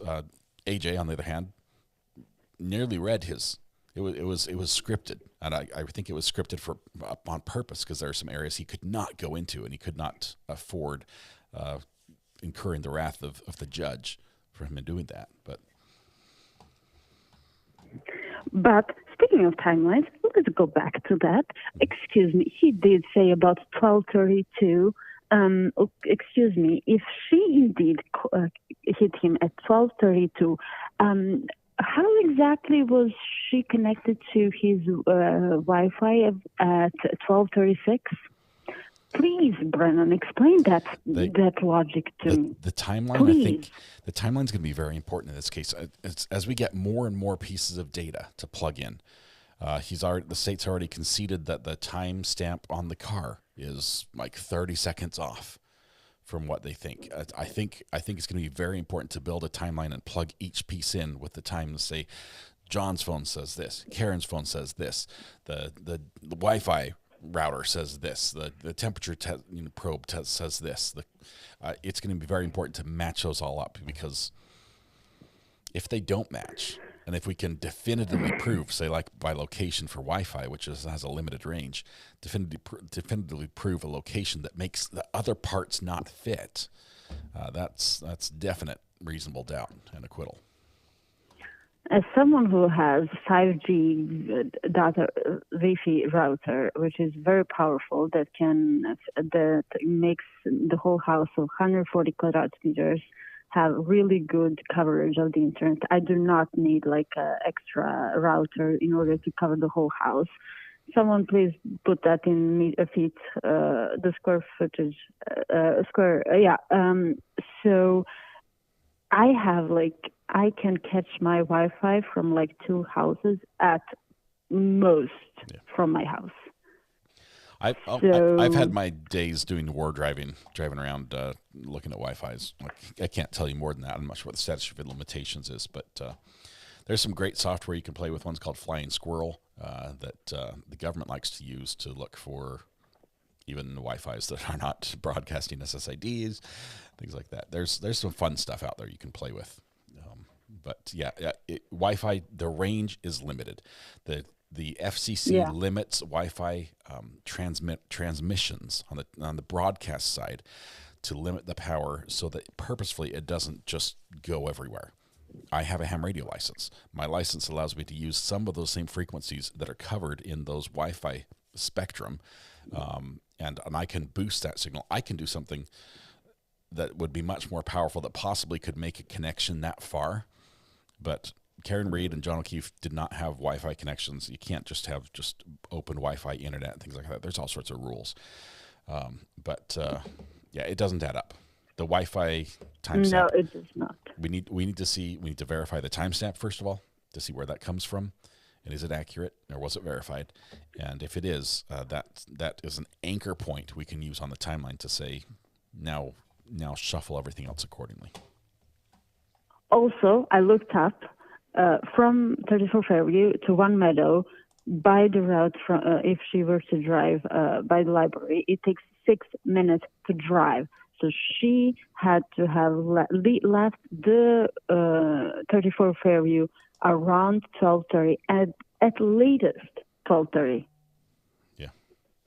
So it's impossible that she hit him at 12:32. Like, it's not possible, and yeah. I think the defense argument has gotten stronger. The defense has gotten stronger in this round two. I realize the state has polished their turd as much as I don't like that term, but they've got some tough facts to deal with to try to prosecute, some stuff that doesn't add up, and a lot of dirt and crud from Proctor that they have to sort of glaze over in order to get to where they want to go. But there is a word for some of those bad facts, and please don't bite my head for saying this for some people in the chat, but it's called pseudoscience, like made-up science. Yeah. And it is, speaking of pseudoscience, just one more thing to say. I'm taking this class right now, and they're talking about research and all the rules of research and what you have to, like, the checklist to get peer-reviewed and so on and so on. And one of the things we talked about is ethics in research. And what are all the ethics that researchers have to follow in order, among other things, to get peer-reviewed and be recognized as researchers. So that led me down the path of what ethics expert witnesses have to follow. Oh boy, was that an interesting research. Seriously. And Commonwealth witnesses, and I love that Dr. Russell did point that out in her affidavit. The Crosby guy, he does not follow the ethics rules for expert witnesses. Absolutely not. She only said it a little, nicely in her affidavit, but I'm saying as it is. Yeah. And the what's his name? The guy, the new reconstructionist guy, same goes to him. There is no scientific method that he followed to get to where he got to. I can't wait to get back to the state's experts as they start talking about science and physics and everything else they don't know about. That is going to be painfully fun to sit through again. I hope that they use the rules of ethics against them. Especially since Brenner was all over Dr. Russell. How many research papers did you write? How many research papers that you wrote were peer-reviewed? Okay, you want to talk about peer review? Want to talk about rules for peer review? Let's talk about it with your expert witnesses. It's going to be fun. It's going to be a fun conversation to have, and it's coming. AJ's going to bring the heat here. Yeah. I think he's laid that out quite clearly with his open. That they are bringing fire, and they are fighting this as aggressively as they possibly can. They've called out corruption. They've called out the Canton Police Department. They've called out Proctor. They've called out a corrupt, what they describe as a corrupt brotherhood of police that are covering for each other, and they're going to try to prove every single one of those allegations going forward. So, and they have the benefit of having the prior trial in their pocket. They know what people have said before, and if they testify differently now, they can use that to impeach them. So every negative comment that made the prosecution look bad in the previous one, they can drag out through gritted teeth of these witnesses one more time, and possibly more. So it's going to be an interesting trial. Well, it's going to be interesting, and I have stacked up on popcorn. Oh, good. So I'm going to make some popcorn. Excellent. Especially for Jen McCabe. I'm a little hungry myself. I might have to look. Mrs. Ori is gone, so I'm starving right now. But I'll have to get some treats. Yes. Okay. Well, hopefully they'll be back soon. I'm wondering who is going to be the first witness, and I also hope that Jen McCabe is not on Friday, because I'm going to be in rewatch crew on Friday. So I want to see her live, not with the rewatch crew. So yeah. I think I'm going to record and put together highlights from this trial, since we've got the snippets. We can do stuff like we can play. Speaking of that, what we need, the Jackson do it from the hearing. If you didn't cover it because you were covering some other trial at the time, right? That would be yeah. Let's see. But yeah. All right, we're gonna go ahead. I think break time's almost over, and yes, the state's up. Well, let the fun begin. Yeah. All right. Thank you, Angela. Good talking to you. Appreciate it. Bye. Bye. All right. Let's see. Looking for the comments here. Couple of markers we need to register here. So I can't think of the word. Milestones. There it is. Beth Gish, 25 months. Where did the time go? Hi, RA. Beth, thank you very much. I appreciate that. We had a couple come in during the opens. I didn't want to interrupt as well. Let's see. Amanda H. gifted 5 memberships. Christine E., welcome to the gallery. Melinda Duncan says, my husband's asking me why I keep sighing. Where's Adam? Is he okay? He's here. He's in chat. He was there. Macy Coombs says, just came to say our local police department has this on the TV. Interesting. Rocky's 743, member for 20 months, another OG. Y'all get me through my workday. Grit Grinder, member for 26 months, OG there as well. Says, woot woot, here since Daryl Brooks, hashtag subject matter jurisdiction. Pantuflay says, hearts to the best mods ever. Got your work cut out for you. This is a fun one, though. And then Beth, once again, 25 months, an OG. Along with Edsel Dog, 23 months, awesome coverage, Ari. Thank you. Thank you for the kind words. I appreciate all your support. This would not be possible without you, and I thank you for that. Let's see. Who do we think will be the first witness? We have the witness list, and I don't think Turtle Boy is going to be called. I really just... The only way Turtle Boy gets called is if Karen Reed takes the stand, which I don't think is going to happen, and she says something that can be impeached by some sort of text message involving Turtle Boy. That's the only way he gets on the stand. I think he's safe other than that.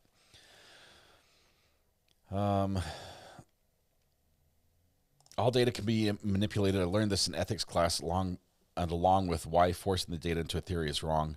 That's why ethics and reputation is so important. Yes, we are going to see experts look at the same set of data, or data. Is it data when it's a set? And come up with different conclusions. It's going to happen. And the jury's going to have to look at that and try to based on their everything, that how they testify, everything else they say, try to say, which one do I believe? Which one do I deem as credible? And that siren is here, not there. So you're good. Paul O'Keefe, John's brother, was first witness last trial, maybe the same for round 2. It sounds like the state has a very similar argument. They haven't reinvented the wheel here, so they could do that. It'd be interesting if it was the ME. When will we see Michael Proctor?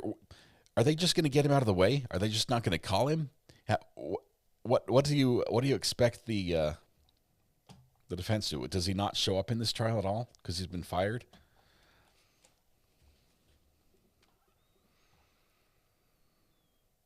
He's on the list. He's going to be so uncomfortable. Yeah, tell me, when were you fired? Oh, okay, and what was that for?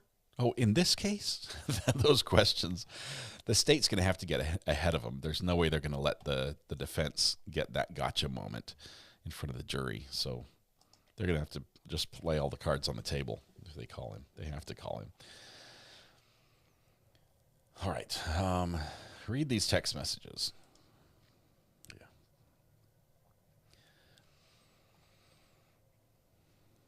All right. We are waiting to come back to trial. The fan is spinning. It's the only fan. The ghosted cops text messages are cringe to hear. There are so many text messages. I was sort of hoping that the judge would allow a third-party reader to read them, because the third-party reader should be, non-biased. A third party literally doesn't have a dog in the fight. And then they do one of two things. They try to read it in the most flat tone, devoid of inflection possible, which then lets everyone just try to, correct it in their heads and determine how it should have sounded. Or they accidentally read it how it looks on the page, and it is either really good for one side or very bad for the other, and very bad for the other, or vice versa. So, go get you a cracker. I'll look. I think we've got some graham crackers, a cup of milk. That would be good snack. Turtle Boy pled the fifth. He can't be called. I saw that. We watched that together, and for some reason I forgot. The judge ruled that she accepted that, right? The judge is the only one that can rule if pleading the fifth counts, or if you can do it. So that might be done. So he wouldn't be called at all.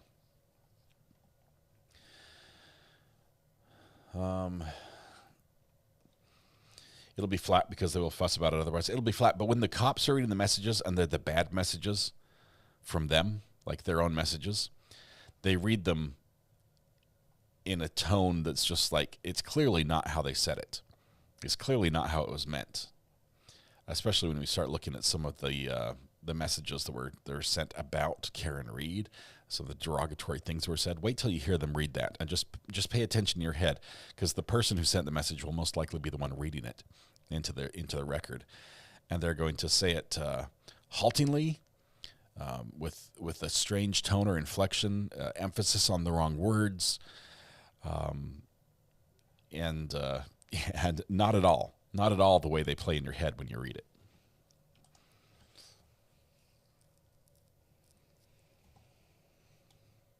No, Proctor's not pleading the fifth. No,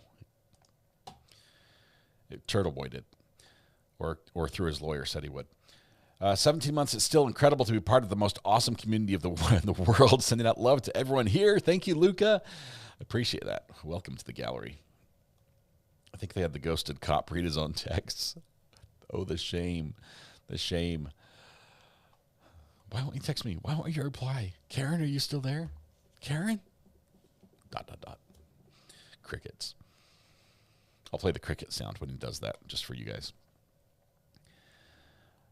The rules for Turtle Boy, the judge said, are the same as the previous trial. There are a couple witnesses with some pending cases involving him, and for those witnesses, he will not be allowed in the courtroom.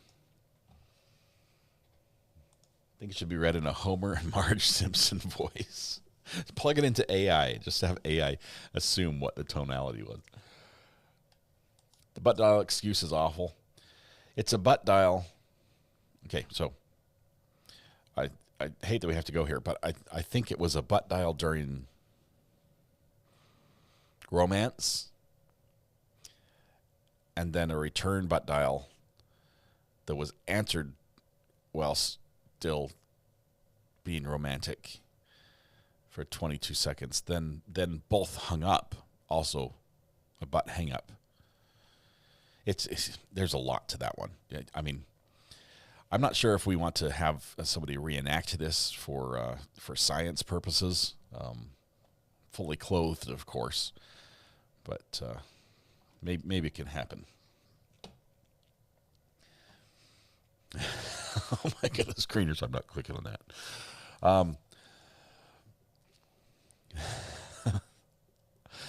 I've made several butt dials lately. Have no clue how. I've received a few, even some on the burner phone. I've had some burner call butt dials from y'all. It's a real thing, but no, not the way they say it goes.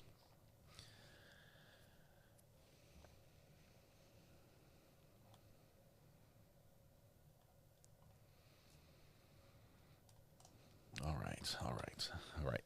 We're still waiting for court to come back. Iris is wide open, so the screen is washed out. We can barely see the fan. It looks brighter in there than it really is, but that's where we're at. I want to go back and replay while we just have a second. This little bit from the opening from AJ. Will establish above everything else 3 points. There was no collision with John O'Keefe. That's the first point. There was no collision. There was no collision. Third point, all three. There was no collision. I like that. That was his Karen Reed got framed intro, which he's not allowed to do with the third-party culprit restriction on the open. But you know, with the direction they went with his introduction, it's going to be good. Didn't hear Brennan's opening, but I thought Jackson was good. Brennan's was good. Jackson was better. That's my stance on that one. Can you do a poll on who has done butt dials? Okay. Let's see. What time is it? It's 12.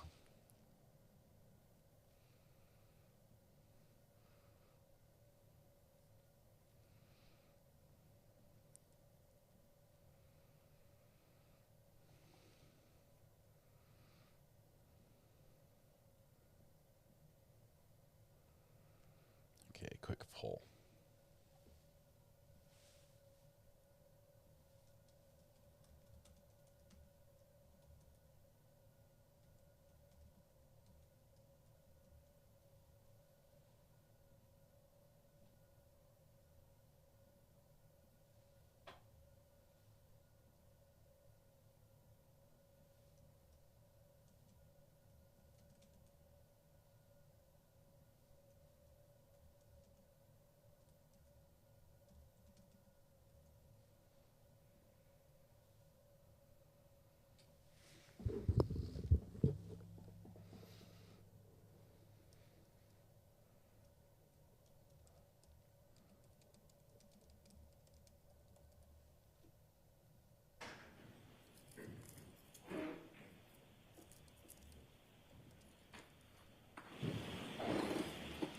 poll is about to go up.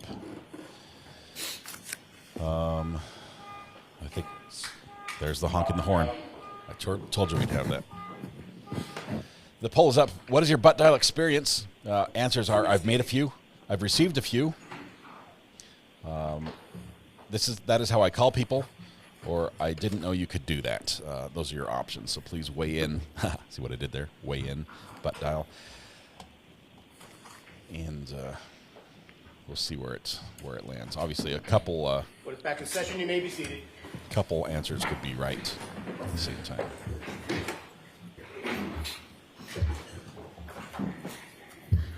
All right, Mr. Brennan, your first witness, please. Thank you, Your Honor. The Commonwealth calls Timothy Nuttall. Ooh.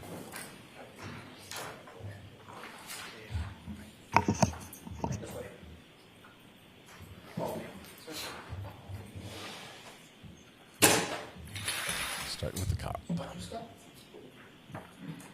Standing and face the clerk. Raise your right hand. You solemnly swear the evidence given to the court and jury in the case now and hearing should be the truth, the whole truth, and nothing but the truth, so help you God. Sir. Thank you. You can take the seat. Oh, I thought the bailiff was the. Sir, could you pull the microphone down a little bit closer to you, please? Yes, sir. Or yes, ma'am. Excuse me.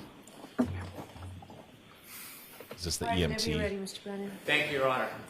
Good morning. Good morning, sir. Could you please introduce yourself to the jury? So my name is Timothy Nuttall. I'm 28 years old. I've been a firefighter paramedic ever since I graduated high school. I graduated in 2015. I took my EMT class and got my certification while I was actually still in high school.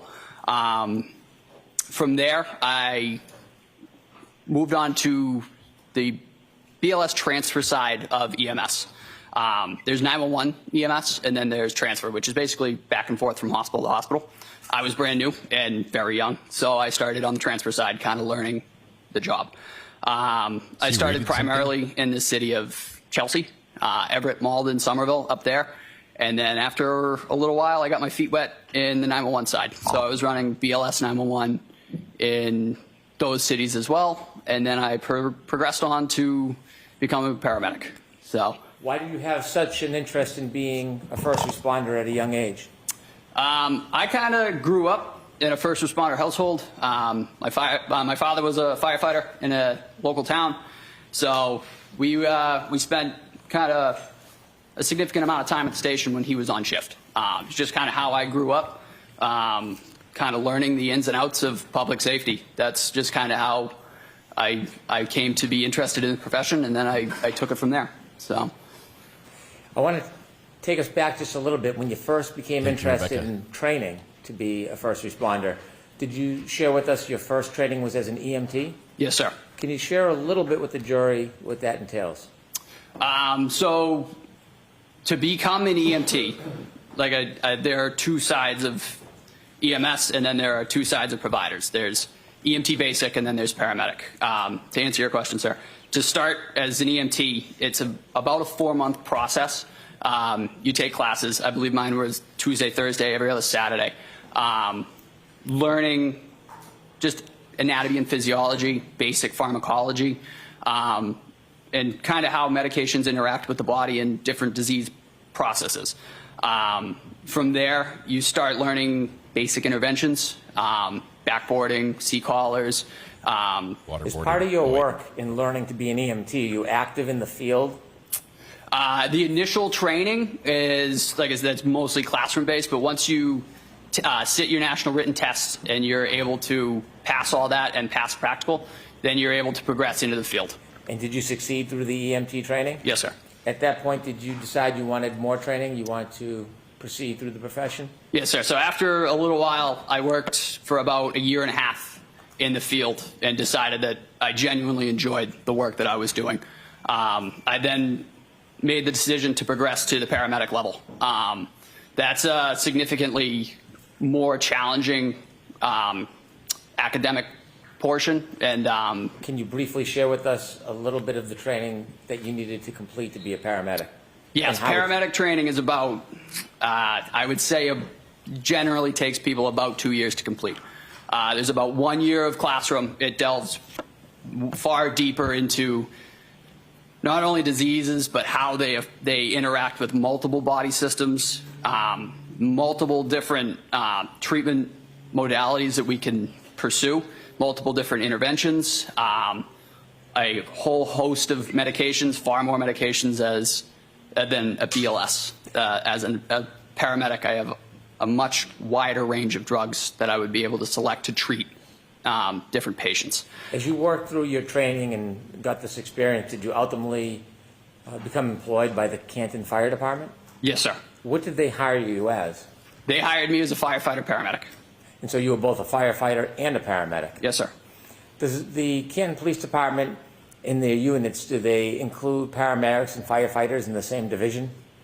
The Canton Police Department or the Canton I'm sorry, the Canton Fire Department. Canton Fire Department, the vast majority of the employees of the Canton Fire Department are paramedics. I believe there are I want to say 5 EMTs, but now as a requirement to remain employed by the Canton Fire Department, you have to become and maintain a paramedic certification. So when you would go to work as a firefighter or paramedic, was it always the same, or did you get assigned as a firefighter one night and a paramedic a different night? So we would cross-man trucks. We were always fire suppression personnel, but we were also cross-trained as paramedics. So, for example, if a fire call were to come in the town of Canton, and I was assigned to Ambulance 1 for the day, I would take all my equipment off Ambulance 1, and I would transfer it to Ladder 1, and then we would take Ladder 1 to the fire call and operate as fire suppression personnel. If a medical call were to come in, I'm assigned again to Ambulance 1, then we take on the role as EMS. I take my paramedic skills and put them to work in the town on Ambulance 1. Let me ask you one more background question about how the Canton Fire Department works. When there's a call, an emergency call, is an ambulance sent with other vehicles or alone to the call? Yes, sir. It's typically an engine, the engine of that district, and the ambulance of that district. Depending on call volume, that can change. But if all is not to use the word quiet, it's kind of a taboo word, but if all is everybody's in quarters, and there's a dispatch in District 1, it'll be Canton Engine 3 and Canton Ambulance 1, and they go as a unit together. Mr. Nuttall, I want you to take us back, if you would, to the early morning hours of January 22nd, 2022. I want you to bring us a little bit before 6 a.m. Do you remember what you were doing? Yes, sir. So that particular morning, I arrived at work earlier than I normally do. There was inclement weather that morning, so I left earlier than normal just to get in before the roadways got particularly difficult to travel, and to relieve anybody that may need to get out if they needed to get home before the roads got particularly bad. I arrived just before 6 a.m. I was walking in. I was assigned to Ambulance 1 for that oncoming 24. I was scheduled to be there at 8 a.m. Could you share with us a little bit about how the weather was as you arrived around 6 a.m.? It wasn't great. I was driving. It's about a 35-minute ride for me to get to Canton. The roads were starting to get. They weren't great. They had been treated, but they weren't pristine. The wind was starting to pick up. The snow was starting to come down a little heavier, which is the reason that I left at the time I did. And so I may have misspoke. January 29th, 2022, that morning, around 6:04, did you hear a tone or did you hear an alarm? So the tones went off right as I entered the building. Tell us what a tone is. So the tone is the emergency alert tone. In the town of Canton, we have 3. We have 1 for fire, we have 1 for investigation, and we have 1 for EMS. The EMS tones went off and the lights came on. Whenever the tones go off, the lights come on as well. I was just walking into the building when the tones went off and the lights came on. And is there information that accompanies the tone, information about the call that needs response? Yes. So after the tones had cleared, there's an overhead dispatch, which is our dispatch center, communicates to us before we get in the trucks and on the air responding. Basic nature of the call. In that particular instance, we were dispatched to an unresponsive male in a snowbank. with no real further information to follow up on. So what do you do? So as I said, I arrived pretty early that morning. But hearing that dispatch and that nature of the call, those typically tend to be more involved, both personnel-wise and work-wise. The crew that was working that morning was getting on the truck, and it was firefighter paramedic Anthony Flamati and firefighter EMT Matt Kelly. Matt Kelly has since become a paramedic, but at the time he was an EMT. So off the bat, that crew, not to say that they were at a disadvantage, but paramedic Flamati was the only paramedic on that ambulance. What did you do? So I made the decision. I checked with the shift commander, and I jumped on ambulance 1 to just give a second set of hands as being a paramedic myself, just being able to hopefully help if there was any advanced interventions that needed to be done or needed to be performed. What happened? And just a second set of hands. What happens next? So I got in the back of the truck. I was actually still in civilian clothing at the time because I had just walked in the door. So I got in the back of ambulance 1 in the patient compartment. The other 2 gentlemen were up front driving to the scene. I actually had to don my turnout gear because, again, I was in civilian clothing. I wasn't quite ready to go. So I had to put all my structural turnout gear on and then my Canton Fire jacket. Once I was sufficiently dressed for the call, I started prepping all the gear that we might need for a call such as that, for an unresponsive male in the snow. In this case, it was our first in bag, our airway bag, and our cardiac monitor. Everything was all together. They were all in 3 separate bags. But on the way there, I just got in. I didn't know how their night had gone, so I just took a real quick look at everything just to make sure everything was there, and everything was exactly how it needed to be. So I was able to just grab all 3 bags, put them on my person, and get ready to, so as soon as the ambulance was on scene, just step off and go to work. Not knowing much information about what you're going to confront, what goes through your mind as you prepare before you get off the ambulance? Just basic scenarios. I mean, again, unresponsive male in the snow could mean several things. Not having much to go off on the dispatch was, it left much to be desired in terms of what we might need. So in gathering all the equipment together, that can kind of cover all the major bases, if you will, in terms of what we were expecting to meet once we got on scene. How was your focus before you get off the ambulance? I was ready to go. A dispatch like that, any unresponsive male in the snow, it can kind of up the level because you just don't know what you're walking into. You know, it could be anything. In the back of the ambulance, you can't see outside. Could you tell anything about the weather conditions based on the way the ambulance was moving?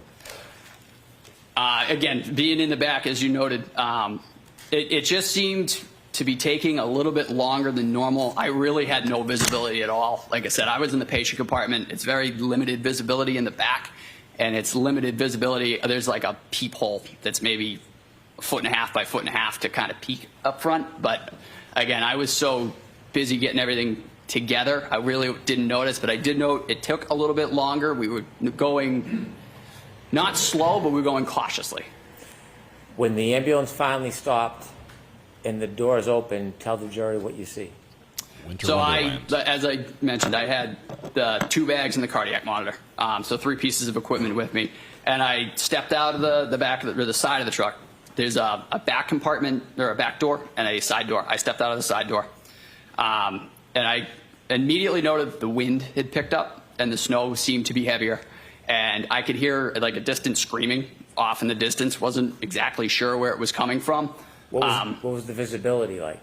It wasn't great. It was still dark out. The sun had not come up yet. The snow was coming down, as I said, heavily. And it wasn't great all around. Was it cold? It was cold. Yes, sir. And so when you hear the screams, what do you do next? I started making my way kind of towards the sound, following the sounds. I couldn't see anybody yet. So I just kind of followed the sounds. And then once I was able to get around the side of the truck, that's when I was able to see a group of 3 individuals with Canton Police. And I started making my way over to them to see where the patient might be located and what was going on. As you get closer, tell us what you see. So as we approached the scene, as I said, there were 3 individuals, and Canton police were on scene as well. And then there was what appeared to be a human figure laying supine in the snow. I'd say about 6 to 8 feet, kind of where the sidewalk met the front lawn of a residence. What does supine mean? So that he was laying on his back. Okay. From there, I made my way directly over to that individual and started checking for signs of life. How do you check? Do you get close? Do you get down on the ground? Yep, so I knelt right at his head. Typically, to check for any signs of life, it's just as you see in TV or anything like that. You check the carotid pulse, and you check for any signs of breathing or anything like that. Where's the carotid pulse? So the carotid pulse would be right in the neck. Like just real quick, 2 seconds, you can check either side. They're on both sides. Those are the strongest pulses that you can grab quickly. So I just real quick went right to that gentleman. Like I said, I looked for any signs of breathing. I found none. I checked a carotid pulse, and I found none.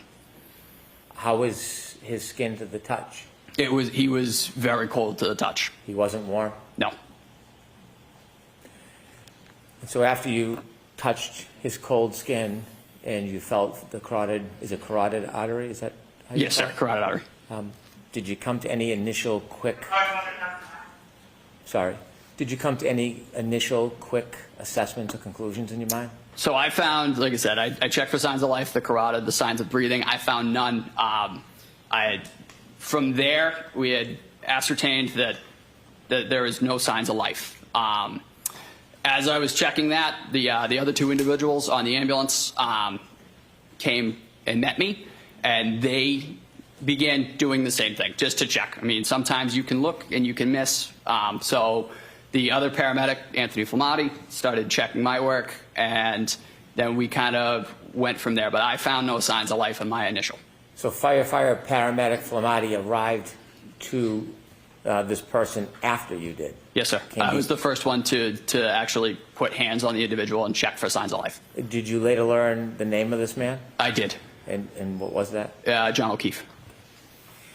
After you found no signs of life for John O'Keefe, did you get up and go to speak to anybody? I did. So as being a second set of hands on the call, it's really not my call, like in terms of treatment modalities and how we want to progress.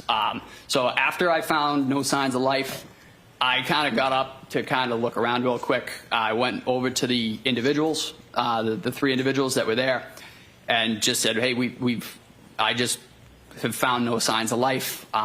We're going to see the next steps. And as I was saying that, that was when Anthony Flamati, who is the lead paramedic on this, made the decision this is a workable cardiac arrest. Let me ask you 2 questions. The first is,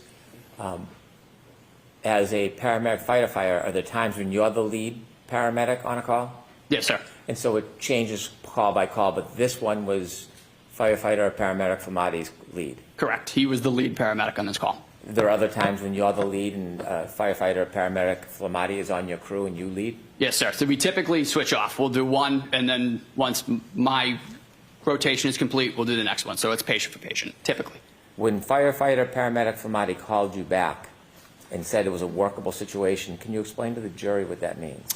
Yes. So in medicine, there is a term that is you're not dead until you're warm and dead. Meaning your core temperature, your core body temperature has to be within normal limits for it to be considered a futile attempt at resuscitation. Noting that, Tony, the other paramedic, Tony Flamati, realized that this gentleman was very cold to the touch and that this was now a hypothermic cardiac arrest, or a cardiac arrest in a hypothermic setting, which means as providers, we have a duty to initiate life-saving measures, CPR, ventilation, and continue those efforts until we get him to a hospital and a physician is able to take over and they are able to monitor his core body temperature for a certain amount of time. I want to ask you about a term you used. You said a hypothermic situation. As a firefighter paramedic treating a patient at the scene, you're not diagnosing hypothermia, are you? No, sir. So you're not making a medical diagnosis, you're just saying it's a hypothermic situation because of why? Just because of the conditions. He was extremely cold to the touch, and he was in the elements. We didn't know how long, so taking the fact that he is extremely cold to the touch and he had been outside for an unknown amount of time, that quantifies it to us as a hypothermic arrest or a cardiac arrest in a hypothermic setting.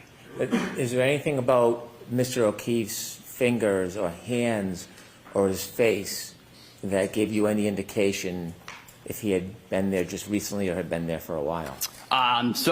His fingers were quite cold. They were not well perfused at all. They were very, very. Mean? I don't know. What does not perfused mean? Sorry, did not appear to have been any blood flow at all. Just because he was, again, presumably being outside, his fingers were very, very white. They were very stiff, which can be signs of hypothermia and frostbite. And again, touching the neck. So typically, when you get cold, you kind of work back from your extremities in. So again, I noted his fingers were quite cold, but also when I checked his carotid, his neck felt quite cold as well. That just kind of tipped us back further down the road of a hypothermic cardiac arrest. I see. When firefighter Flamade called you back, yep, where did you go exactly? I went, so when I was told that this is what we're doing, I turned around and I went right back to where I previously knelt, which was right at Mr. O'Keefe's head. And then I took over the ventilation aspect of a cardiac arrest. So I was in charge of the airway. So I began giving him positive pressure ventilations with a bag valve mask, which is just a glorified balloon that you can push oxygen through and down into your respiratory tract to get oxygen moving. While I was doing that, I believe firefighter EMT Kelly had begun CPR. So is this fair to say it's a team effort? Yes, sir. A coordinated effort? Very much so. And depending on where you're placed, whether in the back of the ambulance or driving or leading, does everybody have an important role to play? Yes. Yeah, we work in conjunction with each other. Typically, the most well-defined roles in a cardiac arrest in EMS is your airway monitor, which was myself in this situation, and then your cardiac and medication administration, which is, that would be Anthony Flamati, that would be Tony. Just because of my position at the head, I just took over the ventilation aspect, and that was where I remained throughout the call. You said you went back to try to help Mr. O'Keefe, and you were giving, helping at the airway. Do you have to actually get on the ground to do that? Yes, sir. I was kneeling at his head. While you were kneeling at his head, well, let me ask you more of a background question. Is it helpful to get information about the history of the person when you're trying to treat them when you happen upon a scene and you don't know the history? Yes, sir, very much. Getting information on medications, history, and allergies is our top priorities in any call, not even this call, just really any your run-of-the-mill fall or chest pain. Typically the first questions that we ask: what medications are you on?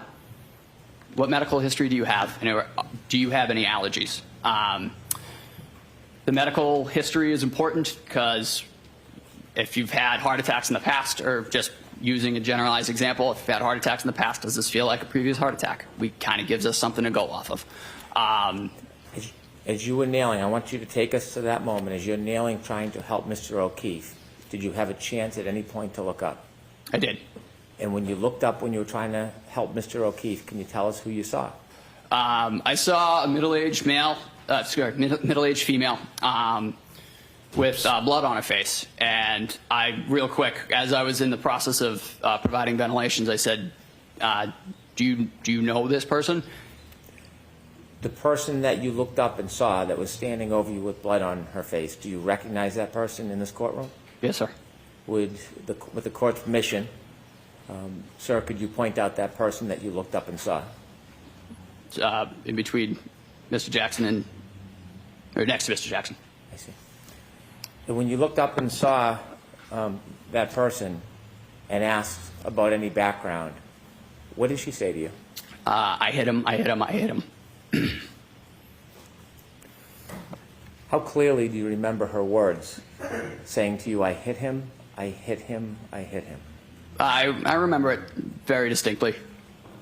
You've been to a lot of calls over the years and since. Yes, sir. Would you say hundreds or thousands? Thousands. Do you remember all of them? I remember aspects of various calls, but not all of them, no. Do some stand out more than others? Yes, sir. Did this particular moment stand out more as compared to your typical or most calls that you've been to? It did, just because of the setting. I mean, it was the weather, it was the unknown factors, and it was the attempting to try and get information and not really being able to glean anything from that. After the defendant said to you, I hit him, I hit him, I hit him, did you ask any follow-up questions? I really didn't get a chance to, because following that, the individual just kind of walked away, or just kind of went in a different direction. I wasn't able to ask any follow-up questions. Have you ever received any police training? No, sir. Are you a police officer? No, sir. When you're helping a patient, do you have any interest in detective work? No, sir. Do you have any interest in investigating potential crimes? At that time, in this particular instance, because I was at the airway, that is a pretty critical aspect of a cardiac arrest. I was stuck there. I couldn't get up and kind of follow up on that at all. I was there doing that ventilation. Is it your job to investigate cases, or simply to get information to help treatment? Just the information. When you go out as a firefighter paramedic, do you have a purposeful cause? Yes, sir. And what is that? To save lives. And is that your only focus? In this instance, it was attempting to restore circulation and breathing. At some point with your colleagues, did you lift Mr. O'Keefe from the ground? We did. When you lift him, what do you put him on? So we put him on, it's called a scoop stretcher. It's basically just a hard plastic moving device with some seatbelts on it, just to get the patient up and onto the stretcher, and then from there we can move from the stretcher to the ambulance. After you lift him to the stretcher, tell us what happens next. So we put Mr. O'Keefe on the scoop stretcher, and we were able to get him onto the stretcher itself and then off to the ambulance. From there, I maintained my role as the airway individual on this call. So we made our way to the ambulance. I got in the tech seat, which is directly behind where the stretcher locks in. So I had access to the airway again. I was continuing to provide positive pressure ventilations to Mr. O'Keefe, and we had put in an OPA as well, which is just a plastic hook, if you will. It just keeps the tongue from falling back into the airway, so we can continue to provide positive pressure ventilations. Once we got him in the truck and we continued that effort, we set up a suction system, and we prepared to intubate Mr. O'Keefe. We prepared a suction system just because as I was ventilating outside of the ambulance, there were some secretions in the airway that I could see, and you could kind of hear it as you go to squeeze in breaths into the individual. You can kind of hear the secretions kind of getting like bubbly and stuff like that. So we knew we were going to need to suction him. So we got him in the truck. We really quickly suctioned him, and then we were able to intubate him successfully to definitively give him an advanced airway and give him better ventilations, get more oxygen into his system. Now, you mentioned that he wasn't warm, he was very cold. No, he was still very cold. What does the team do to try to assist with that? The most basic thing that we did, we turned the heat on as high as it would go.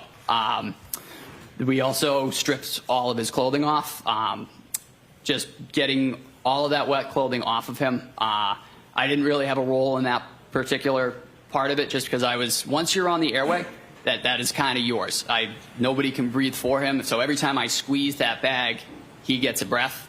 So I'm kind of tied to that airway for the duration of the call. So when your colleagues are stripping the clothes off him, is your attention on the clothes or more on the airway in your job? No, I'm maintaining the airway. If an endotracheal tube is dislodged for whatever reason, it is typically more difficult to get one in. So the integrity of that tube staying where it is and not being dislodged, that is another key aspect of airway management. As you're doing that, do you notice what anybody else, any of your colleagues are doing to help? Like I said, they were working on clothing removal. I believe they were also getting intravenous and intraosseous access on this individual to begin medication administration. But again, I was quite focused on that airway, just making sure that it was maintained and we didn't lose any tube. We didn't lose any end-tidal CO2, which is just another monitoring device that we use to confirm that that tube is in place. How quickly do you get to leave the scene and start moving towards the hospital? I honestly couldn't give you an accurate estimate. It didn't seem to be out of the ordinary realm, though. We were able to move within the flow. In addition to Mr. Keefe being very cold, did you notice any other injuries on him? So I noted that he had a hematoma right above his right eye. Could you explain to us what that is? Yep, it's just, for lack of a better term, it's just a big egg. He had a pretty good bump over his eye. And you said his right eye? Yes, sir. Did you know how that hematoma was caused? No, sir. No idea? No. In addition to the hematoma above his right eye, what other injuries did you see? There were also several scratches on his right arm, just below his shoulder and traveling down his right humerus. They terminated right about his right elbow, just above it. Those scratches, have you also described them as abrasions? Yes, sir. Is there any difference in your mind, difference between scratches and abrasions? Nope. These were they were deep and they were not bleeding, but they were notably deep. Did you ever describe it as furrows? I did. And in describing those scratches, do you have any idea how they were caused? No, sir. Okay. And did you notice any other injuries on Mr. O'Keefe? No, sir. Those were kind of the only ones that we noted. As I mentioned, we suctioned a little bit of blood out of the back of his airway as well. I believe it was blood, mucus, and saliva. But those were the extent of the injuries that I was able to note. Did you notice anything about the back of his head? Actually, yes, I did. I apologize. There seemed to be a little bit of matted blood around in his hair around there. Really didn't see anything too obvious at the time. He was also placed in a cervical collar as well, following intubation, and that was kind of there just to maintain his cervical spine. But there was, like I said, there was noted to be a little bit of dried blood on the back of his head. At some point, did you finally make your way with Mr. O'Keefe to the Good Samaritan Hospital? Yes, sir. And just share with us what happens when you get there. So after we got there, we handed off care to Good Samaritan Medical's physicians and ER nurses. We were able to give a report to the physician of just basic what we've done, what we've given for medications, in my case, what he was intubated with and how he was being ventilated, how well he was being ventilated, and any other further pertinent information. Typically, we noted that Tony was the lead paramedic, so that is typically he kind of holds the room for a minute when we get in there and gives a big rundown, and then we back off and let Good Samaritan take over. Okay. When the defendant told you that she hit him, did that have any significance to you? No, sir. Did it reconcile with the injuries that you saw before you that Mr. O'Keefe was suffering from? No, sir. And so at that point, was that information insignificant in perspective of your care? Objection. Sustained. Okay.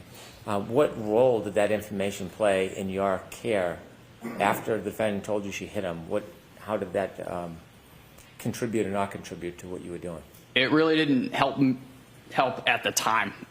Again, I wasn't able to chase anything down from that. I just kind of took it, noted it, and moved on with my aspect of the cardiac arrest. Okay.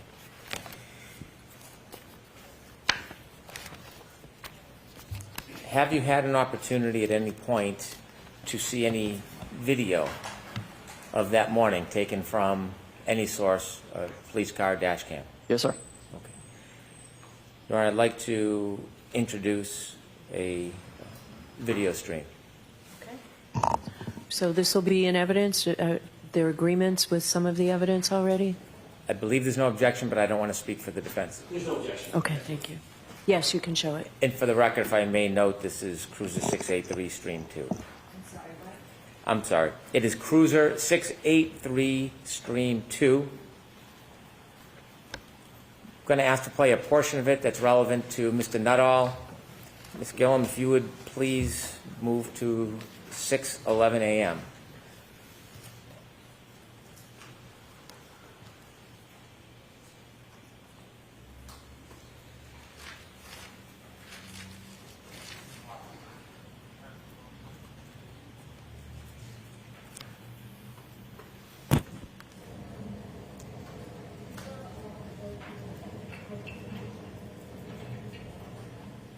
Please stop the video.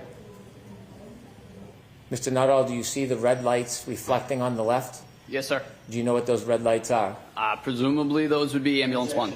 Yeah, so not what you presume. Do you know what they are, sir? And those are the lights for ambulance 1. Do you see the weather conditions as it's depicted on this video? Yes, sir. Oh, as you stood outside, was it same or different to how it appears in this video? That is the same. When you look to the left, you see a straight line about an inch or two from the left of the screen. Do you know what that item is? Sorry, sir. Repeat the question. If you look to the left of the screen, you'll see a straight item from the bottom halfway up the picture. Do you know what that item is on the video? I believe that's a flagpole, sir. Do you see a little bit of movement of bodies near that flagpole? Not now. At the present time, no. Okay. Could we continue to play, please? Yep, there they are.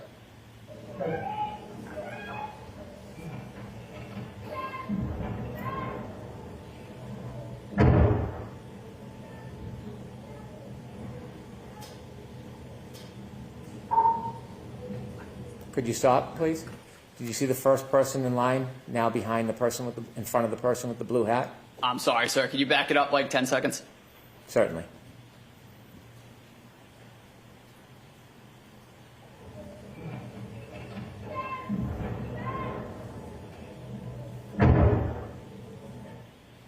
Keep going, please.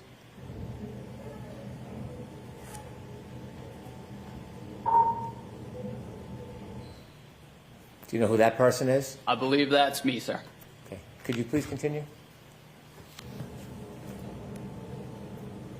Is this your first assessment?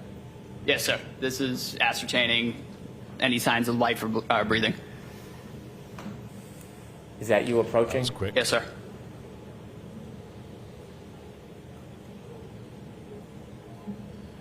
You felt for a pulse in a second and a Stop, half. please.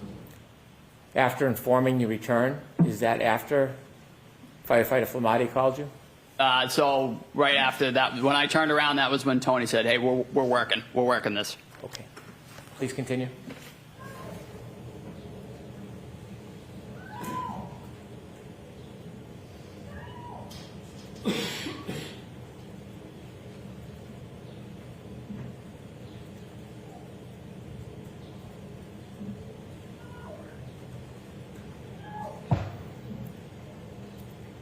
Stop, please. And do you see a person come over to where you are? Yes, sir. Is it at that point or another moment when the defendant said, "I hit him, I hit him, I hit him"? It was right there, sir. Could you continue, please?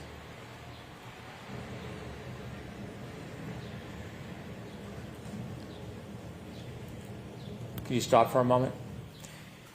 There's no voices or noises from people coming through that audio. When you were there that night, throughout the event, was it silent or were people speaking? Did you hear people speaking? There was, as I noted when I got out of the truck, there was quite a bit of screaming. It was quite chaotic. The wind was also a factor, but there were people around. They were speaking within themselves too, but there was screaming, there was wind, and there was different side conversations as well. And when you were working on Mr. O'Keefe, were you having conversations with your colleagues? Yes, sir. They're not picked up on the audio? No, sir. Please continue.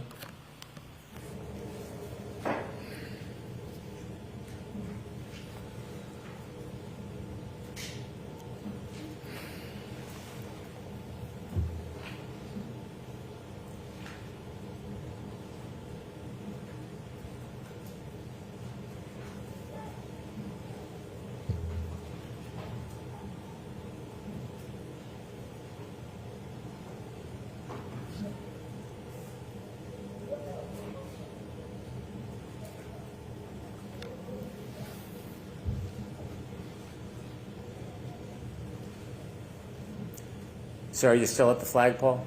Yes, sir. I'm kneeling at the head of the patient.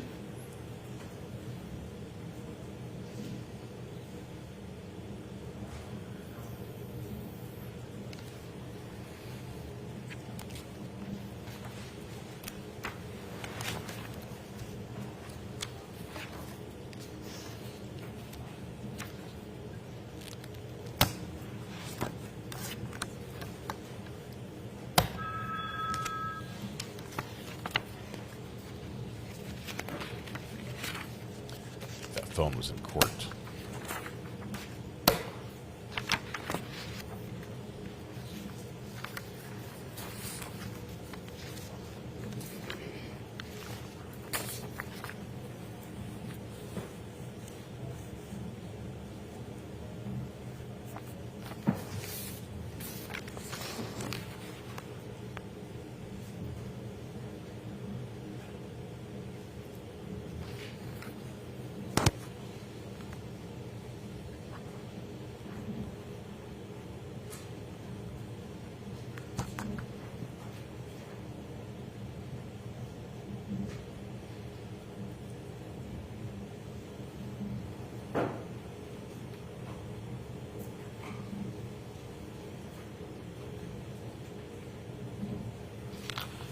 Are you included in that group of first responders? I am not, sir. I have actually exited to the side with the bags. I believe I'm entering the ambulance at this point.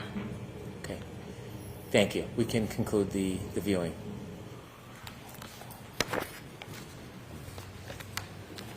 With the court's permission, I'd like to approach and show a few exhibits to Mr. Nuttall. They've been shown to the defense. Yes. Thank you. May I approach? Yes. Thank you.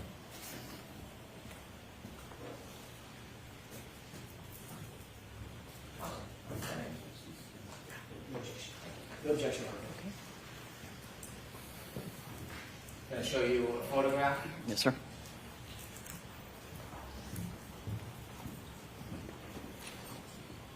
Sir, do you recognize what's in that photograph? Yes, sir. Those are the scratches on Mr. O'Keefe's arm. Does that appear the same as when you saw his arm that morning, or is there any differences? And if there's any differences, can you share them with us? That appears how they were to me at the time of the incident. Okay. May I approach again, Your Honor? Yes. I'd like to introduce this as an exhibit, please. Okay. Awesome. I'm going to hand you a... Hold on. I'm sorry. Thank you. All right, Your Honor. May we publish to the jury? Yes. I want to see that video without pausing in the middle, because it doesn't seem like enough time had Is that the passed. photograph you just identified on the screen? Yes, sir. To have that conversation. Showing you a second photograph, I'd like to ask you some questions about it. Can we take that one down, Mr. Brennan? Yes, of course. Please, Ms. Gilman. Thank you. Judge does not look those pictures up. Does that photograph, do you recognize that area? Yes, sir. Is that the same or substantially the same area where you helped try to treat John O'Keefe? Yes, sir. Does that look to be a fair and accurate representation of the area? It does. With the court's permission, I would introduce this as an exhibit, please. Okay, and there's no objection to any of these three? None. Okay. Yes. Thank you. Exhibit 2. Thank you. With the court's permission, could I publish exhibit 2? Yes.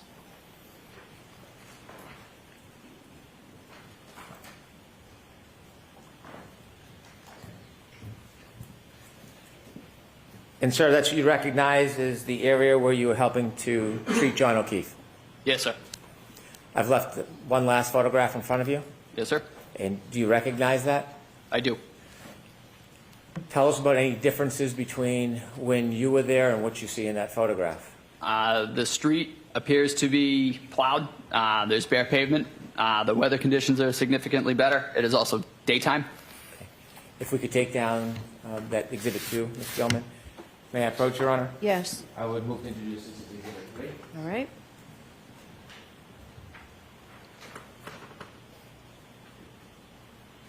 Exhibit 3 somewhere. With the court's permission, I'd like to publish exhibit 3. Sure.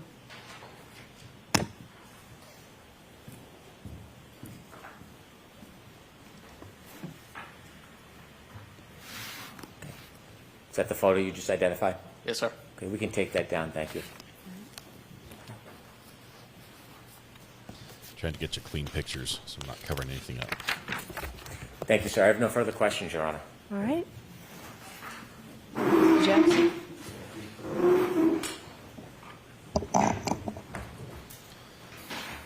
Says the scratches stopped at the elbow. Question him on that. The timing of the conversation seems really quick. Like, she took 2 steps, and in that time, they had a conversation where he was asking, hey, what happened? And she said, I hit him, I hit him, I hit him. All of which was not heard on the video. Did say above the elbow. So it went from the shoulder down to the elbow, the right arm. From below the shoulder down to the elbow. My notes. Humorous. Thank you, Your Honor. May I? Yes, please.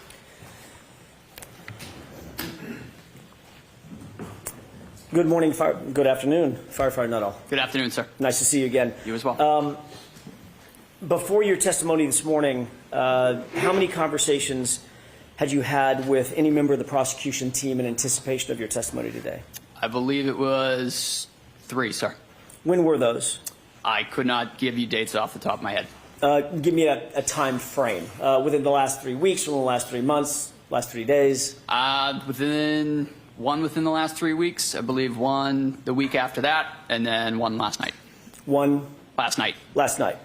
What you did discuss, let's take them in order. First of all, who did you meet with 3 weeks ago? I met with Mr. Brennan and his staff. And when you say his staff, who else? I honestly couldn't tell you, sir. Mr. Lally? No. No, sir. Male, female? 1 female and one, I believe, state trooper. Okay. Had you ever met State Trooper Tully previously? Yes, sir. Actually, I believe that was him. It was State Trooper Tully? Yes, sir. Whom you've met with several times, correct? Prior to that, I believe only once. Okay. Once or twice. He was the one that he has formally interviewed you previously, correct?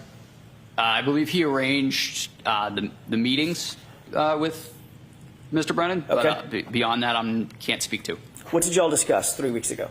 The first meeting, going in order, it was mostly just kind of an introduction. I had not met Mr. Brennan yet. I really didn't know him.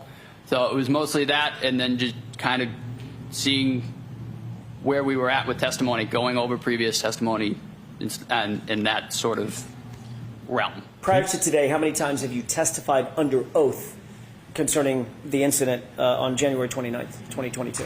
Once at a grand jury hearing and once last year. All right. As a matter of fact, last year in this courtroom. Yes, sir. Okay.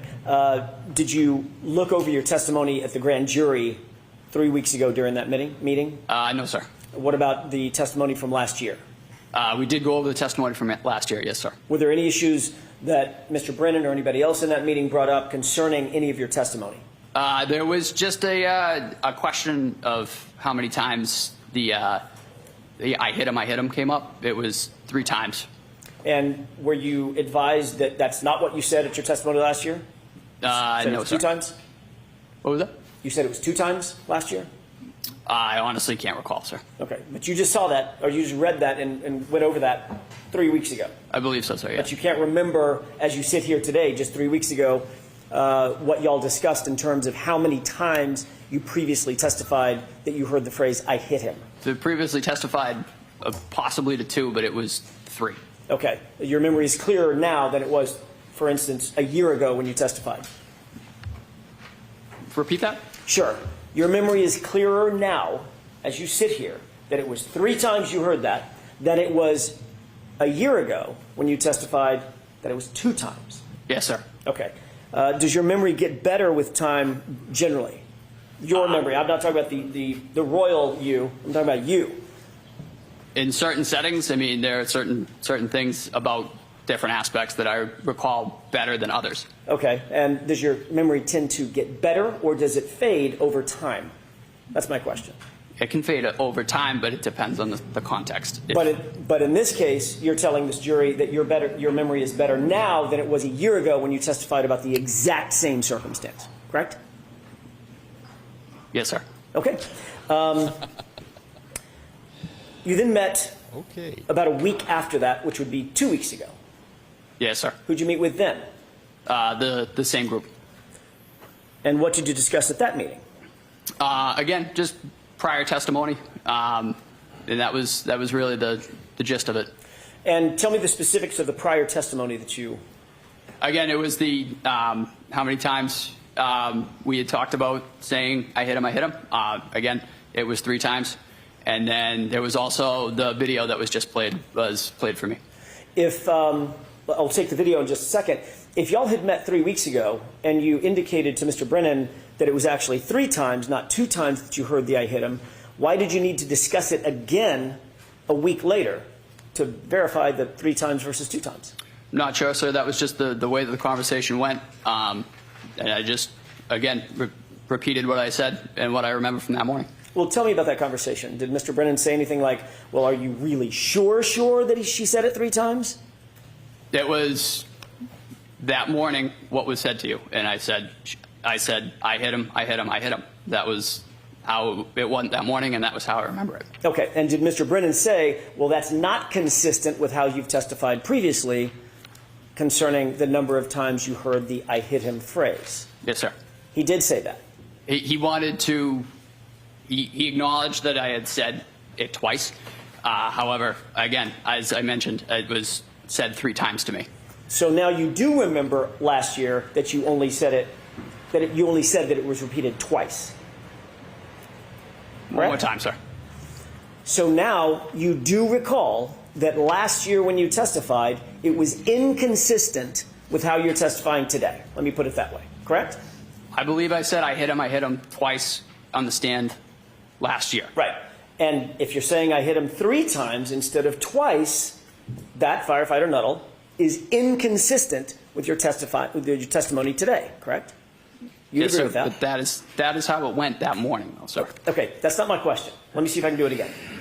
So I'm asking you, if you testified last year, yes, sir, that you heard the phrase twice, and now a year goes by and you're testifying in front of this jury this year that you heard it 3 times, those 2 statements are inconsistent with one another, correct? Yes, sir. Okay.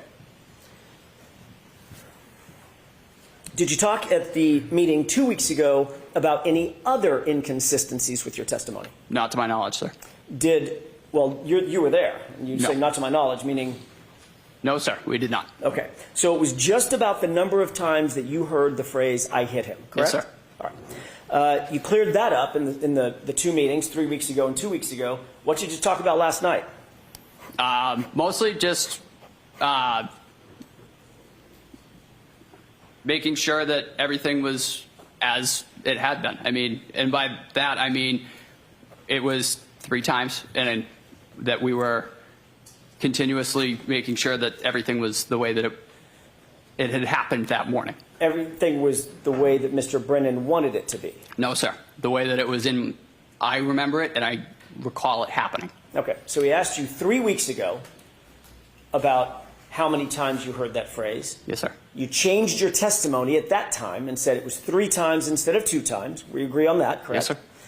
Then he called you a week later, or met with you a week later, and again reiterated, making sure you stick with that testimony that it's 3 times, not 2 times, correct? Yes, sir. And then last night he called you just to make sure one more time you're going to stick with that testimony that it was 3 times, not 2 times, correct? Yes, sir. Hold on just a second. May I have just a moment, Your Honor? Yes.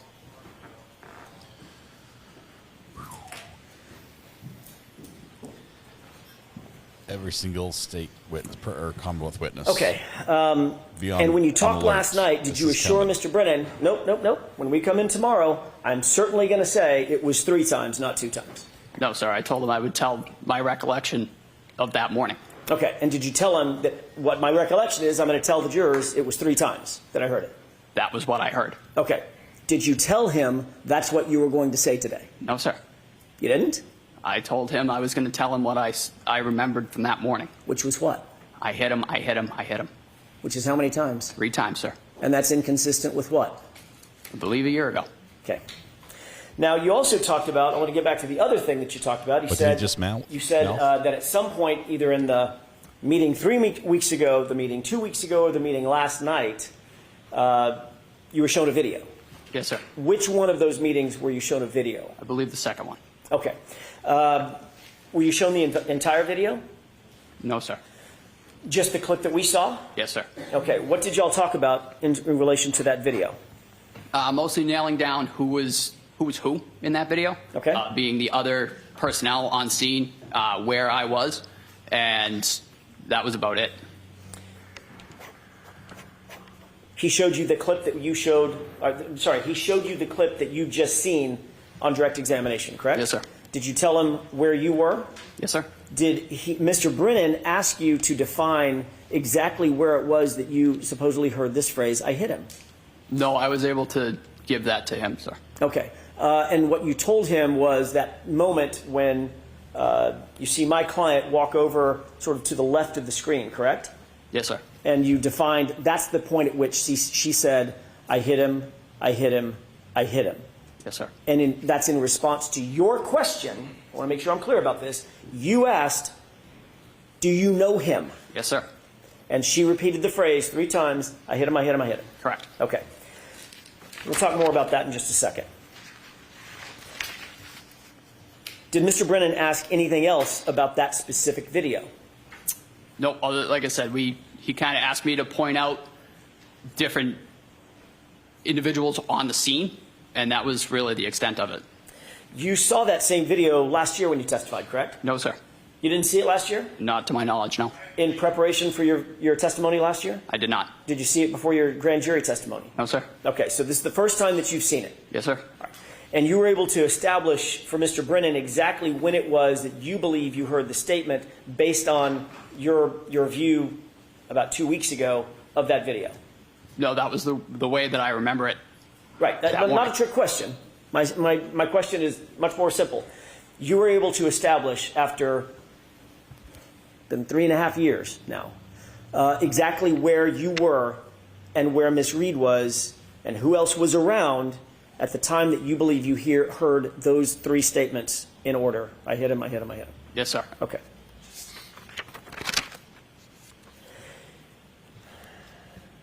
You testified last year as well that there is a normal protocol for removing clothing from a patient, and it's essential to just discard it and get it away from the patient so that you can concentrate on the life-saving measures that you're undertaking, correct? Yes, sir. That could be done in you said in the ambulance, it could be done in the hospital, it could be done in situ, out there in the field, correct? Yes, sir. But the point is you want to get as much clothing off of the person as possible so that you can assess that person's physiology. Yes, sir. There's not really a lot of care taken to preserve the clothing from an evidentiary standpoint, in your view, correct? And we're trained to try and, just to take example of a shooting, try not to cut through the entrance wound of the clothing. Fair enough, fair enough. I mean, when you're literally trying to save someone's life, your job is to get the clothing off and get it out of the way. Yes, sir. You're not sticking it in an evidence bag and sealing the evidence bag, things of that nature. No, sir. So it might end up on the ground. Yes. Right? Might end up with some debris on it. Yep. Might end up in the floor of the ambulance. Yes, sir. Could end up in the floor of the hospital, or on the floor of the hospital. Is that right? Yes, sir. Okay. And if it's tossed in the floor of the ambulance, the clothing may well pick up debris from the ambulance. Oh, yeah. Yes, sir. Or the debris from the floor of the hospital or wherever. Is that yes? Yes, sir. Okay. You testified previously at the grand jury in April of 2022, correct? Yes, sir. I believe so, sir. Okay. So this happened in January of 2022, that same year in the springtime. You testified at a grand jury, April 20th, I think it was. Yes, sir. Does that sound right? Yes. Okay, I want to take you back to that testimony for a second. You testified at that hearing that Mr. O'Keefe was, quote, dressed appropriately for the weather. You remember that? Yes, sir. All right. It was obviously well below freezing at that time. Yes. That night that you responded? It was. We've just seen the video. It looks cold as hell, right? It was chilly. All right. The wind was howling. Yep. It was snowing. Is that right? Yes, sir. And you testified that John O'Keefe, quote, had a heavy coat on and possibly 2 other layers of clothing. Yes, sir. In April 2024, you reiterated your very specific memory of and you even called it a puffy heavy coat that he was wearing which was then removed so that you could assess his injuries, correct? Yes, sir. All right. Not to get too colloquial, but a puffy coat is like got down and stuff in it, right? Correct. Looks kind of like Stay Puft Marshmallow Man, right? Yes, sir. Okay. Pretty distinctive article of clothing. Yep. And you testified last year that Mr. O'Keefe was wearing that clothing, which you had to remove or somebody had to remove in order for him to be properly assessed. I did testify that way, yes, sir. Okay. And you mentioned that your memory of that big, heavy winter coat was as clear as your memory of other specifics in this case, correct? Yes, sir. I asked you that exact question, didn't I? You did. And I said, your memory of him having that big, puffy coat on, which stood out in your mind, was just as clear as the other specifics that you've testified to about the case. Yes, sir. About that night. And turns out you were completely wrong about his clothing, correct? Correct. Matter of fact, he wasn't wearing a coat at all. No, sir. He wasn't wearing a winter coat, correct? Nope. He wasn't wearing a heavy winter coat, correct? Correct. And he wasn't wearing a puffy, heavy winter coat. He was not. Yet you testified that he was wearing all of that, and that was clear in your mind at the time. Yes, sir.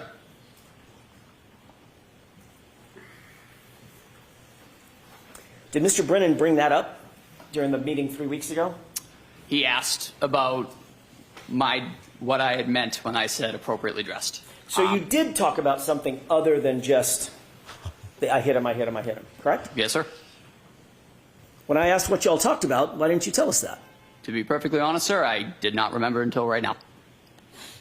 So your memory is fading even after 3 weeks. Yes, sir. Got it. This guy is... The fact is, well, let me ask you a different question. Did Mr. Brennan tell you what Mr. O'Keefe was actually wearing? No, sir. Actually, I believe you did. Last year, didn't I? Yes, you did. It's a short sleeve T-shirt and a little thin wool hoodie, right? Yes, sir. Okay. Wasn't wearing a hat. No, sir. Wasn't wearing, as a matter of fact, didn't even have a shoe on, correct? Not to my knowledge. And obviously, goes without saying, but I'm going to ask it anyway, that's not being appropriately dressed for the winter. No, sir. Yeah.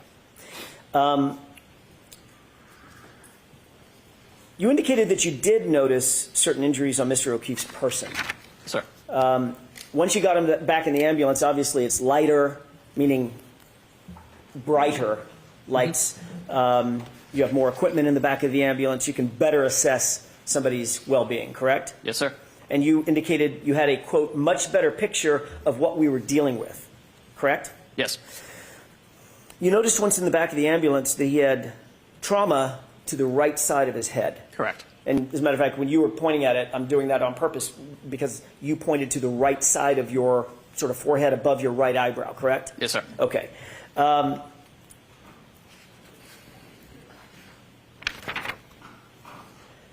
The majority or the worst injury that Mr. O'Keefe suffered was actually to the back of his head, which you indicated, you noted, was quite matted with blood, correct? Yes, sir. I want to talk about the injury to the right side of his head as distinct from the back of the head injury for just a second.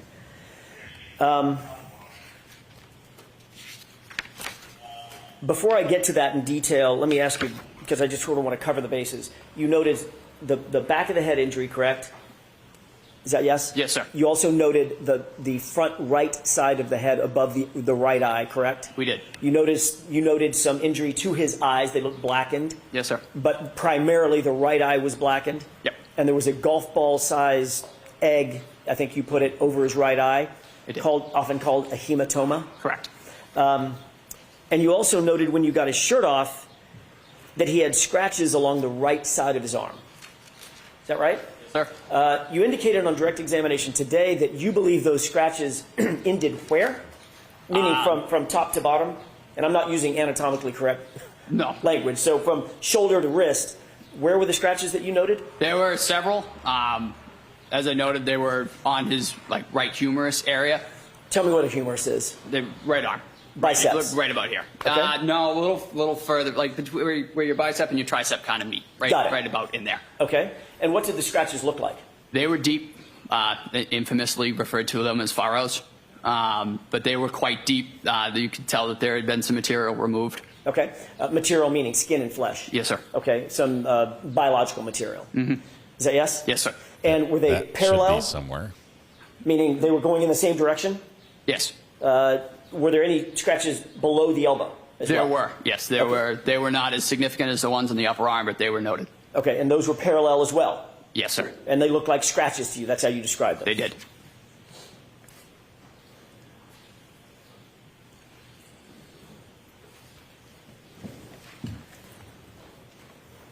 Shouldn't there be some DNA Last year, on the when you taillights? described those scratches, you curled your fingers up, exposing sort of the nails, and drew it across your biceps. Is that what you were using to describe what the sort of scratches looked like? I just kind of used that as a landmark, to be honest with you, sir. It was just kind of how I quantified it in my mind.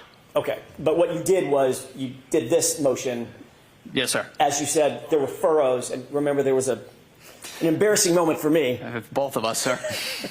I couldn't understand the word furrow because of the accent, right? Yes, sir. All right. Let's talk a little bit about the hematoma above the right eye for a second. That's basically damage to subdural blood vessels that causes acute swelling, right? Correct. And a very common cause of a hematoma over one's eye could be being hit or punched in the face. We talked about that. There could be several causes for hematoma, such as that. Obviously. I mean, it could be a golf club, a baseball bat, or it could be a fist. It could be. Okay. We talked about that last year. I asked you if the injuries that you saw on Mr. O'Keefe's face, including the laceration over his right eye, was consistent or inconsistent with a physical altercation, and you said it was consistent with a physical altercation as well. Excuse me? Objection to referring to past testimony before a question is asked. So sustained. Sure. Do you remember a laceration, in addition to the hematoma, about a 0.8 centimeter laceration over his right eye? I do. Tell me I'm using a word that maybe not everybody understands. I didn't understand it when we first started this thing. What's a laceration? What's the difference between that and a cut? A laceration is they're basically the same thing. A laceration is just a deep cut. Okay. So it's a parting of the skin. Correct. In other words, where the skin separates. Yes. And that can be from blunt force trauma, meaning something hits it rather than cuts it. You can get Sustained.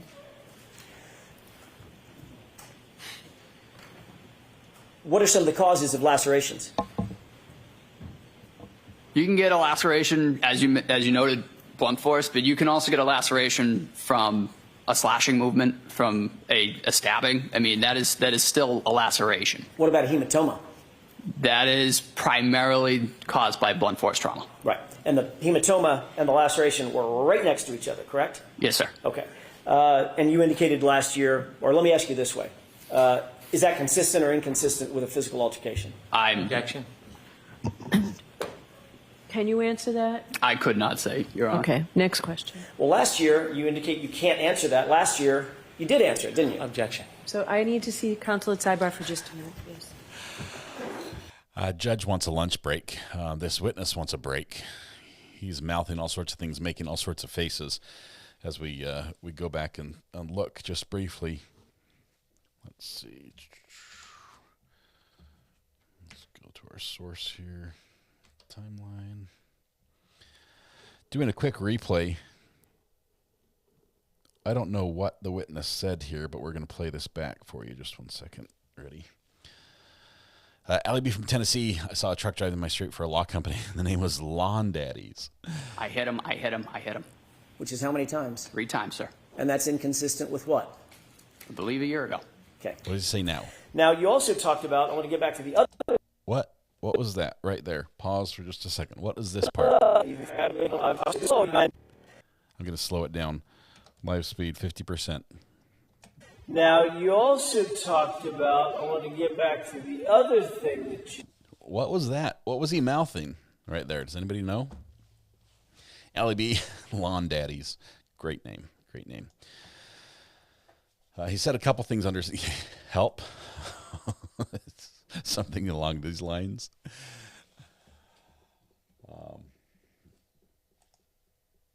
I have no idea.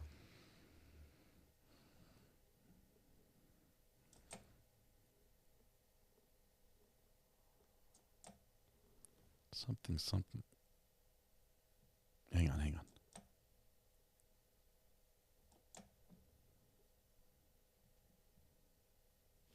Watch this. I'm going to keep the sound off. Does it look like the last word he says is cop? Something, cop.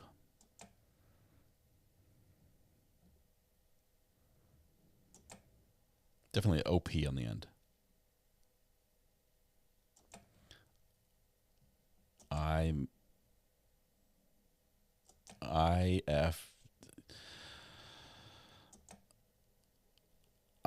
Something up. There it is. Not make it stop. I think it's effed up. I think that's what it is. One more time. We're going to play it a little bit faster. 75%. What do you think? What do you think? Sidebar Mr. self. Nettles, we are going to let you take a break and come back with us after the luncheon break. So this is Sounds good. The luncheon break. There's lunch here for you. I assume, Tony, is it there? Siren. Okay. There's lunch here for you. We'll see you in about a half an hour. All rise, please. Jurors, leave your notebooks in your chairs. All right. While they go to lunch, I think he did say, I effed up. He repeated what he said. I believe so. I don't know. It has, at the end, up. There's an O with a P. O with a P is how it ends. Kimar. Did it with the Boston vowels. It's definitely I effed up. She said half an hour lunch.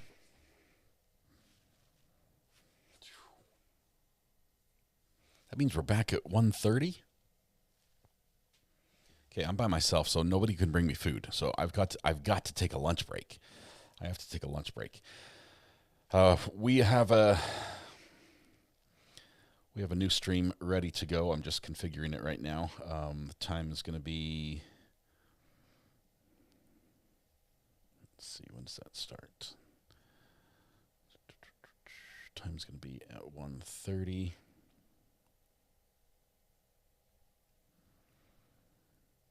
Going to make it public right now, so now you can all attempt to join and be first in chat. There you go. Part 2 is going to be right there. We're going to do a portal over to it, so it'll be a quick lunch break. This is amazing. This trial is so good. I love great lawyering, and we have great examples of that here. Plus, we have witnesses that are going to be held accountable for what they said before and what they said today, or during this trial, and it's going to be. AJ loves this. AJ loves this, and he's so stinking good at it. It is amazing. All right, 30-minute lunch break. Quick break. Everyone go grab a bite to eat. We're going to portal over to the new live stream and just continue watching over there. So if you haven't clicked the like button and subscribed to the channel, please do so now. That would be absolutely great. It's free, today only. Portal is built. There we go. We're going to make the jump. So tonight when you go home, please hug the people you love, smile at someone, make their day just a little bit better. And please stay safe till we go live again in about 30 minutes with part 2 of the opening day of the Karen Reed 2.0 trial. Already it's developing to be a spicy trial. And I'm here for it. I love it. We'll see you guys after lunch. Bye-bye.